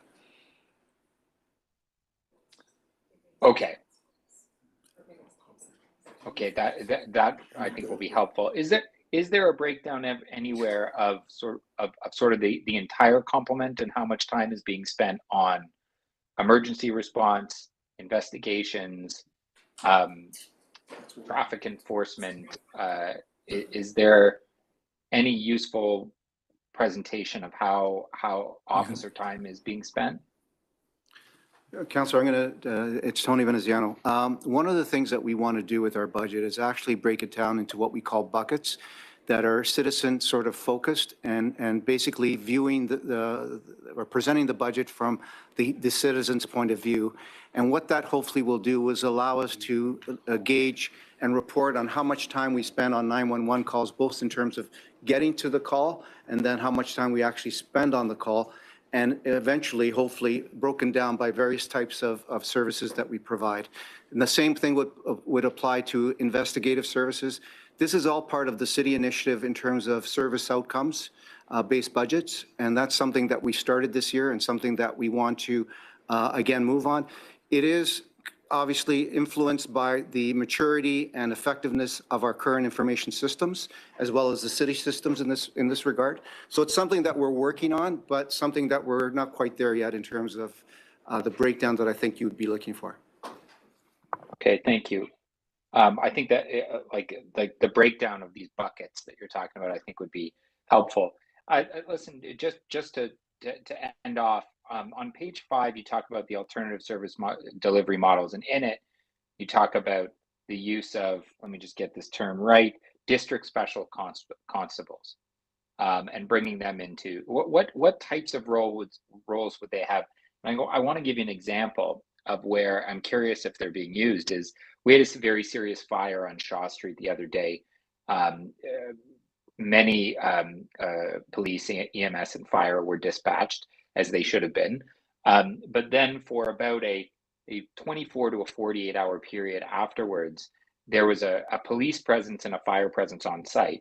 The police presence were simply blocking off roads, and these were vehicles as well as officers. I don't know if it was one or multiple officers, but I was wondering, is that the type of role that we'd put to district special constables? It seems to me that would be some like a particular role that you wouldn't need someone with a firearm in, for instance. Yeah, actually, it's a great question, and it's a great commentary on exactly how they're being used. So what we're doing with special constables is that we're using them for canvassing at a crime scene. We're using them to be that road blockage, and most of the time they're designated. We've moved, of course, a few years ago to the gray cars. They're still in the white cars. So they would, at a traffic fatality or a homicide call that's out in the roadway someplace, they will be used to block off that roadway. When we apprehend a person in crisis and they're being assessed at a hospital, if they're available, we will put the armed officers back onto the road, and the special constables, they'll sit until they're accepted by the hospitals, and then we can leave. So these are the kinds of things. Canvassing, booking officers in the station are one of the things that we've civilianized them for as well. And so we get them to do reports. We're looking to find more and more ways all the time, but quite frankly, right now, we don't have as many as we would like to have in those positions, but they're very, very valuable and very cost effective. And that's something that came out of the transformational task force and has been very effective. Thanks, Councillor. Oh, okay, thank you. Any other questions? Sorry, Chair, if I can just ask for a point of order. I realize I'm not a member of the committee, and and I apologize. I just want to understand it a little bit better, and if I can just ask the officers on page 27 of your briefing note, just to give everybody time to skim through to that page. This is regarding the major case management software, and I think you might understand why I'm confused, and maybe you can explain this section a little bit better to me. I had asked whether or not you were looking to look for. I had asked whether or not you intended to hire 80 people, and there's a line there that says the 2022 operating budget includes funding for 40 uniform and 40 civilian staff to be hired in the second half of 2022, and then it goes on to talk about the power case software. But then the numbers corresponding below the financial quantum doesn't seem to align with what salary for 80 people would be. Yeah. Can you explain? Sorry, I just wanted if you can just unpack that for me. That was really what I was trying to get to. Yeah, sorry there for interrupting. What you're reading, and I don't have it in front of me, but that's incorrect. What I can tell you is when we were examining meeting Justice Epstein's recommendation for compliance on major case management, we did a preliminary assessment and assessed that we may need up to 80 people in the organization, a combination of uniform and civilian, to meet that. So that's just, it's a preliminary analysis of what we might need. So what we're doing, what's in this budget is a request of 2.3 million for the 12 to 15 to start that process. We will see if we find any efficiencies within the organization and some of the redeployment we do that might free up some additional civilian positions. And we will be looking to do that as we proceed towards meeting this major management compliance. What we would, if there's more body positions needed in future years, that'll become part of a future budget process. Thank you. That is much more helpful. Would you mind just updating that note or correcting that note so we can have the right information going to council? Yeah, absolutely. We'll have that done. Okay, thank you very much. Any other committee members with questions? Okay, seeing, oh, Councillor Nunziata, sorry. Just one question I want to ask on what we have been doing, which is very positive in the community.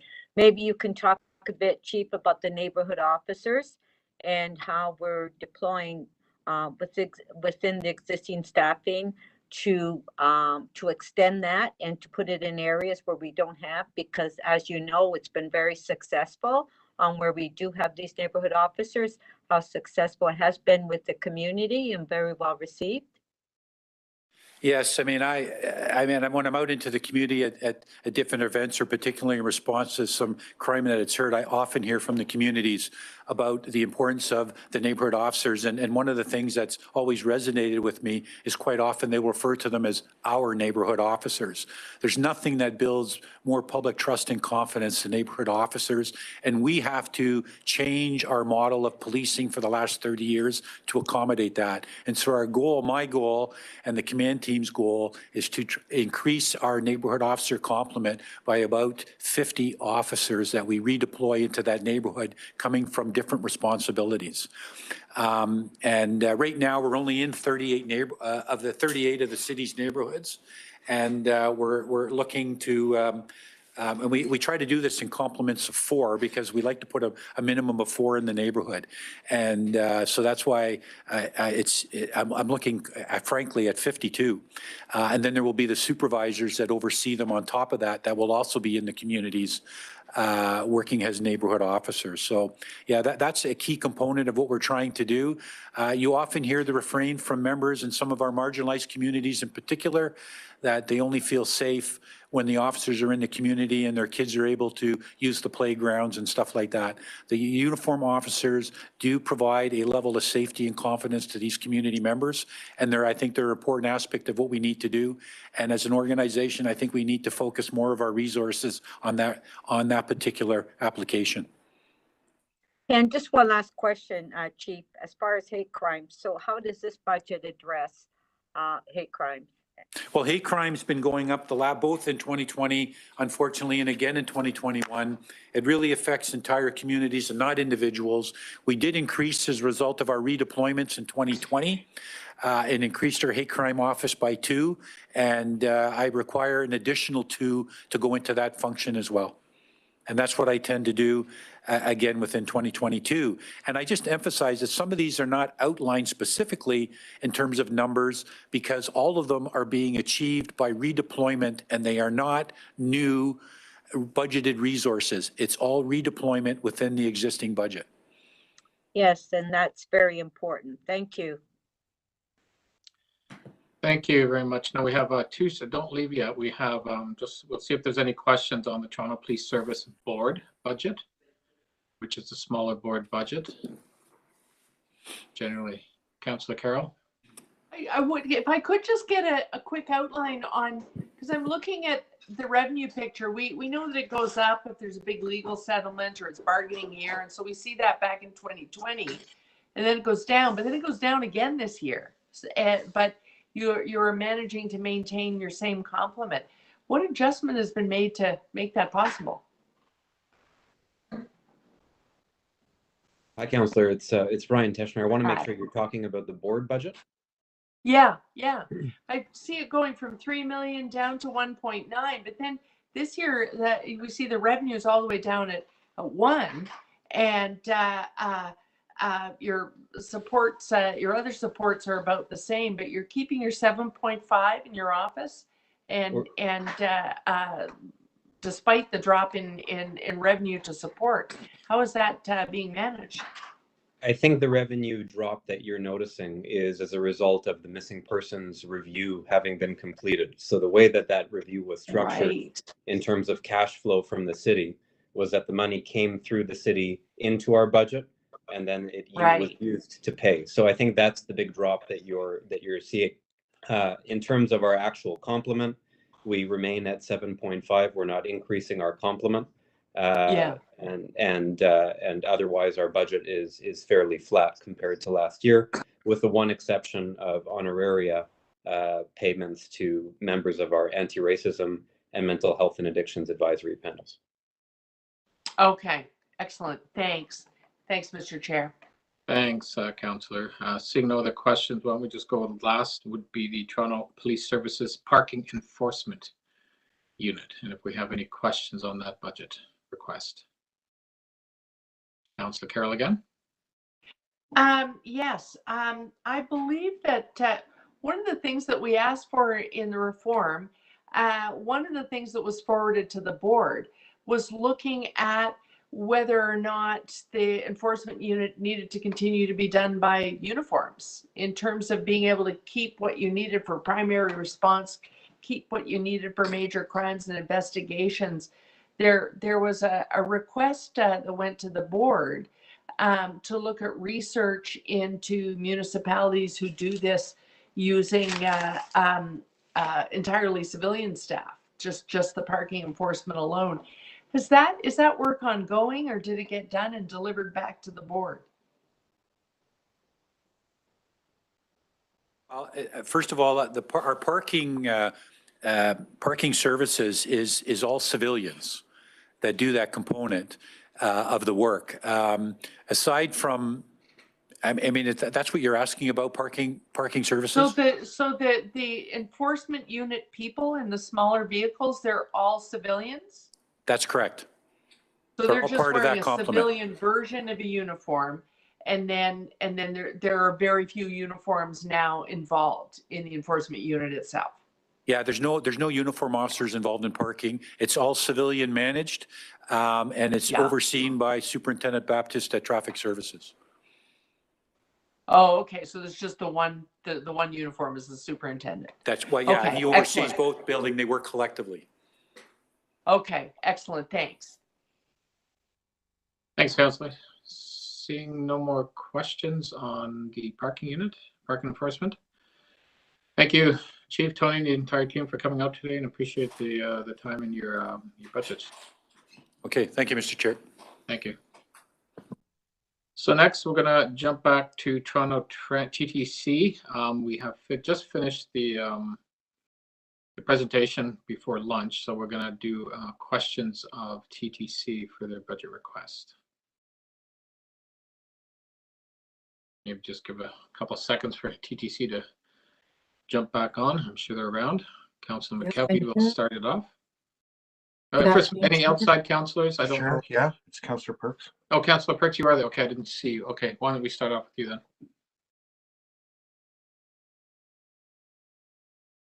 Up to you, Gord.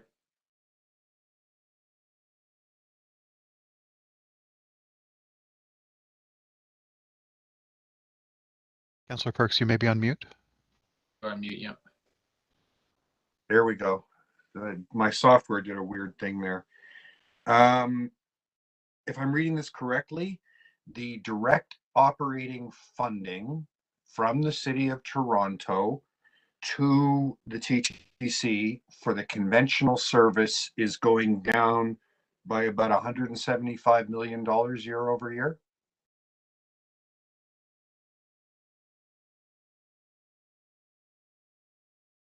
That would probably be against projected actuals, budget over budget. Mm-hmm. City funding's going up by $61.5 million. sorry, I'm looking at page 18 of the operating notes. I must be reading it wrong somehow.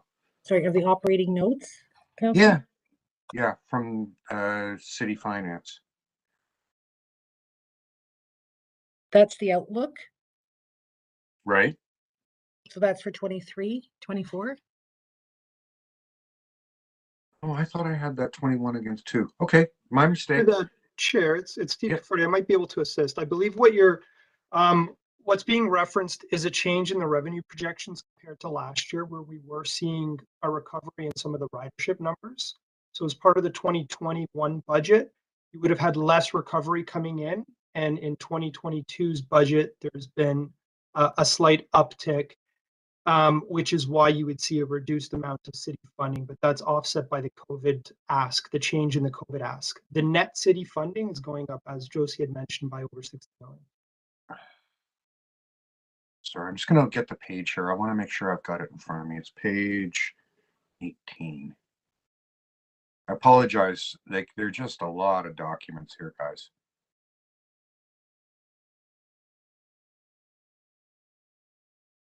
So in the notes, it would be page 11, Councillor, if we were talking about 2022. No, I am looking at the top of page 18, table 3, 2021 projection, net expenditures and gross expenditures. You've got the 2021 projection. Right, you're talking about the presentation then. No, I'm talking about the notes, page 18 at the top. You've got the 2021 projection, the 22 budget, the 23 outlook, the 24 outlook. And the net expenditures for 2021 is 1.586 billion, and the net expenditures for 2022 is 1.412 billion. Yeah, through the chair, I think I can assist with that. Basically, that schedule shows our revenues as projected with the COVID impacts included. So our 21 numbers are relative to normal, are very low because of the loss of ridership. And on the I think the most relevant line is if you go down a couple more lines where you see net expenditures not including COVID-19 impact, 789.8 to 851.4. That shows you that our funding, our base normal operation funding is in fact increasing. So the COVID-19 impact number, yes, that's funded by the city? I thought that was money from the federal government. No, yeah, it's funded. Okay. I've got it now then. Thank you. Okay. Yeah, we isolated that. Sorry, I found where you were looking. Thank you. Okay.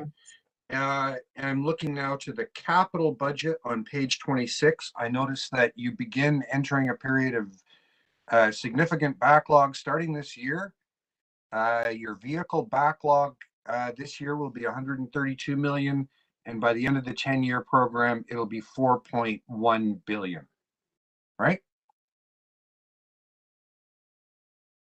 So through the chair, total backlog will be, that's just for the vehicle component? I just want the vehicles. Yes, you're correct. Okay. So we start going into a backlog on vehicle to the tune of 132 million this year. Thank you. I've had questions during the last council meeting, and I just want to confirm. I've been talking to your staff and climate staff. So there are 2 schedules in the climate plan. One is some initial actions, and one is the longer list of things we actually have to do in order to get to net zero. And one of the actions listed as things we have to do to get to net zero is to increase the service on the bus fleet by 70% of pre-pandemic levels. So in talking to your staff, I have an estimate that that's about 1,400 new vehicles that we would need to meet our climate targets. And we would also certainly need facilities to park them in, garages and so on. There's no dollars represented here for any of that. Am I correct? So through the chair, Bam, I see you're in your car, or you're parked. Yeah, I'm parked safely here. Yes. So through the chair, yeah, we have been able to clarify that action item in the technical report from Transform TO under the Transform TO Net Zero strategy. And according to Environment and Energy Division staff, that's a modeling scenario, which is not one that is strictly required to achieve net zero by 2040. Actually, I checked with them after I talked to you, and they said, yes, it is. That it's possible that we may come up with some other plan, but at this point, the only modeling that we've got for getting to zero includes increasing your fleet by your service level on the bus fleet by 70%. And the question I want to ask, I want to be precise about this. You do not have those vehicles in your 10-year forecast. You do not have garages for those vehicles in your 10-year forecast. None of that's there, right? We certainly do not. Okay, thank you. Can you get garages and 1,400 vehicles in 6 years? Takes longer than that, doesn't it? You need property acquisition, you need to construct. Yes. Yeah. Okay. So there is no way, unless we find some other climate protecting measure, if we approve a capital plan that runs out to the year 2032, there is no way that suddenly in the last few years you're going to be able to ramp all of that up. We have to put some of it into this year's this decade's capital plan if we want to get there, correct? That's correct. Thank you. Those are my questions. Thank you very much. Let's take it. Any other outside councillors? Seeing none. Okay, let's bring it into committee. Councillor McKelvey. Thank you. I was just wondering if you could summarize what is the levels of funding that we receive from, or what funding do we receive from other levels of government, kind of at a high level, you know, are we receiving gas tax, like as a percentage of the gas tax all the time, or what are we always getting versus, you know, what's kind of the new asks for COVID relief? Okay, so through the chair, thank you for that question. So we do get ongoing our annual funding subject to confirmation annually, of course, of provincial gas tax, as well as federal gas tax. And so for this 10-year capital plan, it's about 936 million on the provincial side, about almost 2 billion on the federal side. And then we get specific funding with any kind of partnerships that we might secure on particular projects. So on the capital side, we have PTA funding from the province of 500 million, as well as federal funding as 1/3 share for the Bloor-Yonge subway project. We also, as you know, got funding this year to help procure 48 additional streetcars and help support that particular effort. On the operating side, the funding that we have been secured so far, of course, is the SRA funding for the COVID impact, financial impacts that we experienced in 2020 and through to the end of 2021. So on the operating side, without factoring the COVID and the relief funding we get, what do we get funding wise? So of the provincial gas tax funding, about 90 million of it is attributable to our operations, while the balance, about 92 million, I believe. 91. Sorry, annually though? Annually, yes. So as part of the provincial gas tax funding, a portion of it is attributable to our operations and the balance goes towards our capital program. So 92 million from the province annually for operating, and that's it? Yes. And nothing from federal government for operating? That's correct. Okay, thank you. Thank you. Next, let's see who we have next. Councillor Carroll. Thanks. I think I heard Josie in the presentation say that in terms of the ask for helping us with the ridership drop, that, you know, we have the presentation we received at the board, but that's since been updated to include the Omicron drop. So we're asking the federal government for assistance that includes the impact we're seeing now. Through the chair, yes, that's correct, Councillor. We met on the 20th of December, and of course, as things were ramping up just about that time, The city reached out to us and we agreed that we needed to, we had done some modeling, but we agreed that we needed to adjust that. And so the budget that's before you accounts for that adjustment, which reflects about another 100 million in revenue loss, and therefore another $100 million increase in the SRA funding request as a result of what we believe will happen in Q1, Q2.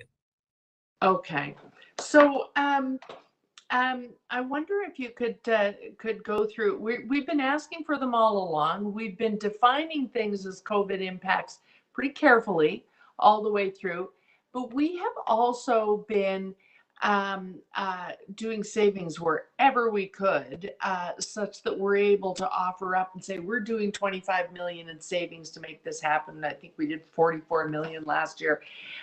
We're really pushing things right down to whatever is the bare minimum actual that we need to spend in order to also do our own part. Is that being tracked such that in order to get back to a full service model and the quality service model, that that those things we're able to put back if we need to put them back? So through the chair, one of the areas, of course, would have been our adjustments to service to match service to demand. And you see in this 2022 budget that we are restoring the conventional service, for example. And on the Wheel-Trans side, we're at about 65% of pre-COVID service. So we'll be restoring that over the next couple of years as we determine demand. The savings that we had achieved through 2020 were management savings that we've accounted for, and to the extent that we were able to continue with them, we have. Where they were one time, we've ensured that we have the kind of sustainability that we need in the budget. Okay. And then comes the big question, and I asked this at the board, but I want to ask it here so for the other members as well. Are we making the case to the federal government has effectively become our operating partner?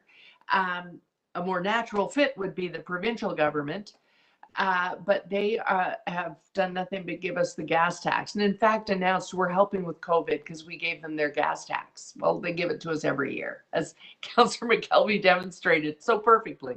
That wasn't really an announcement at all. But is the conversation going on that this whole of government approach to keeping the TTC floating really has demonstrated if we had a whole of government approach all along, we could actually make the improvements to service that we know we'll need when we get back to full ridership, that we know could help us achieve climate goals, such that Councillor Perks just asked for. And some of it we can do with the fleet that we have now, plus the fleet that we are, in fact, purchasing right now, if we had an ongoing operating partner. Whether ongoing and forever, or ongoing through what we know will be a 3 or 4 year period to get back to regular ridership. We're going to have to entice people back to the system with excellent service. And so is that conversation ongoing, that we can't say this is a COVID year, so give us the money, next year no COVID, so you're done? That would be a disaster on the system. Are we talking to them about a phased approach? So through the chair, I can start. I see City Manager Chris Murray is on, because I know that he's also been very active in this file, because clearly I think we all agree that firstly, the COVID impact does not end in 2022. As you can see from our estimates, that we will not be at full recovery of our passenger, our ridership. Despite everything that we're doing today and have the capacity to do for tomorrow, including looking at how we reset and reacquire that ridership. And so it's a much more systemic issue, and one that will take more than just 2022 to move along on, and really speaks to the role of transit as a critical element of the economy and its recovery. I don't know if I see Chris is on here. I don't know if there's anything he wants to, or the CFO may want to add to that.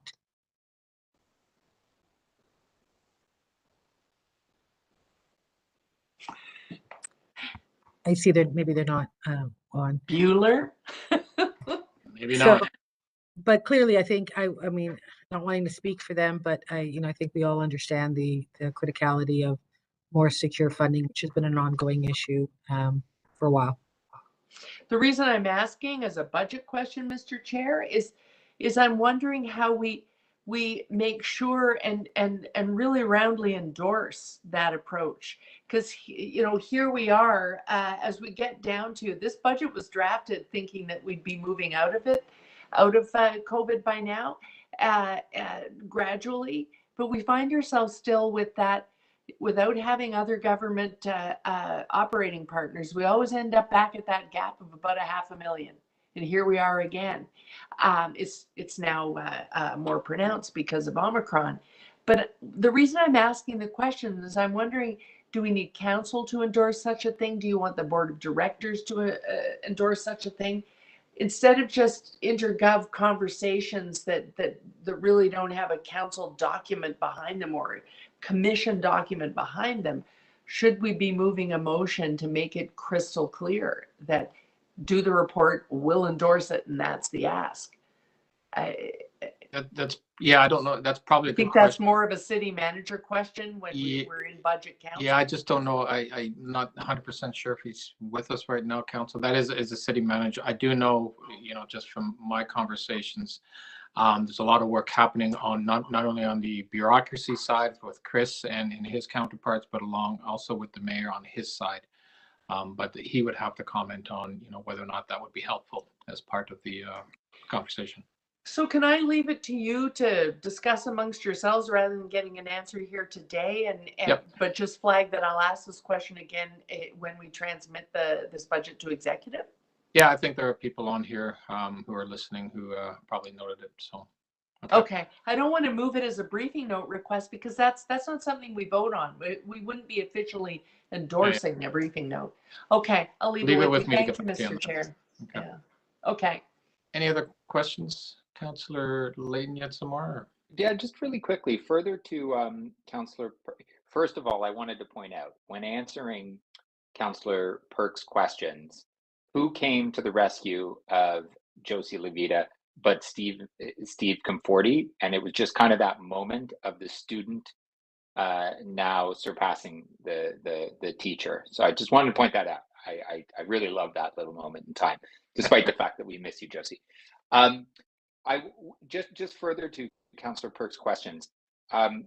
Do we have an idea of what it would take? I forgot the exact numbers, but to actually implement the procurement for the vehicles, land, and personnel in order to achieve the goal that was laid out in the Transform TO supportive documents. And my apologies, I forgot the exact number, but I suspect that someone on the call is now frantically trying to look those up.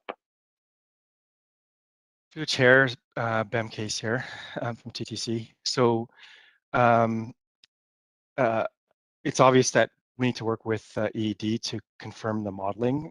But if you assumed for a second that we need to increase our bus service by 70% and our streetcar service by 50% over the baseline year of 2016, that would be north of 1,000 more buses, and it would be 100 more streetcars. On the bus front, it would be roughly 6 new bus garages over and above the 10th garage, which we've just secured land for, as you're aware. And of course, they would have to be filled with all electric buses. And then on the streetcar side, we have 60 of the 100 new streetcars that would be required. So we need an additional 40, and we'd need facility and maintenance capability to handle those additional 40 streetcars, which would be another significant facility requirements over and above what we currently have planned. And on the subway side, going to a 3-minute headway, I'd have to spend some more time with others modeling what that impact would be, but I guess in short, it would be quite a significant impact to our budget and plan over the next almost 20 years. Is there? do you have any idea how long it would take to procure that quantum of vehicles and space based on your experience? It's okay to say I don't, like, Yeah, rather no, than just no, picking numbers out of the air. No, it's fine. The vehicles aren't the problem, really, because the buses are lead time of a year, year and a half. The infrastructure to put in like electrification infrastructure lead time is about 2 years. So that's not really the issue. The issue would be securing the land and building facility to store, maintain, and operate out of. That would be the real challenge, particularly given it would have to be, within the GTA basically, right? So just acquiring that land would be one of the biggest challenges. What do they do in major municipalities when with this level of intensification that we're experiencing in the city of Toronto? It's not limited to the core anymore by any means. For facilities like this, like, are we talking underground within new development, or do those buses just travel a heck of a long way to start their shift? It's a combination of that, but I mean, the most intense land, I went on a peer review to MTR in Hong Kong, and so if I look at that as a model, they have bus garages and whole subway yards, in fact, decked over. So they either have underground structures or they have at grade structures, but decked over with commercial and residential above it. So it would definitely require the kind of the air rights and the vertical spaces to be maximized within the GTA. There's only so far outside of Toronto you could go before then that becomes an operational constraint. You're running an electric bus just to come to Toronto just to come downtown to get charged and then to go out on their fleet. I can understand how that may be a constraint. Because we're in the process now of doing a lot of office modernization and monetizing.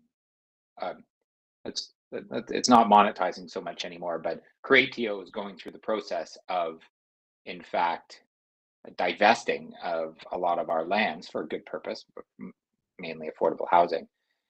Maybe this would be a good time for us to start talking about the TTC taking on some of those larger sites in order to accommodate 6 new bus garages.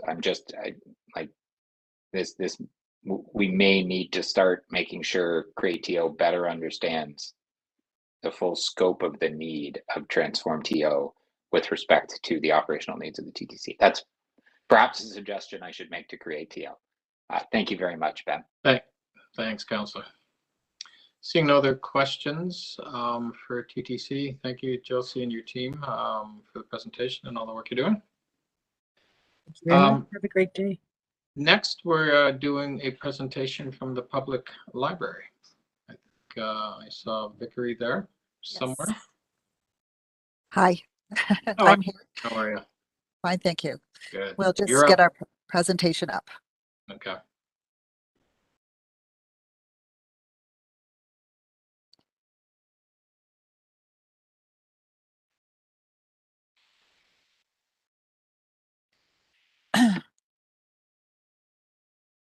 Okay, so thank you so much for inviting us to present Toronto Public Library's 2022 budget.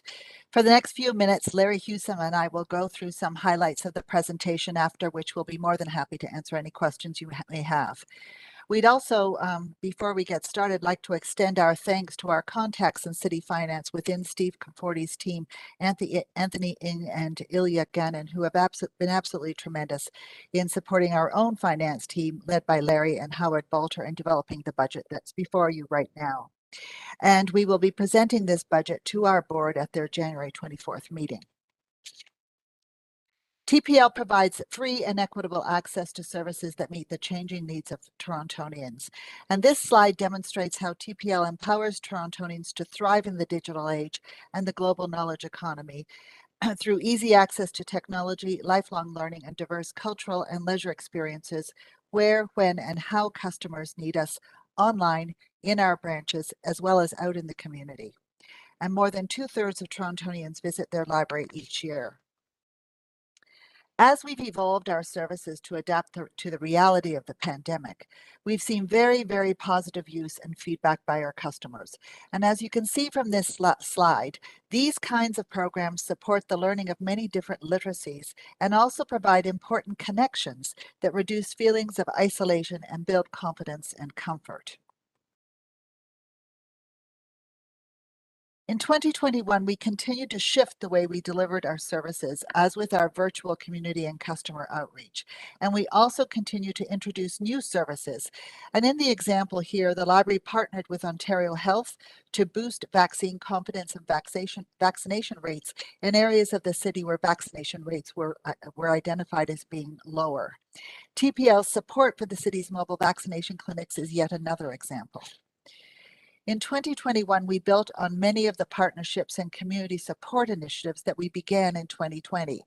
In particular, for some of the city's most vulnerable and isolated, we continued seniors' wellness checks and introduced seniors' vaccination calls. We distributed Presto cards and care kits, and we partnered with the city and community artists to display Artworks TO and Stroll TO installations at many of our branches. Our Seniors Tech Help Service, as well as the expansion of our online outreach and literacy services, helped Torontonians who really needed these one-on-one literacy supports and learning supports to survive through the pandemic. And in 2021, we added supports to help with the city's vaccination efforts. I mentioned the outreach calls to seniors to provide vaccination information, and we also hosted mobile vaccine clinics near in our branches, on the parking lots, and inside the branches as well. TPL's digital strategy is a key enabler to achieving our strategic plan priorities, and this slide shows just some of the projects and initiatives we've completed or are underway. Our priority right now is to accelerate our digital service delivery model for customers and modernize our operations through automation. It's also to achieve a safe and secure IT environment, including protection from cybersecurity threats, as well as by replacing our legacy IT infrastructure and moving to the cloud. We are ensuring data is fit for use and investing in data and analytics platform to enable data-informed decision-making. This slide summarizes the recommended 2022 operating budget and compares it to the projected 2021 results. Preliminary results indicate the library will be returning about $5 million of surplus funds to the city from savings due to delays in the reintroduction of full service in 2021. And a budget-to-budget comparison will be shown later in the presentation. The recommended capital budget and planned debt funding is in line with last year's approved plan. In terms of how well we're doing, 2021 projections for TPL service levels and outcomes show the continued impact of the pandemic, with impacts to operating hours and physical circulation. User satisfaction with TPL services remains extremely high, reflecting the value we've been delivering to our customers. On this slide, you can see a more detailed look at circulation trends since 2019. Physical circulation, shown here with the light blue line, has shown a strong resurgence aligned with our reopenings, with July and August totals hitting new highs since the start of the pandemic, though still below pre-pandemic levels. In fact, this is the first time since the pandemic started that we're seeing physical circulation exceed electronic circulation, and that's the orange line. As seen by the dark blue line, physical holds have been at pre-pandemic levels for the majority of 2021, which suggests strong customer engagement with the library, even as branches have not always been accessible. And as seen with the orange line, electronic circulation increased significantly since the start of the pandemic and has maintained higher levels throughout the past year and a half.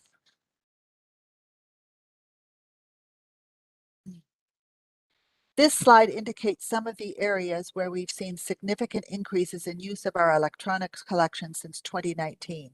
And we've just recently got the news from Overdrive that Toronto Public Library once again, and for the 9th year in a row, has had the highest circulation of ebooks in the whole world, with almost 10 million circulations in 2021. Similar to circulation, physical branch visits continue to show the impact of the pandemic, though virtual visits have increased and remained high even as branches reopened. And more details on visits is provided on the next slide. In 2021, customer satisfaction with library service continued to be high, with Torontonians giving TPL a 90% value rating. So as I mentioned, here's some more information about visits. As you can see from the light blue line, there has been a strong correlation between visits, both physical and virtual, and the different levels of the lockdown. Since the province's stepped reopening began in the summer, we've been seeing a steady increase of in-person visits, and the reopening of closed branches in August and September have also contributed to the growing number of in-person visits to our branches. Unfortunately, the Omicron wave is having an impact on these numbers, as we've been required to close 44 of our branches due to staffing shortages. Notwithstanding Omicron, these trends are not surprising to us, since we know how important access to a welcoming public space, access to Wi-Fi and digital literacy supports are right now, especially to remote workforces and students who are returning to school, and for the city's most vulnerable populations. Included in our 2022 operating budget are a number of COVID-related impacts totaling $4.8 million. In fact, these account for over 86% of our base budget increase in 2022. Janitorial supplies and contracted janitorial and guard contracted services are pressures on the expenditure side of amounting to $3.2 million. As well, there are reduced revenue assumptions adding an additional pressure of $1.6 million in 2022. This slide speaks to the priority actions that the 2022 operating budget will help support. We will be focused on fully reinstating our services as we are able to, while continuing to ensure the health and safety of our staff and our customers. We'll also launch a Welcome Back campaign to encourage our customers to return to the library and to help them understand all that we have to offer them, both new and returning. As I mentioned earlier, we will work to advance TPL's digital strategy to modernize our services and operations and improve our customer and employee experiences. As we transition back to in-person services, we will develop hybrid models of digital and in-person service delivery, while also continuing to add new digital services and community-based services as needed. Initiatives such as fines elimination and improved accessibility and inclusion to our physical spaces are priorities for 2022, as are improvements to TPL's employee experience. For the first priority in our strategic plan, opening up our public space is the first one, as I mentioned, and one of our stated outcomes is to reimagine our spaces and buildings so that they can be used as a refuge in extreme weather and are developed in an environmentally conscious and sustainable way. All of our capital projects strive to achieve the highest levels of TL green standards, and since 2020, we have been conducting net zero and geothermal feasibility studies on all of our new projects. Centennial Branch will be TPL's and Canada's first net zero carbon and net zero energy library and will include geothermal heating and cooling. Our Dawes Road branch will be the second with a net zero carbon as well. We also continue our ongoing commitment to energy savings with the retrofitting of LED lighting and incorporating smart building technology into our new branch builds. All of our capital projects incorporate the TO Green Standard. An application, and this slide provides some of this details of this information. An application for federal funding for the Centennial, Dawes, and Bridlewood projects has been submitted, and if successful, would help reduce internal funding resources for these particular projects. And now I'm going to turn over the presentation to Larry, and who's going to go over the operating and capital budget details. Thanks, Vickery. I'll give a very, very high-level overview of the operating and capital budget, starting with the operating budget. So this slide shows the 2022 recommended budget and compares it to the 2021 forecast, which is an increase of 11.1 million or 5.6%. And that's shown in the upper table. As Vickery mentioned earlier, the 2021 forecast is a surplus of $5 million, which explains 2.6% of the overall increase. The remaining 3% is increased budget to budget, which is shown at the bottom table. That 3% budget increase, or $6.1 million, is comprised of a base budget increase of $742,000, or 0.3%, COVID pressures of $4.8 million, or 2.4%, which Victor spoke to earlier, and service enhancements of $600,000, or 0.3%. The base increase is partially offset by higher vacancy experience, resulting in additional staff savings of $2.3 million, or 1.1%. When combined with a normal vacancy experience, this results in total staff savings of about $5.7 million. The COVID costs of $4.8 million, as mentioned by Vicar earlier, are related to higher security and janitorial costs and lower revenues. I wish to point out that in response to current public health directives, TPL is looking at implementing rapid antigen testing for staff who deliver essential library service in branches.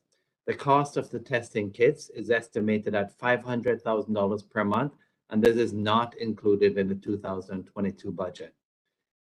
COVID costs will be tracked and reported to the city as it's seeking relief from other levels of government. And funding for service enhancements is addressed in a later slide. The chart on the left, where the money comes from, shows that TPL's budget is funded 92% by the city, largely because the Ontario Public Libraries Act mandates a free, publicly funded library service. The provincial funding of $5.7 million, which is 2 lines below, represents 3% of the budget, and this funding has not increased in over 20 years for any library in Ontario. The chart on the right, where the money goes, shows that staffing and library materials represent 81% of the budget. And a significant portion of the remaining budget goes towards supporting the IT infrastructure, as well as 100 branches which deliver library services. The recommended budget supports eliminating overdue fines for teens and adults.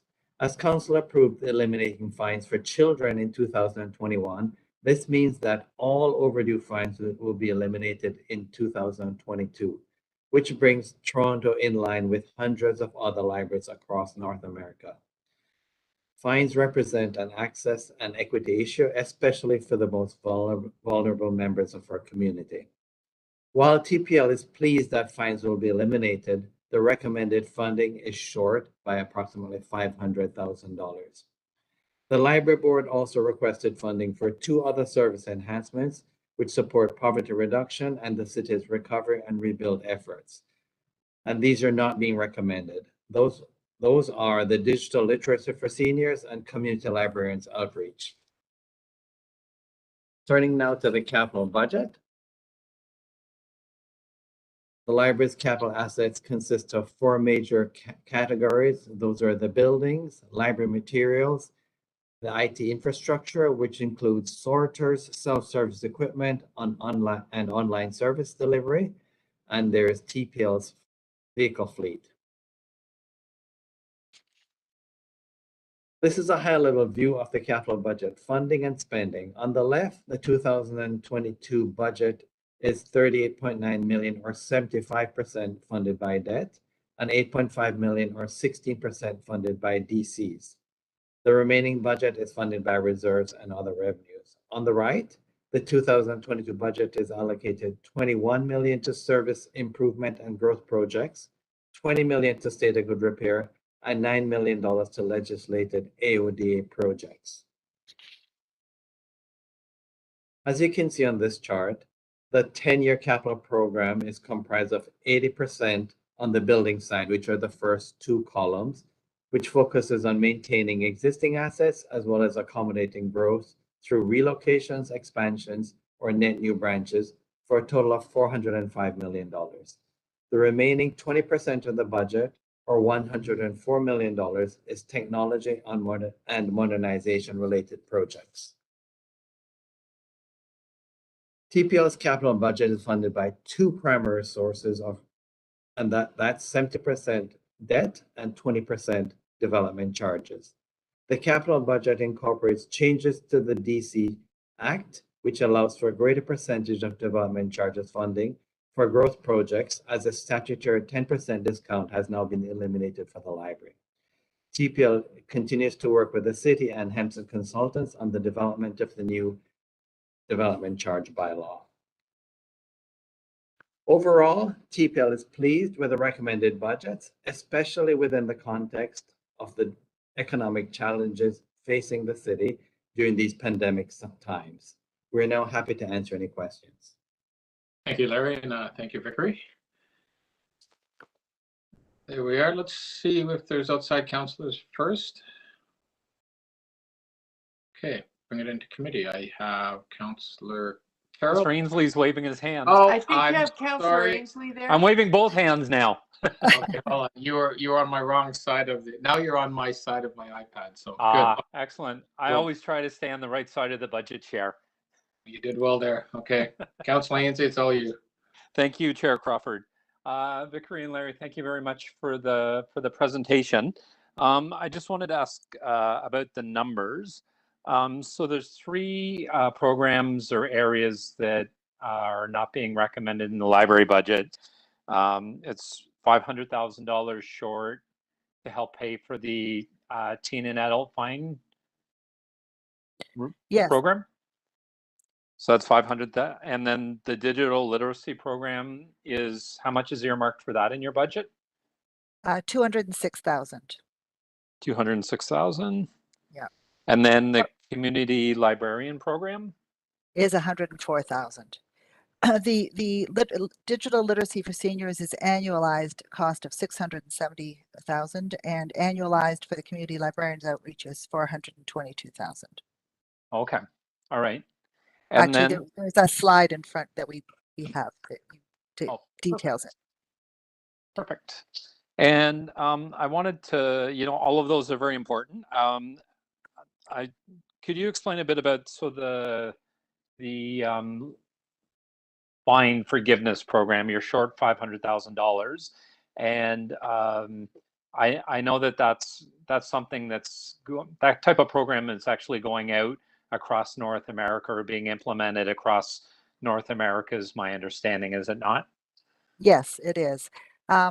Public libraries throughout North America have gone fines free, and some of the recent examples is New York City has gone completely fines for the three library systems: New York, Brooklyn, and Queens, Boston, Los Angeles, Chicago, Salt Lake City. Libraries, hundreds of libraries in the United States are all fines free. In Canada, that's true as well. In Ontario, there are many libraries that have already gone fines free. There's Ottawa, Brampton, Mississauga, Hamilton, Burlington, Richmond Hill, Vaughan. There's a huge number of libraries that have already gone fines free. We are a little behind in not eliminating overdue fines for all of our customer groups. Yeah, and you originally did that for children, is my understanding.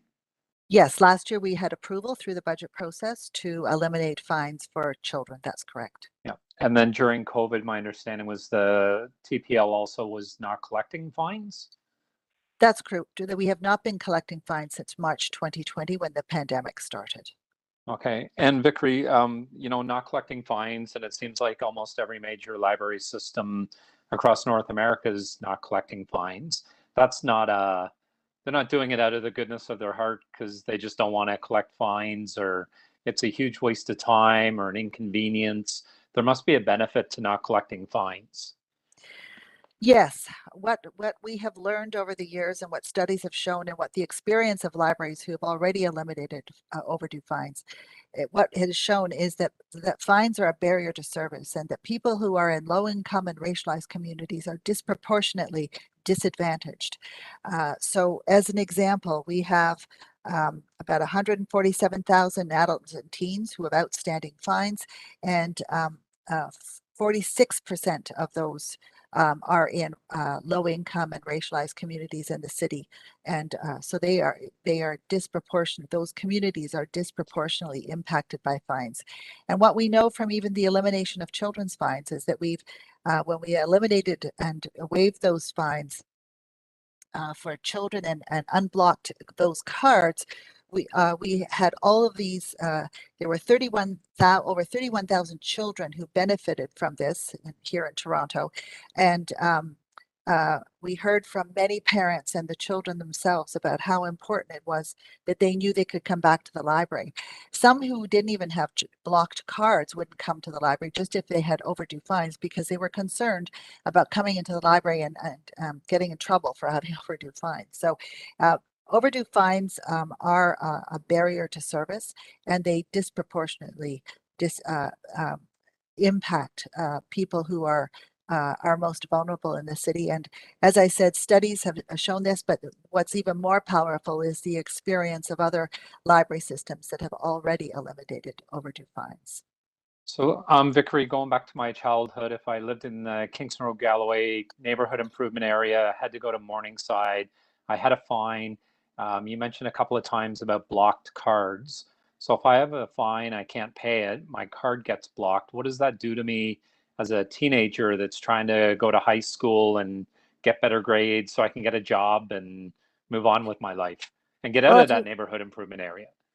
Well, if you have a blocked card, then you can't borrow library materials, you can't access electronic resources, you can't I can't go to the use the computer and do my homework, book a no, computer. no, you can't book a computer. You need a library card for that. So it is it's a barrier. It's a problem, and it disadvantages those people with blocked cards because they have overdue fines. Okay, all right. And then what does the digital literacy program provide? The Digital Literacy for Seniors program is to support community-based programming and deliver digital literacy supports to seniors living in Toronto community housing buildings. And this initiative is included in the city's senior strategy progress report, and it will mean that we will add 2 positions in 2022 and then another 2 positions in 2023. Okay, and then, sorry, just to be clear, my last question, Mr. Chair. So COVID is costing the library, is it $4.8 million? Correct. Yes. Okay, that's coming out of the 92% property taxes that you use to run the library that you get from the city? Yes. Yeah, it's a COVID cost that we get from the city. Yeah, so if you didn't have that cost, you would be able to finance all 3 of these programs within your budget. Yes. Okay, all right, thank you. Thank you very much. Thank you for all your work with the Toronto Public Library. Thank you. Mr. Chair, back to you. Take it into committee then. Councillor McKelvey. 2 questions. So the first is, residents are a little worried that some of the libraries are closed right now. I know it's because of COVID response, but just can you give us the assurance that this is not the starting point of a permanent closure of these libraries? Oh, absolutely not. No, we have 44 branches closed. Those are our smallest branches. 52 of our largest and busiest branches are open and operating. But we are, we had all of our branches open right to the end of 2021. But Omicron has changed everything for us. We are, at any one time, we have about 120 staff who are away because of COVID, because of the Omicron, and either because most of them are isolating, and a smaller number of them have COVID themselves. But that has made it very difficult to operate, and we are experiencing significant staff shortages. Okay. The Tamil Cultural Center, we had some motions at council to start to have a conversation about looking at the potential to bring a library to that site. Has that conversation started? Is there anything we could do to advance that conversation? There was a preliminary discussion about this some time ago. I don't know, Mo, do you have any additional information you want to share? Yes, thank you, Vickery, and through you, Mr. Chair. We have looked at the potential of a library at the Tamil Community Center, but we have a facilities master plan as well as our service development model. And based on our current overview and review of the facility services, they were Sorry, you're breaking up for me. Maybe you can just turn your camera off to answer that. Yeah. Sure. Yeah, I can do that. So just to repeat, we have a facilities master plan and a service delivery model, and based on our review of both of those, which really are foundational documents that drive how we expand and build our branches in the city, there is no need for an additional library within that community. So that community is well served with the current branches that are there. Should things change in the future, I mean, we're always reviewing our requirements and services across the city, but at this point, there's actually no need for an additional library within that community. Okay, I think there'll be some further conversations around that and maybe potential for satellite ordering of books or dropping off, picking up and stuff, but we'll start to initiate some conversations on that because, you know, there was some direction through Create TO to start to have a look at that as well. Okay, thank you. Thanks, Councillor. Any other questions?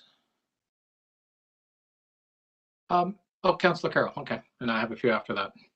Yeah, just quickly, and I'm sorry, Mr. Chair, because this is a purely bailiwick question.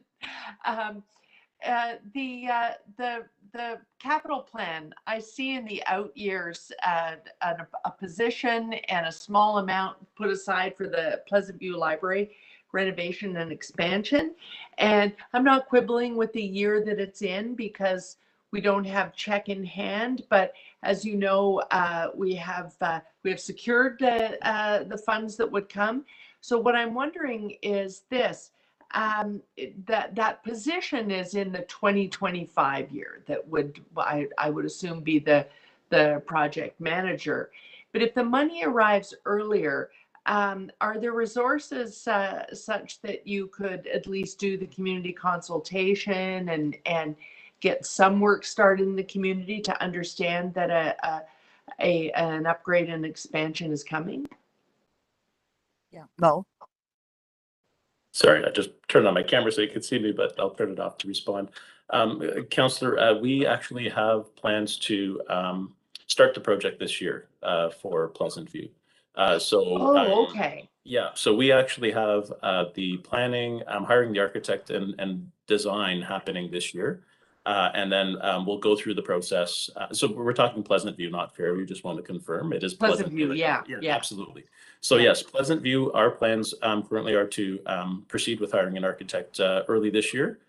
Do the community consultation once the architect is on board, and then proceed with design and move through the project as we do. And I'm not sure the position you're referring to, and maybe Larry can just jump in to confirm. I don't have it in front of me. If it's staffing because we're growing the branch, we'll hire that position. Yes, it is. It's so that's if that's absolutely. Yes. So the reason it's so far out, and we can push it up if the project is completed at that time, but the reason it's so far out right now is because the position isn't needed until the branch is completed and opened again. Okay. This might be similar for all the councillors. I ask these questions because, and I don't know if you're prioritizing this way, in some of our major branches, we've tried to keep them open as much as possible. And so in the smaller neighborhood branches, they've really felt the COVID impact in those neighborhoods. So where there is work to be done on those, I'm wondering if those will be prioritized because it then helps to keep the residents patronizing that small neighborhood branch. If anything is planned for them, if we prioritize that during the recovery and rebuild period, it makes sure that we're keeping the subscription to that particular branch up to date. Has that been looked at in terms of our capital plan? Well, we do look at that, but to be honest, the thing that really drives our capital budget is the property condition assessment that we completed, and that identifies state of good repair issues that we need, that are the most urgently needed to address, as well as the facilities master plan. So those are the two key documents. Getting them automated and such. Yeah. Yeah. Yes. Yeah. Okay, fair enough. Thank you. Thanks for that. Thank you. Victor, I have a couple of questions. So it's on the fine elimination and the revenue. So last year, and probably with the child elimination, that revenue stream, of course, stopped last year from the council decision. The adult and the teen. So what were our revenues last year for the fines? Did we bring in a revenue for those? Nothing. We had no fines. We've had no fines revenue in 2021 because we stopped charging fines when the pandemic hit in March of 2020. Okay. So we haven't been charging fines. We still aren't charging fines today. That's correct. Okay. So in fact, we're sort of eliminating, have eliminated. Now, is that cost, which, I think was $500,000, has that gone into a COVID ask or part of our COVID funding that we were requiring, or is that just kind of lost revenue? How did you? Larry can answer that question. There is a shortfall in the budget now by that $500,000 that perhaps could go into COVID costs. But in our discussions with City Finance, we thought that it's a year of significant service disruption, and that we just monitor it through the year to see how COVID impacts our whole operations. And so we just see how it, that 500,000, whether it could be found within the budget or whether, we'd report back with City Finance. Okay, and then on the 2022 request, then, because we're still in COVID now, we're not too sure how long we're going to be in COVID. So right. Whether this is supported or not by council, we'll have to wait and see. We continue in COVID. You're not collecting any fines regardless of what council does. So again, it's a difficult, challenging financial year for us. But as we're going through COVID, whether it lasts 2 months, 2 weeks, or whatever, you're still not collecting any fines. I just want to be clear that we're not collecting any fines right now, even though it's budgeted. That's correct. We do not have any fines revenue. Okay, thank you. And then your net budget, I just wanted to talk your net budget compared to 2021. What was the increase you're asking for again this year? So the net budget increase, without the COVID pressures, it's a 0.3% increase. And with the COVID pressure, so what was the overall 6 point something? I think I don't. Overall, just base is 5.5 million or 2.7%. With the enhancements, 6.1 million or 3%. Okay, and again, that's gone into our COVID ask to the other levels of government. It's part of that 1.4 billion. That is not secured at this point. So just wanted to, so in the event that it's not secured, we don't get the money, you're going to have a few challenges, I'm assuming, balancing. Would that be correct? That's correct. Okay, great. Thank you. Okay, seeing no other questions. Thank you, Vickery. Thank you, Larry, for all your work. Thank you very much. Appreciate the time. Thank you very much. We really appreciate the time as well. Thank you. So we have just quickly hopefully not quickly, but as long as we need we have Exhibition Place, Toronto Region Conservation Authority, and I think Councillor Wong Tam, if she's here, had some questions on Yonge and Dundas Square. So why don't we'll start at the top of the list here with Exhibition Place. Councillor Layton, are you there for questions?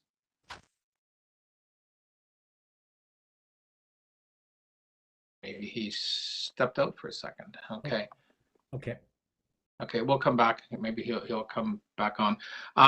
Toronto. So why don't we Councillor Wong Tam, did you have also questions on TRCA? No, my only questions were for Yonge Dundas Square. Okay, well, why don't we do that, and then we'll see if Councillor Layton is back for the other questions. Okay, thank you. Yeah. Okay, you want you to go ahead with Yonge and Dundas Square. Okay, thank you, Chair. And Julian, it's great to see you. I wish we were in person because I would give you a hug. I want to just quickly ask Julian, there's two questions. The first one is themed around security and sort of the state of the state of the condition of the square. Obviously, downtown Toronto has been somewhat hollowed out with the number of people staying home, not commuting into the core of the city to work. And I know from speaking to some of the merchants in the area that they have seen an increase in vandalism, an increase of social disorder. I'm just curious to know whether or not you have the resources built into the budget to address some of those same challenges. Thank you, Chair, and thank you, Councillor, for asking that first question. I should also take this opportunity to thank Stephen, Anthony and Khalil in the financial planning office who helped us as a small agency enormously get through this last year and a half, and we appreciate their great service on behalf of the budget team as a whole. Councillor, as you know, we're members of the Downtown East Action Working Party table, which is a number of agencies working in looking after the wellness and care of the unhoused and addicted communities in the downtown core. We're members of the 51 and 52 division neighbourhood committees. We also sit on the South Area Facilities and Events group, which meet monthly. That includes Union Station, CN Tower, Ripley's, as well as ourselves. And all of those three committee meetings are taken up by very much what you have summarised there, the increase, either anecdotally or in many cases now documented and being produced in terms of data, increased number of overdoses, increased number of vandalism, increases in behavioural issues, whether that's accompanied just by verbal and abuse or in some cases physical abuse. That is very prevalent in the wider downtown core, not just specific to Yonge Dundas intersection. Our security team were supplemented in the city budget process a couple of years ago, so there are always at least 2 static guards on duty 24/7. With the COVID times, we provided washroom service, for example, in overnight for many months of last year because there were no public washrooms available to the unhoused community. That alone costs us $12,000 a month to provide that service. So yes, there are some increased costs, but we've managed to absorb them so far in the current range of budgets. In 2021, security was around $575,000 for the year in all levels of service associated with that. I'm really interested as a result of those meetings by talking particularly with Ryerson University campus security staff who are introducing programs of wellness and support rather than enforcement. We're talking to them quite closely. Our security teams have been or are being in the process of trained in administration of Naloxone and other appropriate trainings. We're doing what we can, although was not originally, I guess, the mandate of Yonge Dundas Square to be a social services agency in the area. We're working very closely together with the BIA and all these other partners to support and improve where we can and what we can. Julian, thank you. I have 1 minute left for my question. That's okay. That's okay. I think it's important because we haven't had a lot of discussion in the budget committee regarding some of the challenges in the core of the city, but I think you just described it so well. Regarding the Dundas Street renaming, I saw that there's a line item that for $100,000, I think allocation for the manufacturing and the re-signing of the square, but just because the name of Dundas is changing, can you describe what the process will be for the renaming of Yonge Dundas Square, and how do you factor in, I guess, it's not even just the physical infrastructure that has to be replaced, but there's a lot of currency that's built up to the name of the square, and then there isn't really you have to now promote the square, whatever the new name is. Can you describe the process and then what you need in order for you to sort of rebrand the square properly? I'll try and be brief this time. Myself and one of the other board members sitting as observers on the Dundas Street Renaming Community Advisory Group. I know that group is considering not just only Dundas Street, but Dundas Street Lane, Old Dundas Street, and of course Young Dundas Square. So there might be multiple names that they put forward to Executive and Council later this year. It may well be, but it's not finally decided whether Young Dundas Square adopts the street name, new street name, or whether it takes its own name as part of that whole community advisory process. Thanks, Count. Sorry, we're getting a little close to time, and we maybe have. Second part of it, the signage is purely for the signage. We did ask 200,000 for rebranding and promotion, but the city manager's office and the financial planners have asked us to take that out and to build that into a city-wide package for the whole Dundas Street renaming, which will be revisited soon. Thank you, Councillor Crawford. Thank you, Julian. No problem. Thank you. So we have Councillor Layton had some questions on Exhibition Place and Toronto Region Conservation Authority. I'm just curious if he's here. I am sorry, I didn't realize my camera was off there. I have just one really quick line of questions for Exhibition Place and then some for TRCA. To Exhibition Place, are there allowances in the proposed budget to support the tenants?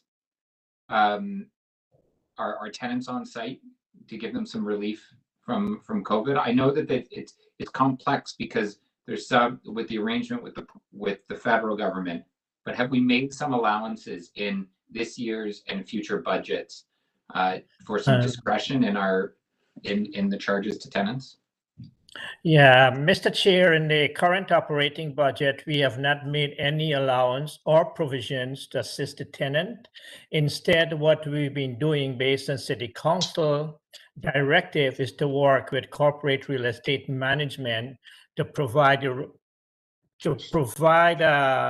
relief through the rent deferral program and also through the rent abatement program that we're reviewing with CRIM right now. But there's no no allocation, for example, for support to the CNE for their on their fee that the annual fee that they pay beyond the rental, the licensing fee, I think it's called. Yeah, through the chair again, not in the 2022 budget. No allowances, shows or event or tenancy. Okay. Thank you. Thank you. Thank you. Okay, next TRCA, Councillor.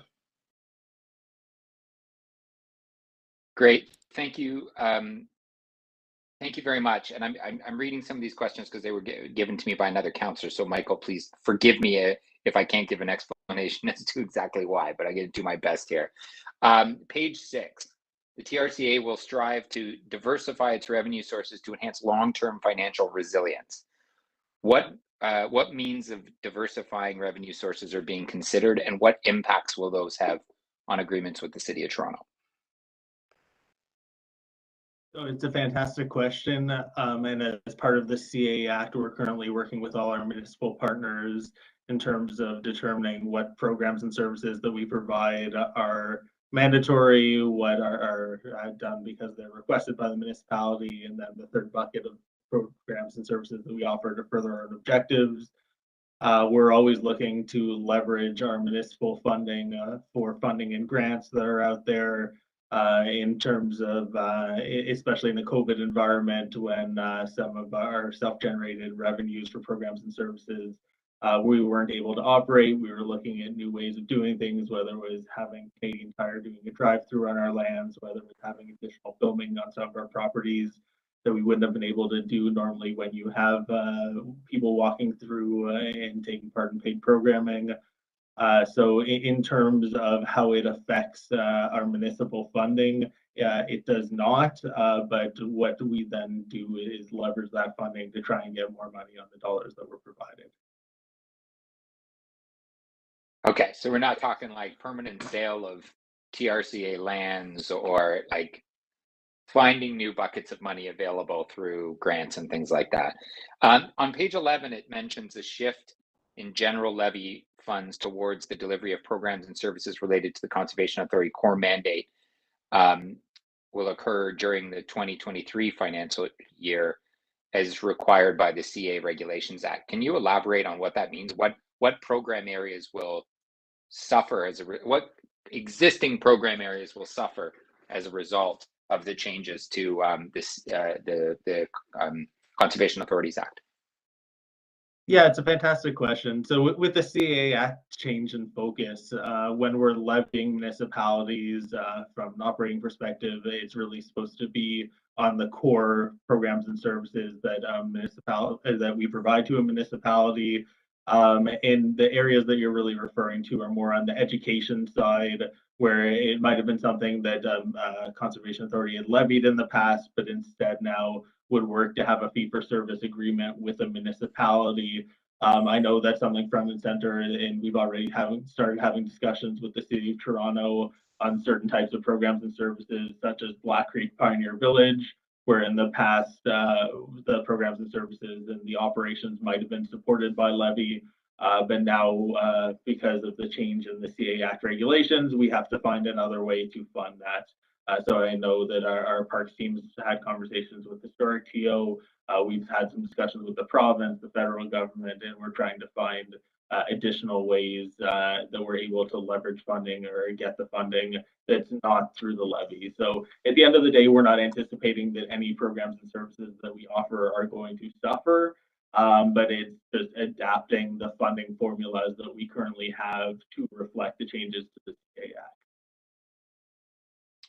But this would be the case in other municipalities as well. So if one of our conservation areas outside of the City of Toronto that currently has programming was transferred to the municipality, and that municipality just kind of said, we don't want to do that anymore, we're not going to pay for it, despite the fact that like the TRCA is regional, and like I know my constituents drive outside of the boundaries of the City of Toronto to go experience TRCA amenities, so they wouldn't like though potentially there could be a change in programming at some of these spaces depending on the municipal appetite. Yeah, currently most of them are self-sufficient. The one that I pointed out, Black Creek Pioneer Village, that's the one because it operates as a museum. As you know, museums are rarely entirely self-sufficient, and we've always looked to the City of Toronto to help us break even in that endeavor. So that would be the response to that question. Okay, thank you. Thank you, Councillor Carroll, and Councillor McKelvey after that. Yes, quick question. One of the key challenges that is mentioned in the city's note is commenting on planning and development. I know we're one of the worst offenders, and I have a neighborhood where even single family dwelling committee of adjustments, every single one of them has a top of bank issue. So we're creating a lot of work, and it's listed as a key challenge there. I'm wondering, are we funding that particular department for TRCA just out of that global levy, or is there a charge back to municipalities to deal with the balance in terms of how many each municipality is, what cost each municipality is causing you to incur? So we do not levy on that. I have my staff helping me out on this, but I'm pretty sure it's done through a chargeback for the work that we do. Oh, okay. So if the volume gets out of balance, way more coming from one municipality and not another, because I know there's a fair amount of traffic there as well, where subdivisions are being created and such. But if the volume is out of balance, a chargeback system is taking care of that. Yeah, we definitely have different levels of support that we do for planning and development. I know in York and Peel we have specific service level agreements for planning, but then otherwise when there's specific work that we're asked to do, it's fee for service work that we do. Okay, so why then is it listed as a key challenge? Does there need to be work done at TRCA to reevaluate the rates at which we're charging back to municipalities? I think it's really that from a rate perspective, I know that we're always looking into updating our rates and modernizing our system, and just the capacity being the number of planning and development files that come through our gates and being able to get everything through on a timely basis.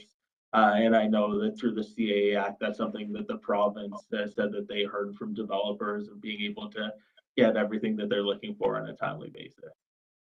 Oh, so this is perhaps something that we should try and separate out from all of the major changes to the Conservation Authority, and maybe look at requesting a report to the TRCA board to look at this. Yeah, I believe we've brought this to the board in recent years. I think Samir from the planning and development side has done that, but I'd be more than happy to speak to him about bringing it to your report. Yeah, so maybe I'll follow up outside of our process here, Mr. Chair, because I don't recall it in this term of office, but seeing it highlighted there, we'll maybe do the follow up at that end. This budget committee is full of TRCA members, so we'll do that. Okay, thank you. Thank you, Councillor McKelvey. Thank you, Mr. Chair. So my first question is, can you speak to the progress you made on the Ravine and Meadowway last year? Absolutely. And to that, actually, I have Lisa Turnbull with me today, who's our Associate Director of Professional Services, who will be speaking to the Meadowway today. So Lisa, after you. Great, thanks, Michael. Through the chair, I'll start first with the Meadowway, and Ralph Toninger is also on the line in terms of the ravine question. So one of our key priorities for this year was advancing the trail connection at Highland Creek. So we had work that started at Orton Park, heading towards the Highland Ravine, and we'll continue up through the Meadowway and connect really a significant trail network heading south to the waterfront also. So that and continued restoration across the corridor has been our priority for this year. And then moving into 2022, we'll look at the restoration component for that Highland Creek piece too. So Ralph, I don't know if you wanted to perhaps jump in and speak a little bit from the ravines portfolio perspective. Yes, I can provide a quick overview. The key funding initiatives as part of the ravine implementation, we've been working very closely with your own city staff. Invasive species work throughout the priority investment areas.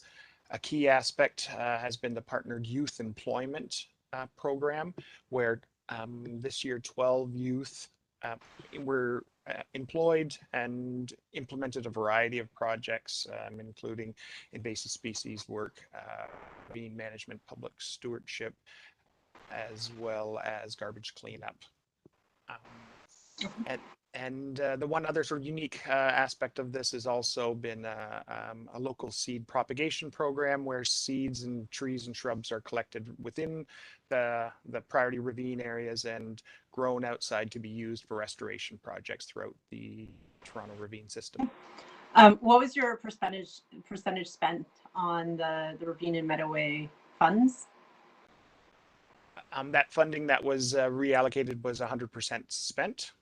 Okay, great. And question, I don't know if Nancy's online or if Michael's going to answer this. I just wanted to know the status of the Scarborough Waterfront project. Through the chair, I can actually speak to that, Councillor McKelvey. So in terms of the status, we've continued to advance the detailed design of the Brimley Road multi-use trail this year, and also the design for the shoreline, which we refer to as the western segment, which is essentially Bluffers Park heading to Meadowcliff. So those designs are well underway and to be wrapped up this year, with our implementation of the Brimley Road multi-use trail slated to start by the end of the year. So the funding to advance those key priorities is currently in place, and we've continued to work with transportation services and other city departments to advance that work. Okay, thank you. Thank you very much. Any other questions? Seeing none, thank you very much and appreciate your time today. And members, I think we are done for today. Thanks everyone who was involved. Tomorrow we have, just a reminder, tomorrow we have corporate services, we have create TO, we have finance and treasury, and then we have city manager, legal services, city clerks, city council, and office of the mayor tomorrow. And thank you for those who did get in the briefing notes requests. Again, get them in as if hopefully by the end of today, so clerks can get them to staff to review. And it'll make tomorrow, if we can get them in, we can review them. We can ideally get done a lot faster tomorrow afternoon. So that's your incentive. Anyway, thanks everyone for having a good. Mr. Chair, it's a motion to recess the meeting, please. Oh, and yes, we need a motion, to recess the meeting. Councilman McKelvey will do that. All in favor? Opposed? Okay, we're in recess till tomorrow. Thanks. Have a good night, Ed.